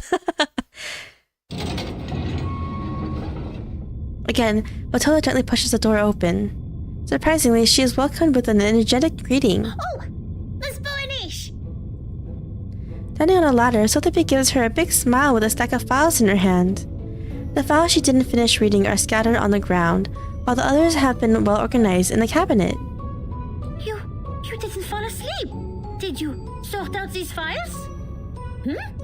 Yes, and I love these books in uncommon shapes. There are so many wonderful stories. I often read books with Susano when Father wasn't at home. We read and read until the red bomb waves woke up the sun. Moreover, these files are much easier than Miss Moisson's reading task. Oh man, Sotheby actually is smart. not just in potions, I mean, in actual other things. Here, the gentleman from River Conway tamed a whole group of Avanks. How marvelous is that? Oh, okay. Looks like you meet the basic requirements for being a rookie investigator. Tu es plus ou moins qualifié pour être mon assistante en chef. I guess you're qualified to be my chief assistant. The young lady doesn't pay much attention to the mumbles from the monitor assistant. She's busy announcing her big discovery. And I also found this interesting report. It tells a lot about the storm and the numbers. Will this be helpful to Barton? Show it to me. She takes a pile of yellow paper from Sotheby. This neat and orderly written report has no beginning or end. Obviously, the author is a meticulous person. I have to say, it is undoubtedly a violation to submit such a report, but it will be a travesty of the truth and human sense if I cover it up. Peace, sense, justice. They have always been the creeds in my heart, and are now the reason why I have decided to write down the whole thing. Okay. A long time has passed since the first attack of the most severe crisis in our time, but we are still wondering, what on earth does it mean? Okay, so this is after the first storm, right? That was the eve of the millennium, of which no one had any memories, illogically. The next day, time was already reversed to 1996, the moment we opened our eyes. We walked out of the building made of grey and white marble as usual, hardly aware that the sun we bathed in was from another time. Oh, so they didn't really... So when the storm first happened, they didn't really realize time reversed until they went outside, huh? Our survival was unexpected and almost unbelievable in such a calamity which swept the globe. Why did the headquarters of the Foundation survive the reverse? Yeah. Why couldn't we find our younger selves in the outside world? Did any other region survive it as we did? What was the cause behind this calamity? Oh, that's true. When time reverses, they don't have their younger selves out in the world, huh? So did they just rewrite over their younger selves or something? I didn't know, nor did anyone else. That's an interesting theory of thought. Things remained unclear until time was reversed again. This time, we all witnessed that reign in the 80s.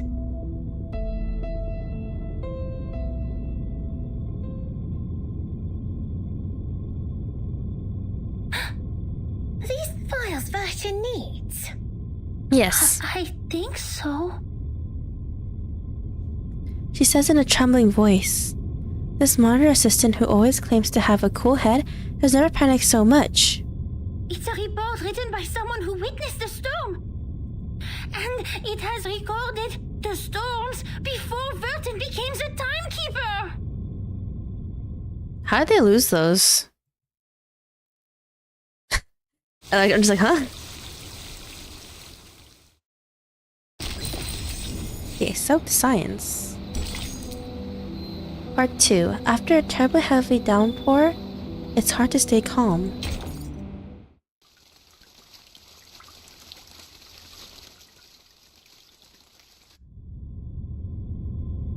Before she became the timekeeper? Interesting. So Verton wasn't born a timekeeper. She didn't tell you that? Wait, no one is born a timekeeper. It's not an inherited title. Anyway, this report includes the secret chronology only accessible to the core members of the Foundation. You can only check it under the supervision of the monitor assistant before you become a qualified investigator. I mean, you gave it to her to look through. Matilda dusts off the folder carefully. No matter what the reason is, it shouldn't have been shoved in this dusty room like rubbish. To evaluate its authenticity and risk, the genius Matilda Boiniche will fulfill her duty as the monitor assistant and carry out a thorough inspection of this report. I was just like a crazy reveal at the ending of it. If you agree to this resolution, please nod, Assistant Sotheby. The speech is full of terminology Sotheby has never heard of, but doesn't matter. Based on the tone of the speech, she has already decided how to answer. Yes. Oh, whoa. Actual animation. That was 1985. A gloomy, miserable night compared to that peaceful morning in 1996, when we were only bothered by confusion. We didn't expect time to be reversed again. Nor did we understand the consequence. I'm surprised they didn't expect it to be reversed again, when they didn't even know how it was happening in the first place. Even now, I still remember Paulina's desperate cry.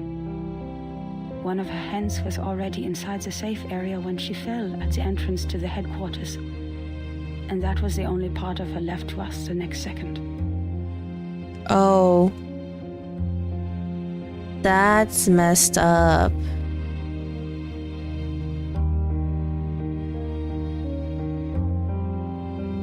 The only legacies we found were an engagement ring on that hand and her favorite blue polka dot scarf, which we used to wrap her remains in the end. Oh man. To be honest, I admired those who still remained calm and sympathized with the arcanists on the edge of mental breakdown. It had nothing to do with the 1/4 arcanist blood in my body. It was only the kind of empathy which all mankind would share out of instinct in the face of a hopeless calamity. Paulina was 2.0, she is Jay's sister? Oh, really? I thought, didn't she die? Okay, I did play the 2.0 event. That was the first event I ever played when I first joined Reverse 1999. I joined like literally at the tail end of the anniversary. So I didn't really read the 1.9 event story, so don't spoil that for me. The anniversary event story. So don't spoil that for me, but 'cause I haven't read it yet. But yeah, I read 2.0. Honestly, I did have no idea what was happening. I just thought like Jay and Mercury were cool. But like Didn't the sister die from something else and not from the storm though? That's why I'm a bit confused. Did they retcon the death? Because like, wasn't she dying in like Jane's arms or something? I don't remember the story too much because well, partially because I had no idea what was happening, but I didn't really understand too much of what I was reading. But didn't she die in Jane's arms or something? We lost many, too many colleagues. In the materials they sent back, we even saw all the horrifying phenomena, such as one's veins turning into electric wires. Oh yeah, that happened. Since then, the storm, a word simply taken from visual observation, has been used to refer to the calamity. Of course, we can have a word for the calamity itself. But what words should we use to conclude all the absurdity and panic? Oh, that's his hallucinations? Oh, okay. I thought she died. I was like very confused when I was reading toward the ending of it. I was like, wait, is she alive or is she dead? Like, okay, so because she joined the foundation and stuff, and I was like, wait, so is she alive or is she alive? Did she manage to save? Did she manage to get her friend out that she wanted to get out? Like, and help the foundation toward the ending? I was like, that was a bit part. I was a bit confused about the ending of that event. Before the storm, we were all familiar with time. It was supposed to be a straight line connecting the past and the future. We followed the line to move forward. We broke free from ignorance. We built civilizations. We developed technologies. We promoted the well-being of mankind. And we improved our living conditions step by step. We were But that's sad though. Progress on the right path. That Jay's sister died. Actually. But then, the path was taken away all of a sudden. You can tell I only remember Jason McCrea's name from the event story. I don't really remember everyone else's names. Oh, time. Our closest old friend, where are you taking us? Back to the two most painful war times in the 20th century? The era when no one had ever heard the hiss of steam engines, or the century when mankind was yet to be enlightened? So far, mankind has achieved a lot in history. Dynamos, automobiles, flyovers, railways, hospitals, poorhouses. But if it goes on like this, what is the point of all the efforts we have made? Now we are like a shipwreck left on the island of time, witnessing the fall of the whole modern world in the unstoppable tsunami. Man, it would be so scary living in this storm. Even though the Foundation has lost a lot of staff members, they are still doing fine compared to Laplace. Oh, is Laplace not doing well? My younger brother was a good example. He was the most sensible person I have ever known. On the first day of the second reverse, he told me, in a calm manner, At least we have reaffirmed that Newton was right. There was never an arrow of time in classical mechanics. Neither in relativity nor quantum mechanics. I feel like these characters are gonna come out later or something. Or one of them will. That means this is absolutely normal. Whether the time goes backwards or forwards, even if it starts spinning around like a tabletop football player. They're not against the law of physics. We can go back in time and give Poincaré a medal of great profit. Like he's going more crazy than being staying calm. The next day, he almost fell off the 6th floor due to excessive drinking. All the perceptions of time and space developed to this day were overthrown. We couldn't find any theories to explain the storm in any existing researches. There could only be two reasons for this situation. Either we've been completely wrong all the time. Okay. Or we've come to a brand new world. My question is this storm a natural phenomena or is someone really just creating it? And this Okay, new world no spoilers though, but can never make sense about in that. the way of science or that of physics. It cannot be verified by an independent third party, and it is impossible to be comprehended through reasoning. This is just me trying to theorize to myself. Is it true that we have been going the wrong way? Is it true that those once proven wrong by history, those arcanists who claimed to possess gnosis, are actually on the right path? We still don't know yet. I have a feeling that like we haven't confirmed anything about the storm in a way. Because I mean, the game still has like to keep going on, right? Just kidding. In Just fact, kidding. the one who put an end to the chaos was indeed not a human. What? Okay. This Robot. thing, I had no idea what it was. It claimed to be a machine which never stops working. It laughed at the limitations of our brains and the metaphysical mistakes we make ceaselessly. But it did solve the most urgent issue. A system was built to tackle storm-relevant emergencies after it took charge of Laplace. Oh, so there's a robot in charge of Laplace? Okay. The first measure it adopted was contacting all the existing branches of the Foundations at the time to confirm the scale of available manpower. Then it built observation stations all over the globe to find if there were any other regions immune to the storm. Interesting. After that, numerous offices responsible for deducing the cause of the storm were established. Even though there were countless disagreements during the research, at least we had taken the first step. Oh, the robot must be similar to Pickles. Or like it awakened or something. I handed To in magic or an application something. to take part in this mission, determined to get rid of the fog in my mind. In 1986, I was assigned to the office in Egypt. All my friends came to the dock to see me off. But interpret as a cosmic phenomenon mixed with metaphor, you know, some storm syndrome and stuff. I see. To be honest, my theory for the storm is that I feel like it's like a not a natural phenomenon, but like I mean maybe I do think it is natural. Not like supernatural, but like natural in that like maybe them using maybe them using magic affects the storm causes the storm to happen. I don't know. Because maybe magic isn't natural to their world or something like that. I don't know. It's just a really huge theory, just fling it out there. But 1986, I was assigned to the office. Came back to Because me we off. knew it could be the final goodbye. Even though we were equipped with the emergency communication devices issued by Laplace, we were still not clear when the storm would assault us, or where we could hide nearby. Man, that's What really risky. scared me was not the threat to my life, but the possibility of dying ignorant. Then I boarded the ship to Alexandria from Athens. And that was when I met her. Who is her? Now when I recall it, it was almost impossible to ignore that group of arcanists on the ship. What, There were Arcana? about a dozen of them, all in eccentric stitched robes. They were followers of a strange school which mixes arcanum and mathematics. Oh no. It's people from the Math Island. I talked to them. No matter how much that conversation bewilders me now, I was more excited than confused at the time. She joined the They island. also survived the storm in 1996, and they noticed the unusual changes taking place in the world as well. That means I actually met another group of survivors from the millennium.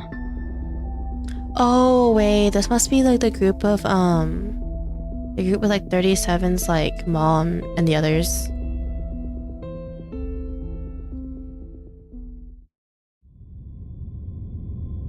They said they made a boat to go outside. She stops turning the pages. Wait! A school of arcanists who survived the storm?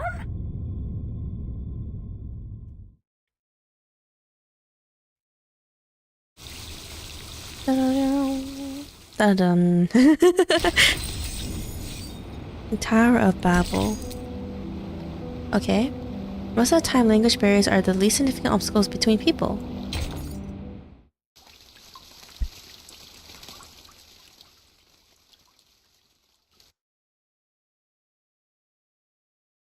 A mixture of arcanum and mathematics. The ship on the Mediterranean. Unbelievable. Our investigator actually met this group of arcanists who believed in numbers and even left such a precious record down on paper. Does it mean we are close to being helpful to Virgin? Close to being helpful. The chief assistant of the monitor assistant lets out a cheer. Sir Certainly, it's what we deserve for all the efforts today. But why did they leave such an important report in the reference room storing unnecessary information? That's true. Did they misput it here after the chaos of the storm? What if someone hid it there? Hearing her confusion aside, Matilda turns to the next page of the record. Among them, the most easygoing one was Hugh. Yeah, it was the group with 37's mom in it, which had Sex's aunt and Sophia's dad, Hugh. He was an engineer as well as an arcanist. We shared the same preference for human technology, and that became our common topic. Hugh was in his 30s, red-haired, cheeks sunken, and deeply depressed due to some kind of eye disease. He was a decent man, with a prudent attitude, working at a desk most of the time. He reminded me of the imperial miniature painting artists in the Sultan's palace. Most of them ended up blind after toiling for their life. Dang. He showed me the picture of his daughter.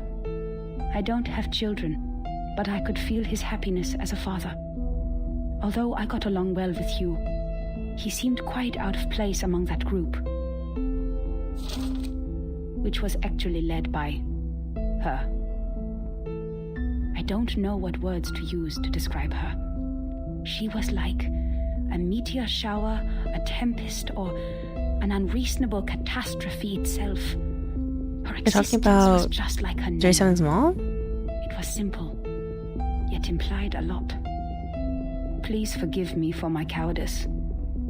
Even now, I don't have the courage to write down her name, if one would call that a name. I'm talking about Six, In his fact, mom. she was quite a kind of warm-hearted person. Among all the unregistered arcanists I've met, she was one of the nicest ones towards the Foundation. She looked young, even though I heard she had a daughter too. Besides, she still possessed the innocence of a child, and that kind of excitement exclusive for genius. That's right. It seemed the whole world was like a sparkling toy to her. Our communication was heart-stirring at the beginning. Both of us were eager to find out what was happening, like two shipwrecked victims grappling at each other on the sea. But I didn't have the slightest idea what she was talking about, actually. The problem was not the typical communication issues between humans and arcanists. I was sure the language we used didn't pose any obstacles, but still I couldn't understand any words of hers. I mean, she's about all that math. Highly intelligent if one can name all the factors of 11,567 without thinking. But what this one said was illogical nonsense which no one could ever imagine. What? She claimed that there is a world of numbers, above all else, where the non-physical essences of all things exist in the form of timeless, absolute, unchangeable ideas, and that the physical world where the time flows is nothing but an appendage, which has never been real or true. Dang. And that's why the chaos in this world is not worth any attention, and we should focus on what happened to the supreme existence. Oh, so they kind of didn't really go out to find out the storm. What a disaster combining modern maths with ancient superstition. I saw another hubristic arcanist pretending to be the prophet by reliving Platonism. Dang, she's like knocking down on the people from the islands. I don't even bother to mention the balderdash on soul numbers. Even the New Age movement could use some of her absurdity. Dang. But that was not yet the end. She even claimed to be aware of the exact year when the next reverse would happen. But when I asked her about it seriously, she said, "My apologies. I've made an oath. I shall and only shall reveal the demonstration to people who have their own soul numbers." I'm not sure whether she was making fun of me or being serious, but I had this feeling that she was eager to tell me how she was granted the secret through a moment of afflatus. It seemed she just saw through the laws behind all things instead of finding them through logical deduction. Okay. Can't you see it? It is right in front of you. After I expressed She's my just like inability 37. to comprehend her words 30 times, she finally gave up and proffered regrets. I'd rather take it as a new kind of humiliation. What really irritated me about her, however, was her contempt towards science and all the scientific research methods. Oh, dang. As far as I'm concerned, the value of a theory lies in its reliability, universality, and generalizability. Another 2.0 reference. New Age movement is the cult movement from 2.0. Yeah, those guys in the forest, right? And I was like, what the heck is happening? And I had to go fight them. I was like, oh my gosh, like, why are these guys going against us? And why do I have to fight them? I mean, of course, it's because the cult is doing really crazy stuff right before the storm was going to happen, but you know what I mean. Our pursuit of the truth has laid the foundation of modern science, allowing us to change the world. Yet, in her eyes, the value of a theory lies in its beauty. I talked to her on the current situation, and I told her how we would save lives and preserve the hard-earned technology of mankind if we could find the pattern of the storm. Is there even a pattern of it? It was of course not an easy thing to do and would take enormous manpower, so I asked her sincerely to join the Foundation. Yet again she responded with contempt. She believed they would only become another military squad of the Foundation's. I mean, she's not wrong. Darling, maths are beautiful for their uselessness. That's why it remains noble and graceful in this sordid world, despite you humans' reckless action of using it to calculate ballistic. She turned down my invitation and left an unfairly negative comment on our storm observation project. Dang. The observation stations you built are destined to be toppled because their basis is the fragile world that follows the laws of physics. The efforts you've made are like nails on a sand beach, which will only be carried away by the next tidal wave. Wow. But I said, perhaps our efforts are in vain, but someone has to do it. We will try every corner of the beach before making the conclusion that the world we are living in is already a hopeless ruin. What a pragmatic, rigorous, and rational speech. But dear, the world is a hopeless ruin. Oh, so 37's mom didn't have bus straight, huh? The conversation ended in disagreement. I don't know why arcanists hate the world so much. Perhaps the reason is they have never been truly accepted. To this day, I still remember her venomous conclusion. The world built on past experiences has ended. In your words, which you used to mock us, why not embrace the reality? I didn't realize 37's mom was so weird. The gnosis which she deeply believed in, and the so-called prophecies she made through numbers, she had never given any proofs or details that showed rigorous logic. And the reason for her inactions was an oath she had made before some stone? Therefore, I believed her words were only the nonsense of a lunatic. When we first met, I thought she was different from all those psychos, who mistook the malfunction of their prefrontal cortex as the will of God. But they turned out to be the same. Wow. In the name of human sense, I swore everything she said was absurd and ridiculous to me. Until...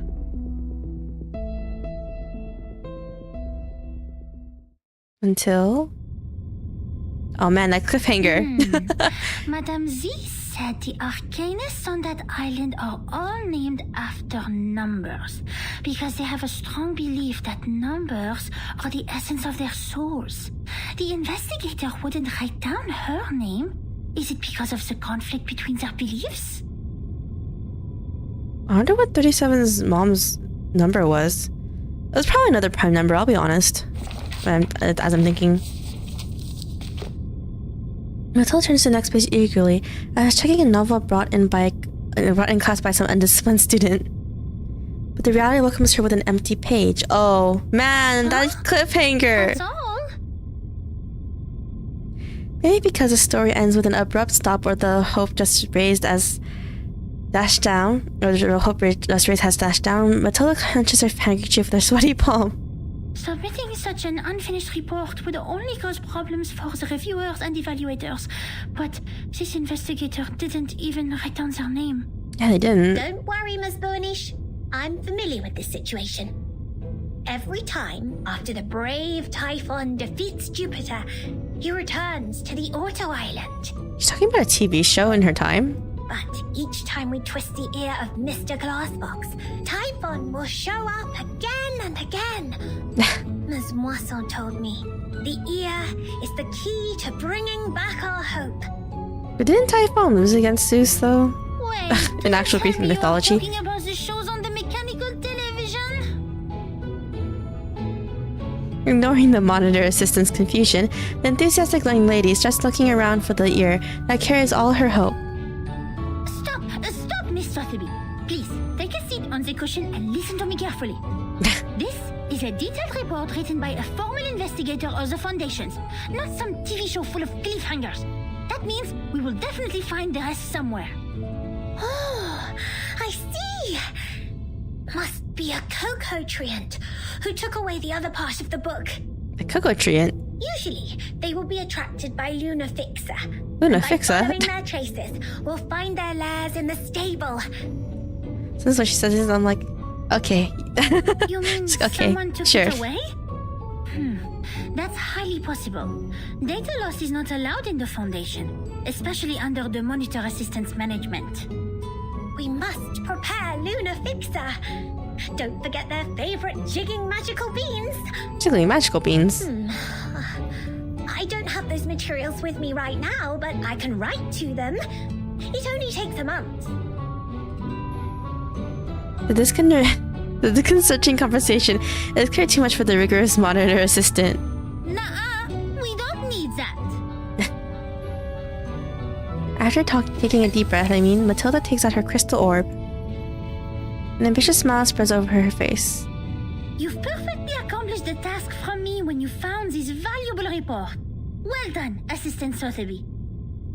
Now it's time for the great Matilda to show a little bit of her greatness. Is she gonna clairvoyant, try and find the rest of it that way? Kind of like a tracking spell in a way. Alright, divination in the day. Oh, I forgot to read the part before. It's fine.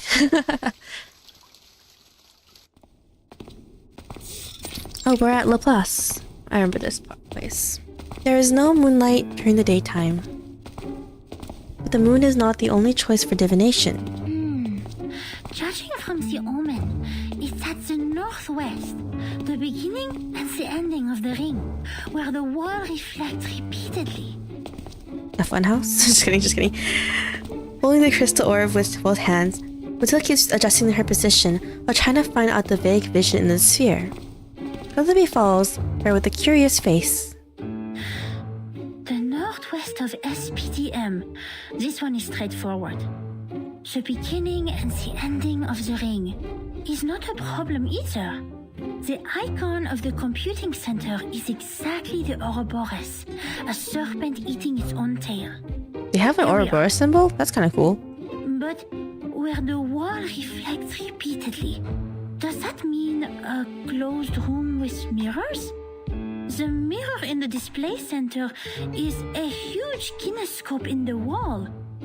And the one in the airtight laboratory is a crystal clear observation window. The one in the rehab center? No. The mirrors in the operation room have been replaced with curved electronic screens of steel structure after that Xenopilot made a scene. Adelio, crash of the window, okay. So, where is the answer? She slowly turns around, trying to find the perfect angle for a clearer vision. A white figure storms away from her side, almost bumping off the orb she tightly holds. Hey! You just hit me! Shouldn't you apologize? Where did you bump into? Oh. Where did you come from, dork? Wasting my time. Dork! Man groans a curse and hastily leaves his place with his hands covering his nose and mouth. What? Is he okay? How could he say that? That's rude! Okay, that's rude though. That gentleman doesn't look well. He's covering his face. His nose is running with purple liquid. Oh dear. Did he drink a whole bottle of purple Chrysandra juice? It's poison. Just kidding. He needs treatment immediately. Oh, if only I had brought the Phoenix heart nerves with me. Phoenix heart nerves? Okay, that sounds very, very expensive. Nothing to worry about. Just another patient trying to prove he has recovered. Okay. The hasty man has disappeared completely. The little incident doesn't raise anyone's attention. Interesting. The rehab center has all the facilities and medicines he needs. He will be properly treated. But why is he wearing the uniform of Laplace? They're being experimented on. Run. Just kidding. Where's the receptionist here? The lobby of the Scientific Computing Center welcomes them with a deafening silence. Oh, that's true. There's always people in this scene. Or in this area. The counter is no longer busy with people, but with auto-recognition device instead. Does everyone go to the weekend party night? Probing around the counter, a temporary investigator seems determined to dig out a party gramophone from somewhere. Oh my god, a gramophone. Oh, normal phone. Absolutely not. The researchers here are too busy to do that. The computing center is working on the most urgent and vital project, the research on the immunity to the storm. We should they're not still disturb researching them that? unless it's Okay. an emergency. So please stop calling the office and put down the telephone, Miss Sotheby. This is not the ear of a tea kettler, and it won't take you to any twist balls. The monitor assistant can't stand the difference in their terminology anymore. Je sais qu'elle est débutante, mais quand même elle est trop bizarre. I know she's a rookie, but even so, she's way too unbelievable. Right now, members with caution on patients, trigger the afflatus at the right time. J'avoue que Verten a remporté une victoire temporaire sur ça. Guide new members with caution and patience trigger the afflatus at the right time. Oh, I have to admit, Vertin is doing better than me for now. Her mumbling is interrupted by the owner of a cheerful footsteps. Miss Bonish, I just read the map on the counter. Okay. You mentioned where the wall reflects repeatedly. Does the vision refer to the racquetball center here? You see, its icon is a bouncing ball. Actually.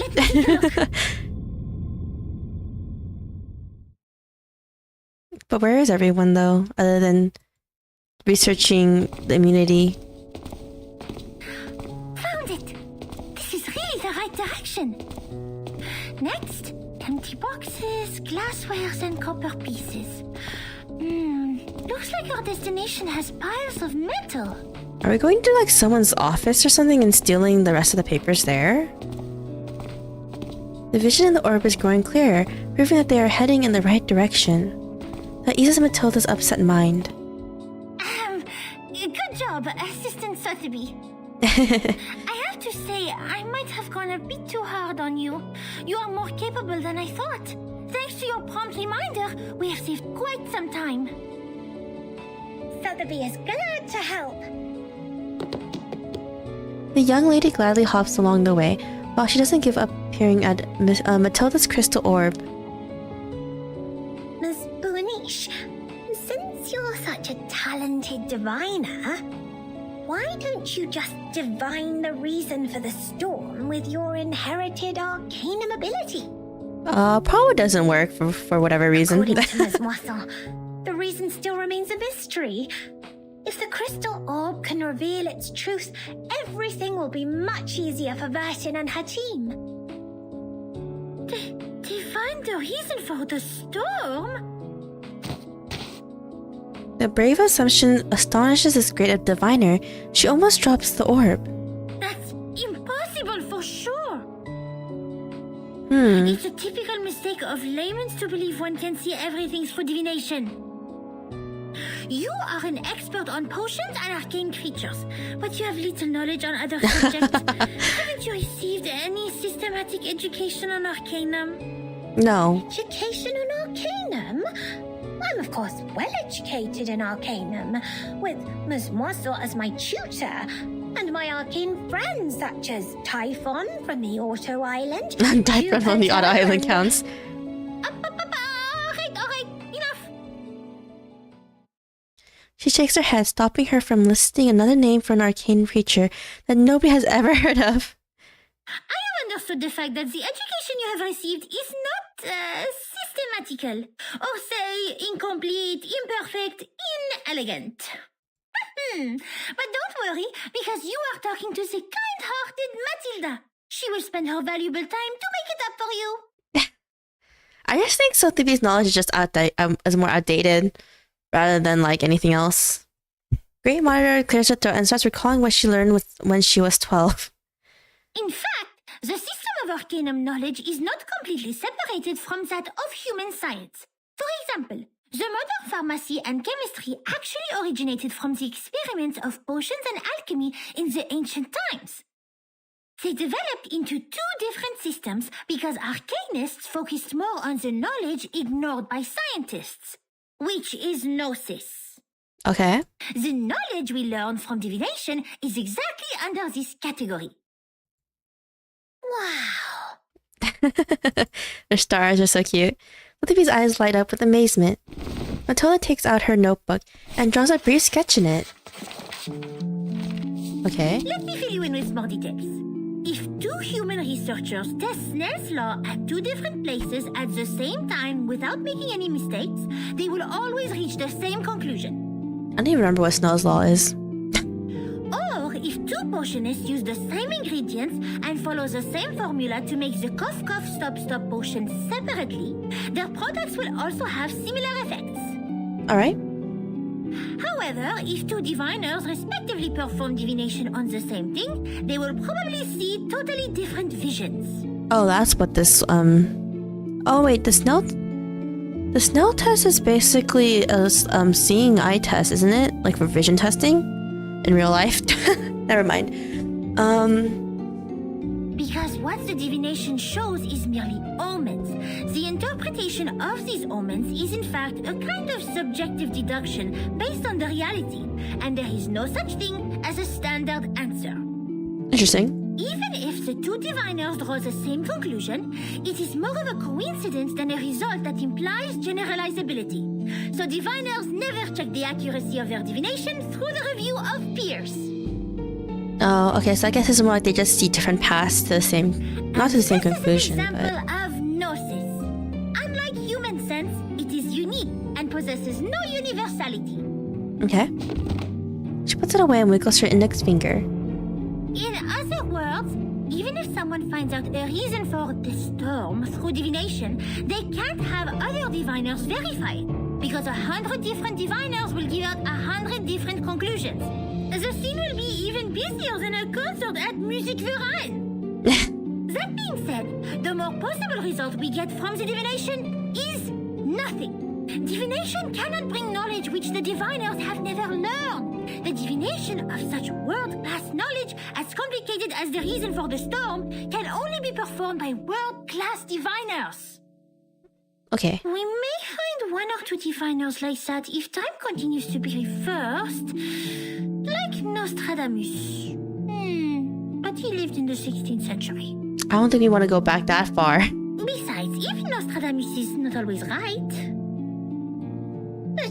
But Miss Buaniche is. Thanks to your divination, we're getting closer and closer to that report, right? It's not like it, but it's like but I guess it's because it's like something physical, not a phenomenon. You are right. Finding items, interpreting dreams, and making simple prophecies. All these things are just a breeze for the bright and clever Matilda. But inquiring about the storm is beyond my ability, and it will only bring misfortune. I will never make such a stupid mistake. Matilda regains her radiant appearance. In fact, this half of the report and the handwriting of the author are perfect divination media. Besides, our target is not far away from us, and I'm familiar with the surroundings, which have made things much easier than usual. It is true diviners can improve the accuracy and controllability of their gnosis by practicing repeatedly, holding the rituals properly, and making targeted preparations. But that still doesn't mean the result will be absolutely accurate. And divining things in this game, I mean, it's always in every like type of media. Divining always comes with a lot of drawbacks. And whoever has the most accurate divination is technically an actual diviner. Reading the vision in the orb, Matilda leads Sotheby around another corner nimbly. The report says that person who mentioned the school of numbers claimed she was enlightened about the year of the next storm. Is that also by divination? I am not sure what kind of arcane skills they used, but numbers are indeed a kind of omen too. I am not talking about the specific knowledge of mathematics, but the numbers themselves, because they are even more abstract than images and languages as kind of symbol.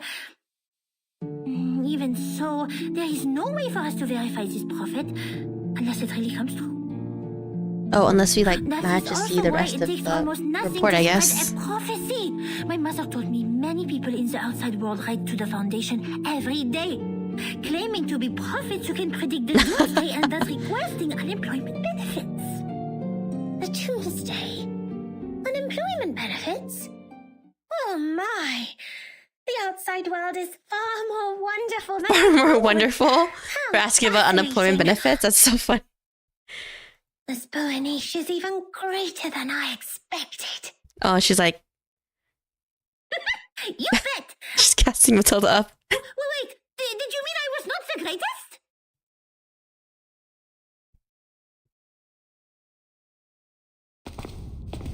Alright. I thought it was going to end there. We have reached the end of the corridor.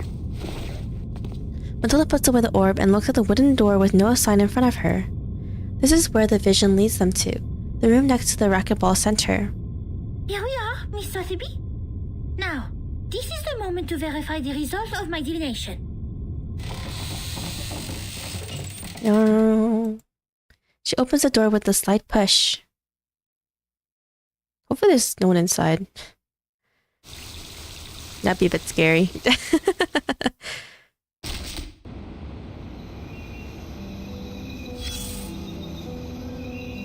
I chill within reach. If you look at the ground after the rain, you can often see a wet, long trail, like this one. Okay. At the end of the trail, there may be a snail slowly crawling forward. Yes, forward. The snail marks the direction for us. Alright. But what if we don't see any snails at either end? How are we going to distinguish the direction to the future from that to the past? Need a criteria? Criterion. What was that for? Darling. To figure something out, you always need to make deductions based on facts and logical reasoning. What you see is not necessarily true, but what is logical is, because we haven't witnessed or experienced anything illogical so far. If something like that actually happens, it must be because we are too ignorant to understand it for the moment. Okay. This point was firmly believed by those researchers who worked in the house like canned sardines. It remained true to them until the first drop of rain rose. Oh, the first storm, yeah. The sardines suddenly found that the knowledge they possessed couldn't support the point anymore. The can was opened, revealing a completely different thinking pattern to them. Whatever they used to mend the can, there was still a crevice left between the inside and the outside, and it could be ripped open again at any time. What happened then? The chaos didn't last. If it really was the rain that swept away the snail and messed up time, then we should look at the silver lining. Does it mean we will find out the truth of time once the secret of the rain is revealed? There has never been a shortcut like this one, since time is only an intangible concept. Okay. So then, observation stations were built all over the globe. The staff learned how to collect and keep the valuable samples efficiently in no time. The little boxes they use to store the raindrops are still being upgraded even now. Oh, they actually stored the rain? That's... okay. Order and silence were brought Don't expect to do that, I'll be honest. Every piece of gear was placed back on the right track. Okay. It was a grand feat, And no one could have accomplished it inside this huge, cumbersome machine except another machine. She took no sides and sought only predictable results. Is that the robot in charge of That's the why bus? she made a decision as soon as she read that report and its attachment on her desk. The former was about a delicate component which flapped like a butterfly in that huge machine. And the latter was a piece of paper full of circles and dots. Okay. Then she stored the information on her hard disk and destroyed the report. Oh. And the paper which claimed to have recorded the locations where the storm might happen, yes, the one with the butterfly-like drawings, was retained for data comparison. It seems she's satisfied with the result. Huh.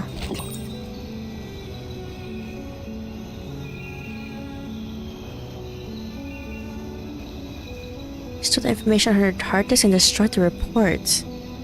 Here, which claimed to have recorded location where the storm might happen. It's changed for data comparison. Okay. I take that. Okay. Part 5. The lament in silence, that invisible hand raised up high, easily plucked a star from the sky. Okay, that doesn't sound very good. The lament in silence. Whoa, what is this place? The light is dim here. Archaic cabinets and organized files are everywhere, punctuated by strange devices in Laplace style. It's like an abandoned utility room. Are we? Sad she's Not in thinking. front of the racquetball center. She waves away the dust and struggles her way along the toppling cabinets. The orb showed copper pieces. We need to find something that seems to be locked, but is actually not. Aha! Found it! Nothing can stop the genius, Matilda. She finds what she's looking for in a rusty drawer. Man.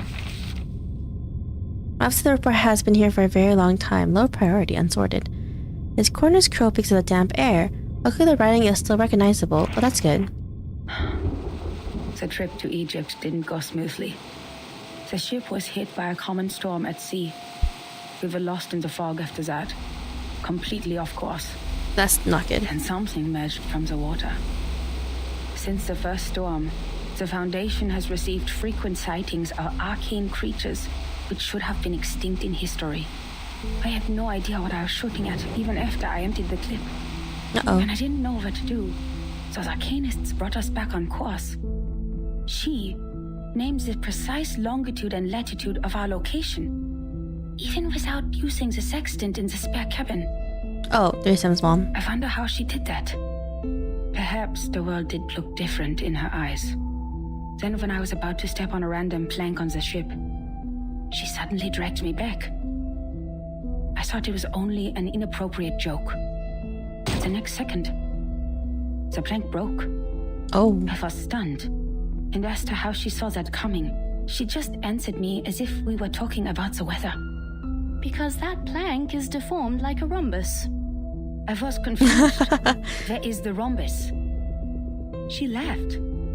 The rhombus can't be seen with eyes. You shall close your eyes, hearken to the teaching of the Supreme Existence, and seize the moment of a flatus. Of course, I didn't see anything. Man. Nor did I understand what the moment of a flatus was. Perhaps it's just another privilege enjoyed by arcanists, just like their right to be lunatic. Is the writer not an arcanist? Nevertheless, she reached the correct conclusion in a completely wrong way. The completely wrong way. Man, 37's people must seem like crazy people to the Foundation guys. But that was not enough to settle the differences between us. Oh man. She remained rejective to working with the Foundation. And I finally gave up on the attempt to persuade them. My mission on that trip was not to make contact with them. No, it wasn't. Besides, what we needed was builders of the storm observation system. Not some liars who would only make things worse. Wow. As for the shelter they took from the storm, she wouldn't say a word, as if she were dealing with a spy who tried to find out the deepest secrets of the Arcanists. In the end, Hugh mediated between us. He gave me an address in Istanbul to which I could send the letters to contact them. After that, I spent more than half a year in the Egypt office. Things were even worse there than I expected. Some have gone missing after the storm. The people who were supposed to be in the Egypt office, according to the member list stored in the headquarters in 1985, were not there when I arrived. Oh, they probably got snapped up on the second storm. The situation could be caused by the limitations of the transmission of paper-based materials, or because the computer was not yet popularized to every corner of the globe at the time. One minor mistake of a copyist could develop into a huge difference. Besides that, the chaos inside Laplace was an even worse issue. I learned that someone published the paper Samplings of Global and Regional Chaotic Energy Route Changes in the name of Butterfly of Lorentz.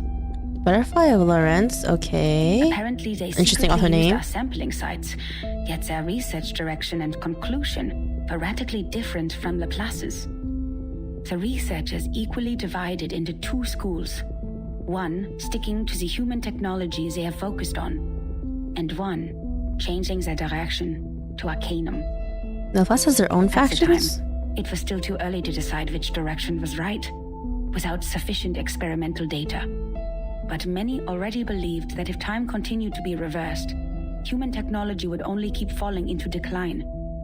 That's While true. Arcanum, which relies on personal ability, would rise again. It's true that Gnosis cannot be copied, verified by an independent third party, or comprehended through reasoning. Its nature decides that it cannot lay the foundation of science or be popularized to every ordinary person. It takes solid marble to build a castle, not slippery sand. Even so, what harm will it do to rely on Arcanum when the underlying logic of all things has become unreasonable? Oh, Before shoot. the disagreement was settled, the storm in 1987 was predicted.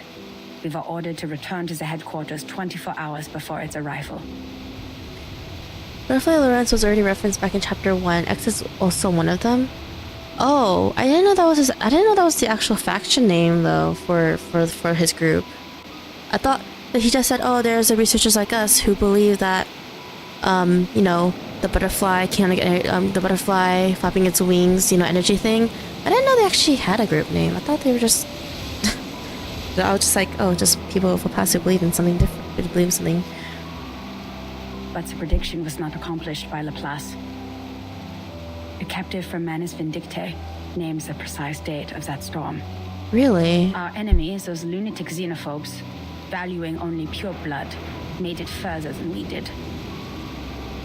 Okay, so the Manus either predicts the storm or they're creating the storm. Is my prediction.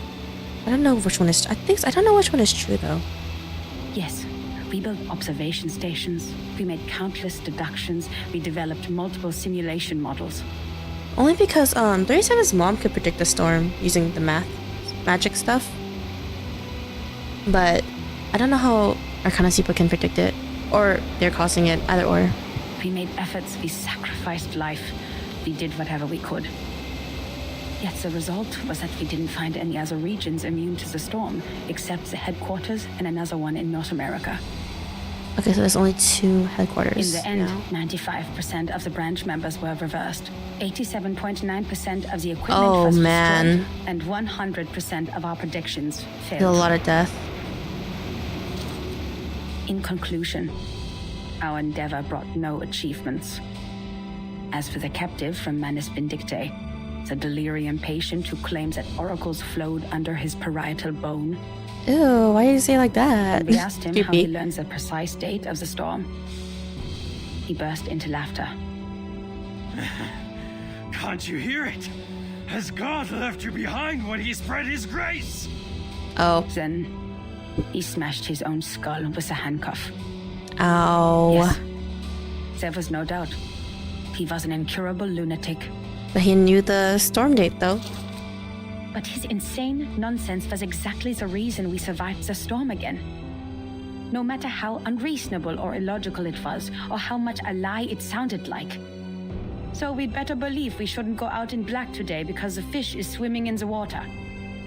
What? We'd better believe in the existence of the non-physical, everlasting, transcendent world where everyone's soul is a number. We'd better believe in the supreme existence which caused the disorder of time by merely casting its shadow.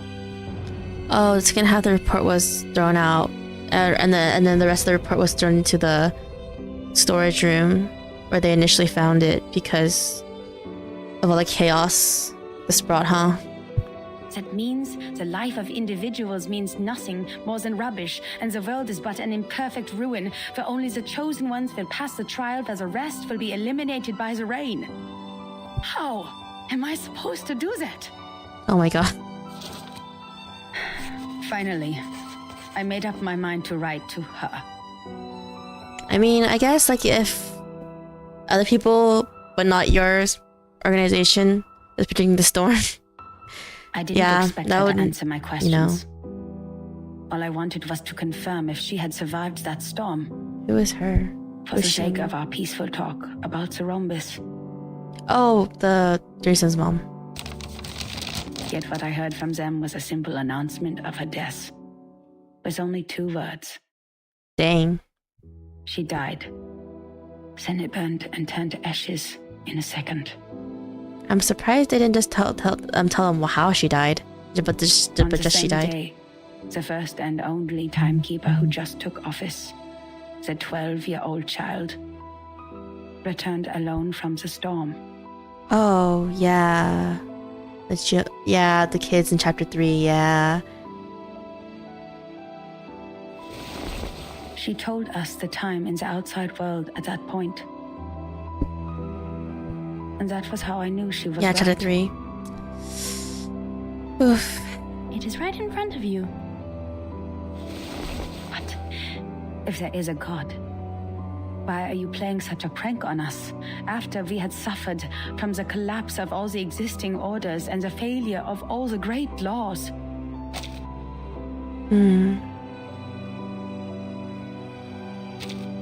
If this is what she calls a glimpse of the supreme existence, the moment of a flatus, do you have to present it in such a cruel way? The last 2 digits in the number of the year after that storm were exactly her name and her number. 77. Oh, she did have a number 77. It's not a prime number.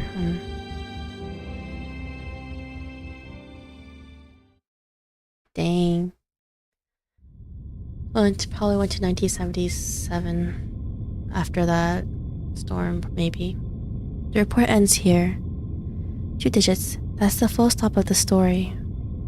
Incroyable! Incroyable! C'est vrai! Quelqu'un a vraiment fait cette prophétie! Unbelievable. It's actually true. Someone did make that prophecy. Bertin and Soneto will be thrilled to know what we found. Well done, Miss Sotheby. You performed as well as a formal investigator. We need to submit this report to your instructor immediately. Bertin and the group is already on the island, right? So they probably already know this. Grabbing the paper tightly, Matilda turns around with excitement. Sotheby isn't the person standing there. What are you doing in other people's rooms? That is so awkward. It's not Sotheby, it's this guy. I don't even know who this guy is. The report is snatched away. This is my personal item. You have no rights to take it. Please leave immediately. Oh, this is so awkward. Personal item? This is a precious record that should have been submitted to the Foundation. Oh, this guy must be the younger brother of the writer. That's why it's personal. According to Administration and Regulations for Dispatch Personnel, St. Pavlov Foundation Decree number 259. But who's his sister? I don't know if she's gonna be a character later. Every member of the Foundation, when acting as a field investigator, is required to create a comprehensive investigation report of all their actions and promptly submit it. And they are obliged to ensure the authenticity, objectivity, and impartiality of the report. No personal bias is allowed in the content. Oh, that was a lot of bias in there. If you have read this report, miss, you should know that it's not even qualified to be filed. But this is an emergency! The Storm Reformation Act is still new to her. She can't think of any articles to support her point of view. The character's design is really cool. I like the thing on his shoulder. She racks her brains for words, but before she makes it, Elder starts talking with one of his eyebrows raised.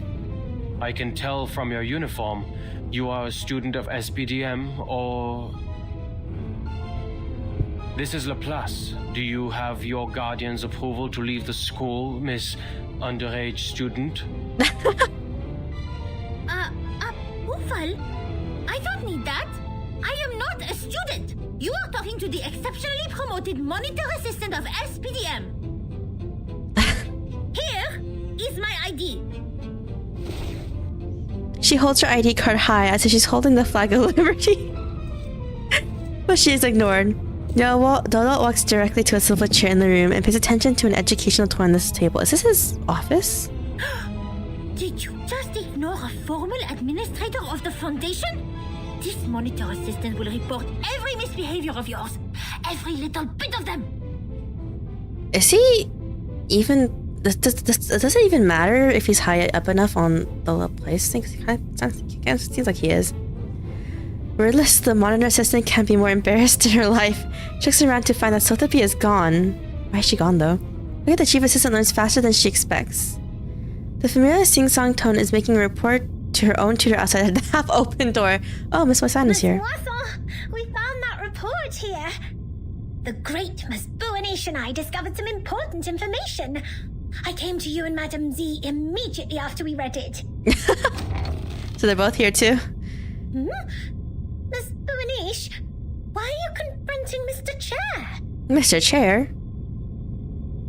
Sotheby stands at the door. Her head is tilted. Two adults are behind her. I didn't expect to see the second half of that report here in your room, Adler.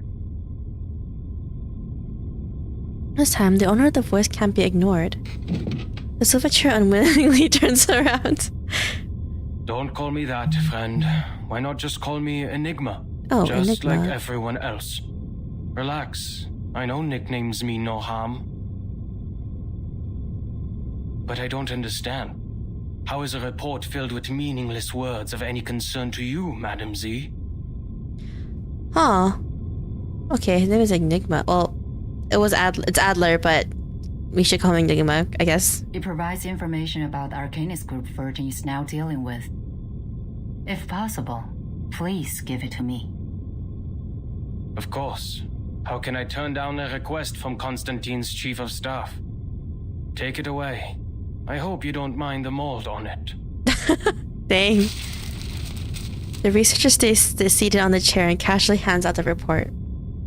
Madame Z smiles. She seems glad to see that Enigma still has the energy to be sarcastic.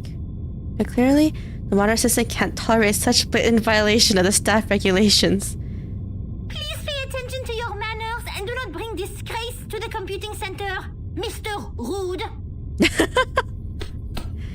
Ms. Moissan taps her on the shoulder and quickly looks in the direction of the door. Ms. Buanish? Ms. Sotheby? You've done a great job. I'm sure what you have found would be of great help to Timekeeper. And I will report your active performance in this mission to SPDM as soon as possible, Ms. Buanish. Aww. We need to further analyze the files you found. The first on the scene could provide more detailed information. Let's get out of here. Contribution exceptionnelle! Oh no, Matilda and Sotheby are just so easily just like shuffled out. The promise of like rewards. Oh la la, exceptionnel! No. Calme-toi, Matilda. No, calm down, Matilda. I didn't accomplish it alone. Assistant Sotheby also played a significant role. Hooray! It's like they're just being shuffled out so the adults can. A loud cheer interrupts Matilda's mumbling. That is to say, Miss Burnish, we can start preparing the balloons and flowers for the twist ball. No. She still wants the ball. This monitor assistant still needs to think about it. By the way, just call me Matilda.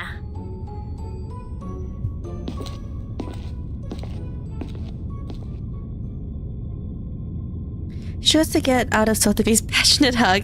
The great joy brought by Miss Moisson makes her actions clumsy. Cheering and discussing, the girls leave the room. Ramsey carefully puts the valve report away. Oh, the sounds now. It's awkward. The researcher swivels the chair again and hides himself in the fortress made of dusty items.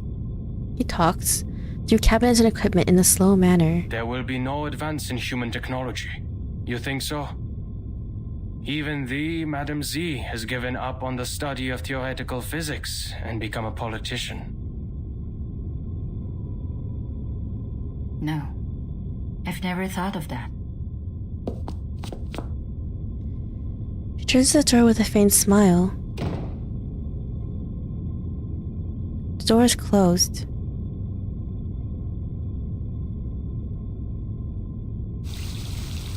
To be continued. One more part left, I think. So this seems like... Yeah. I was like, it seems like we're finishing up. New direction.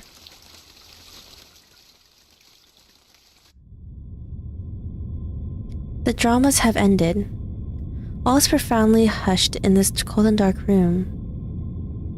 The researcher sighs and starts settling the messy papers and dusty tools on the table. Why is it mistaken for a utility room? Is it because of the mess?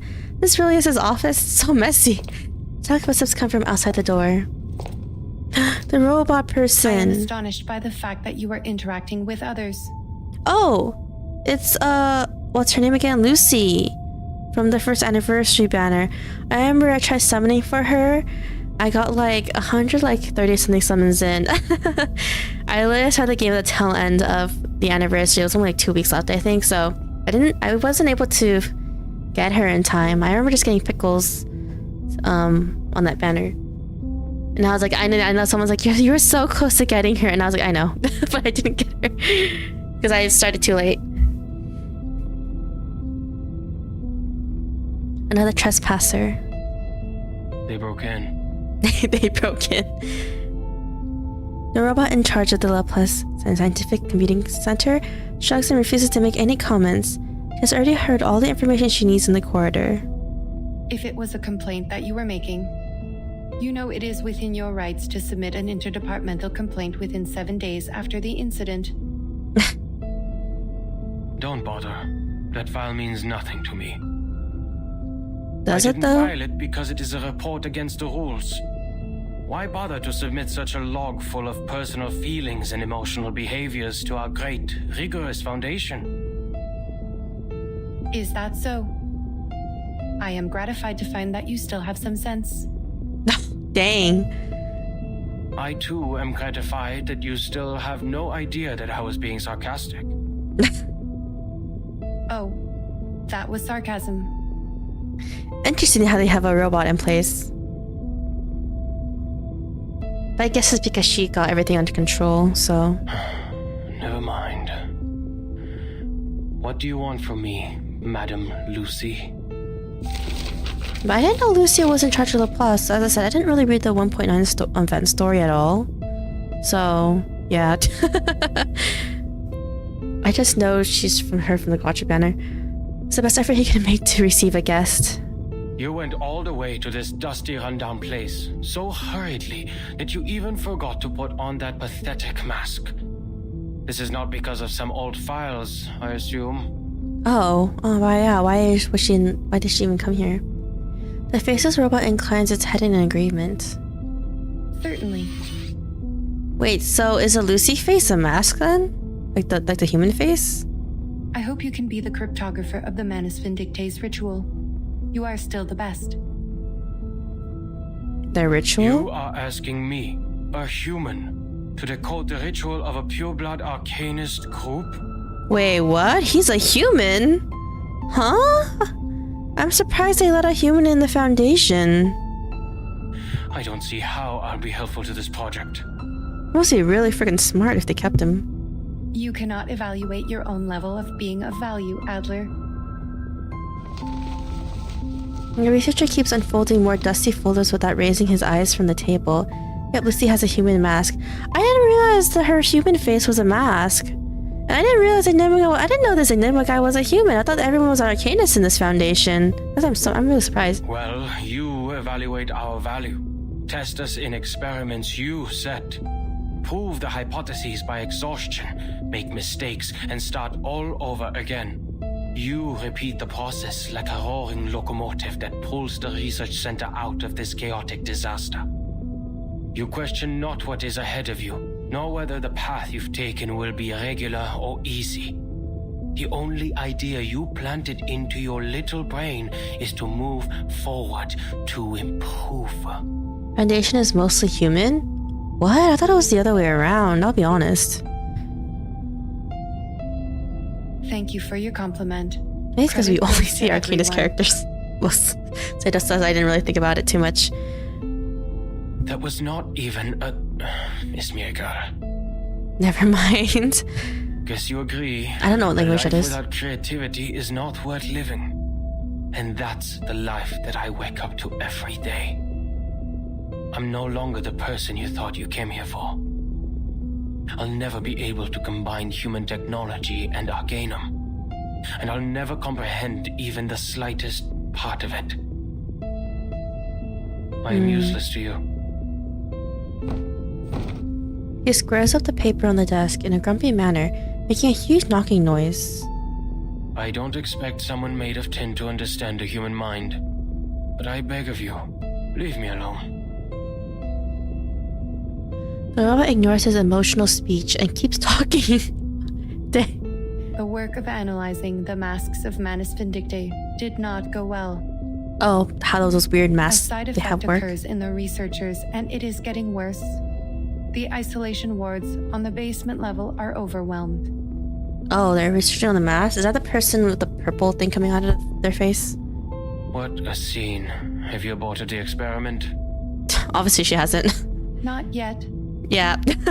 We have conducted the Arcanum imaging experiment on the masks and found a component which also exists in the raindrops of the storm. Oh. No wonder the masks what aren't. It is composed of does not help making explain people how sick. it works. What we're looking for is the original ritual that the Manus cast on them. You're trying to figure out one's career planning from one's physical examination report. I wonder why it is not working. Even if somehow you manage to find the original ritual, you still need a proper environment to test it, which is the outside world with a coming storm. The researcher turns to her with some sarcasm glow in his eyes. That's why we can't tell if we're getting results. Even if we had the right ritual, proper permission from the Foundation to travel, and strong-minded volunteer subjects. But I don't know who would volunteer for this. Sounds scary. Experiments performed in the Ivory Tower won't succeed because... An experiment about the storm can only be done in a storm. That seems... Wow, that sucks. Glad to see your brain is not rusty yet.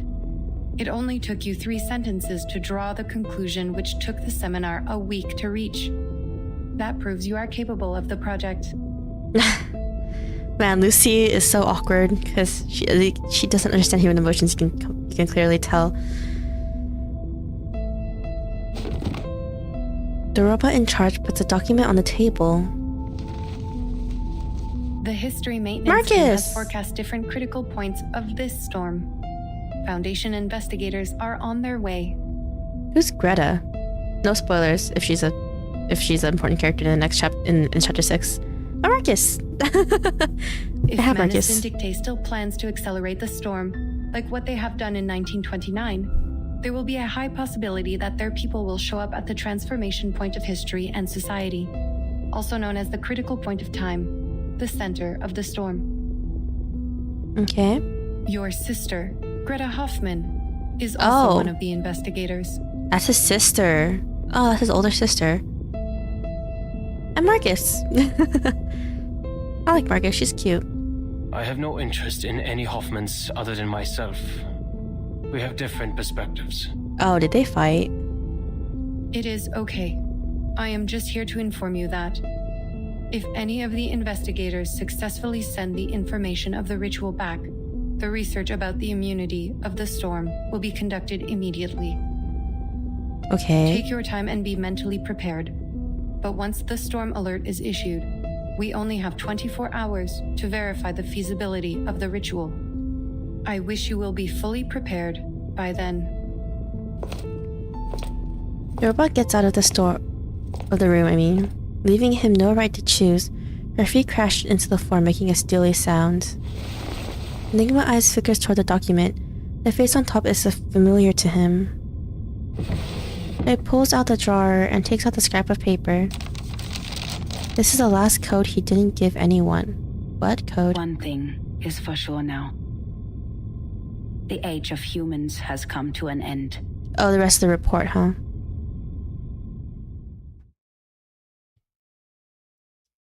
Oh, man.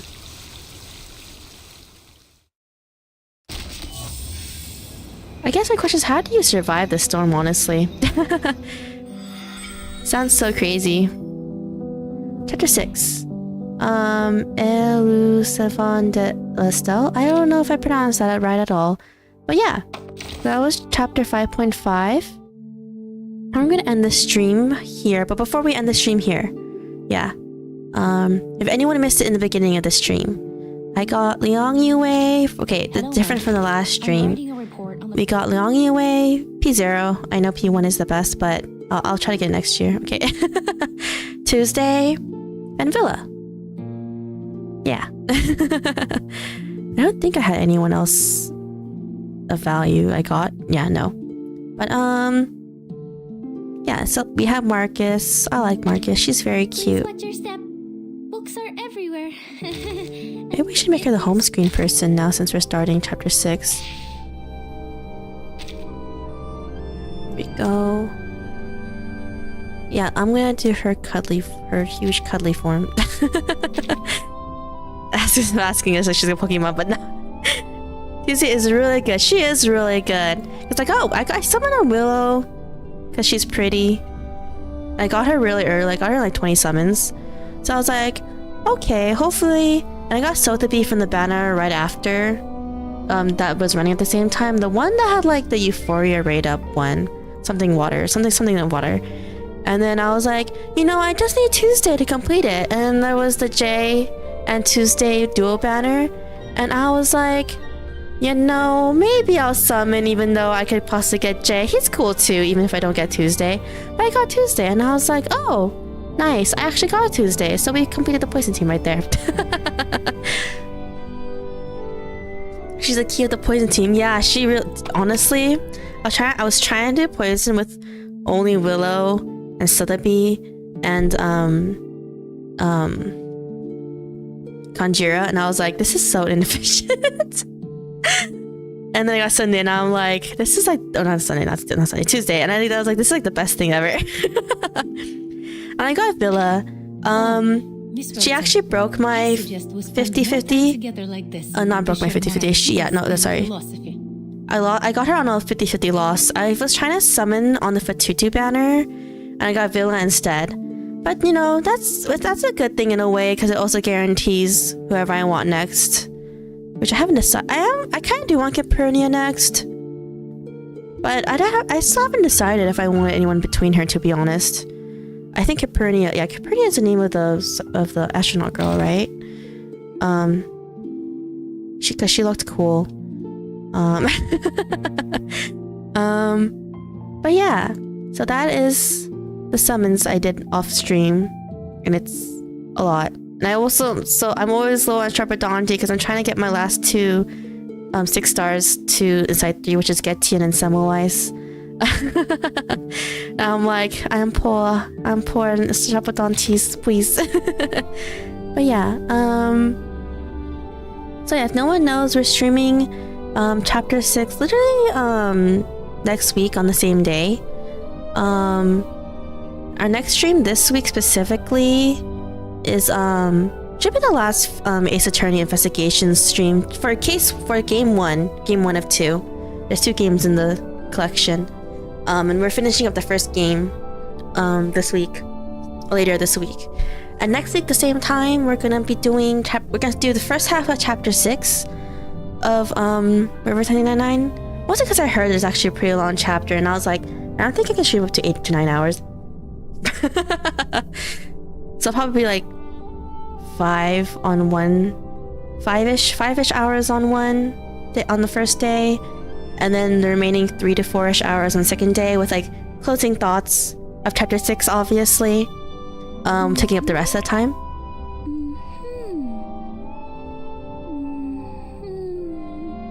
Aww.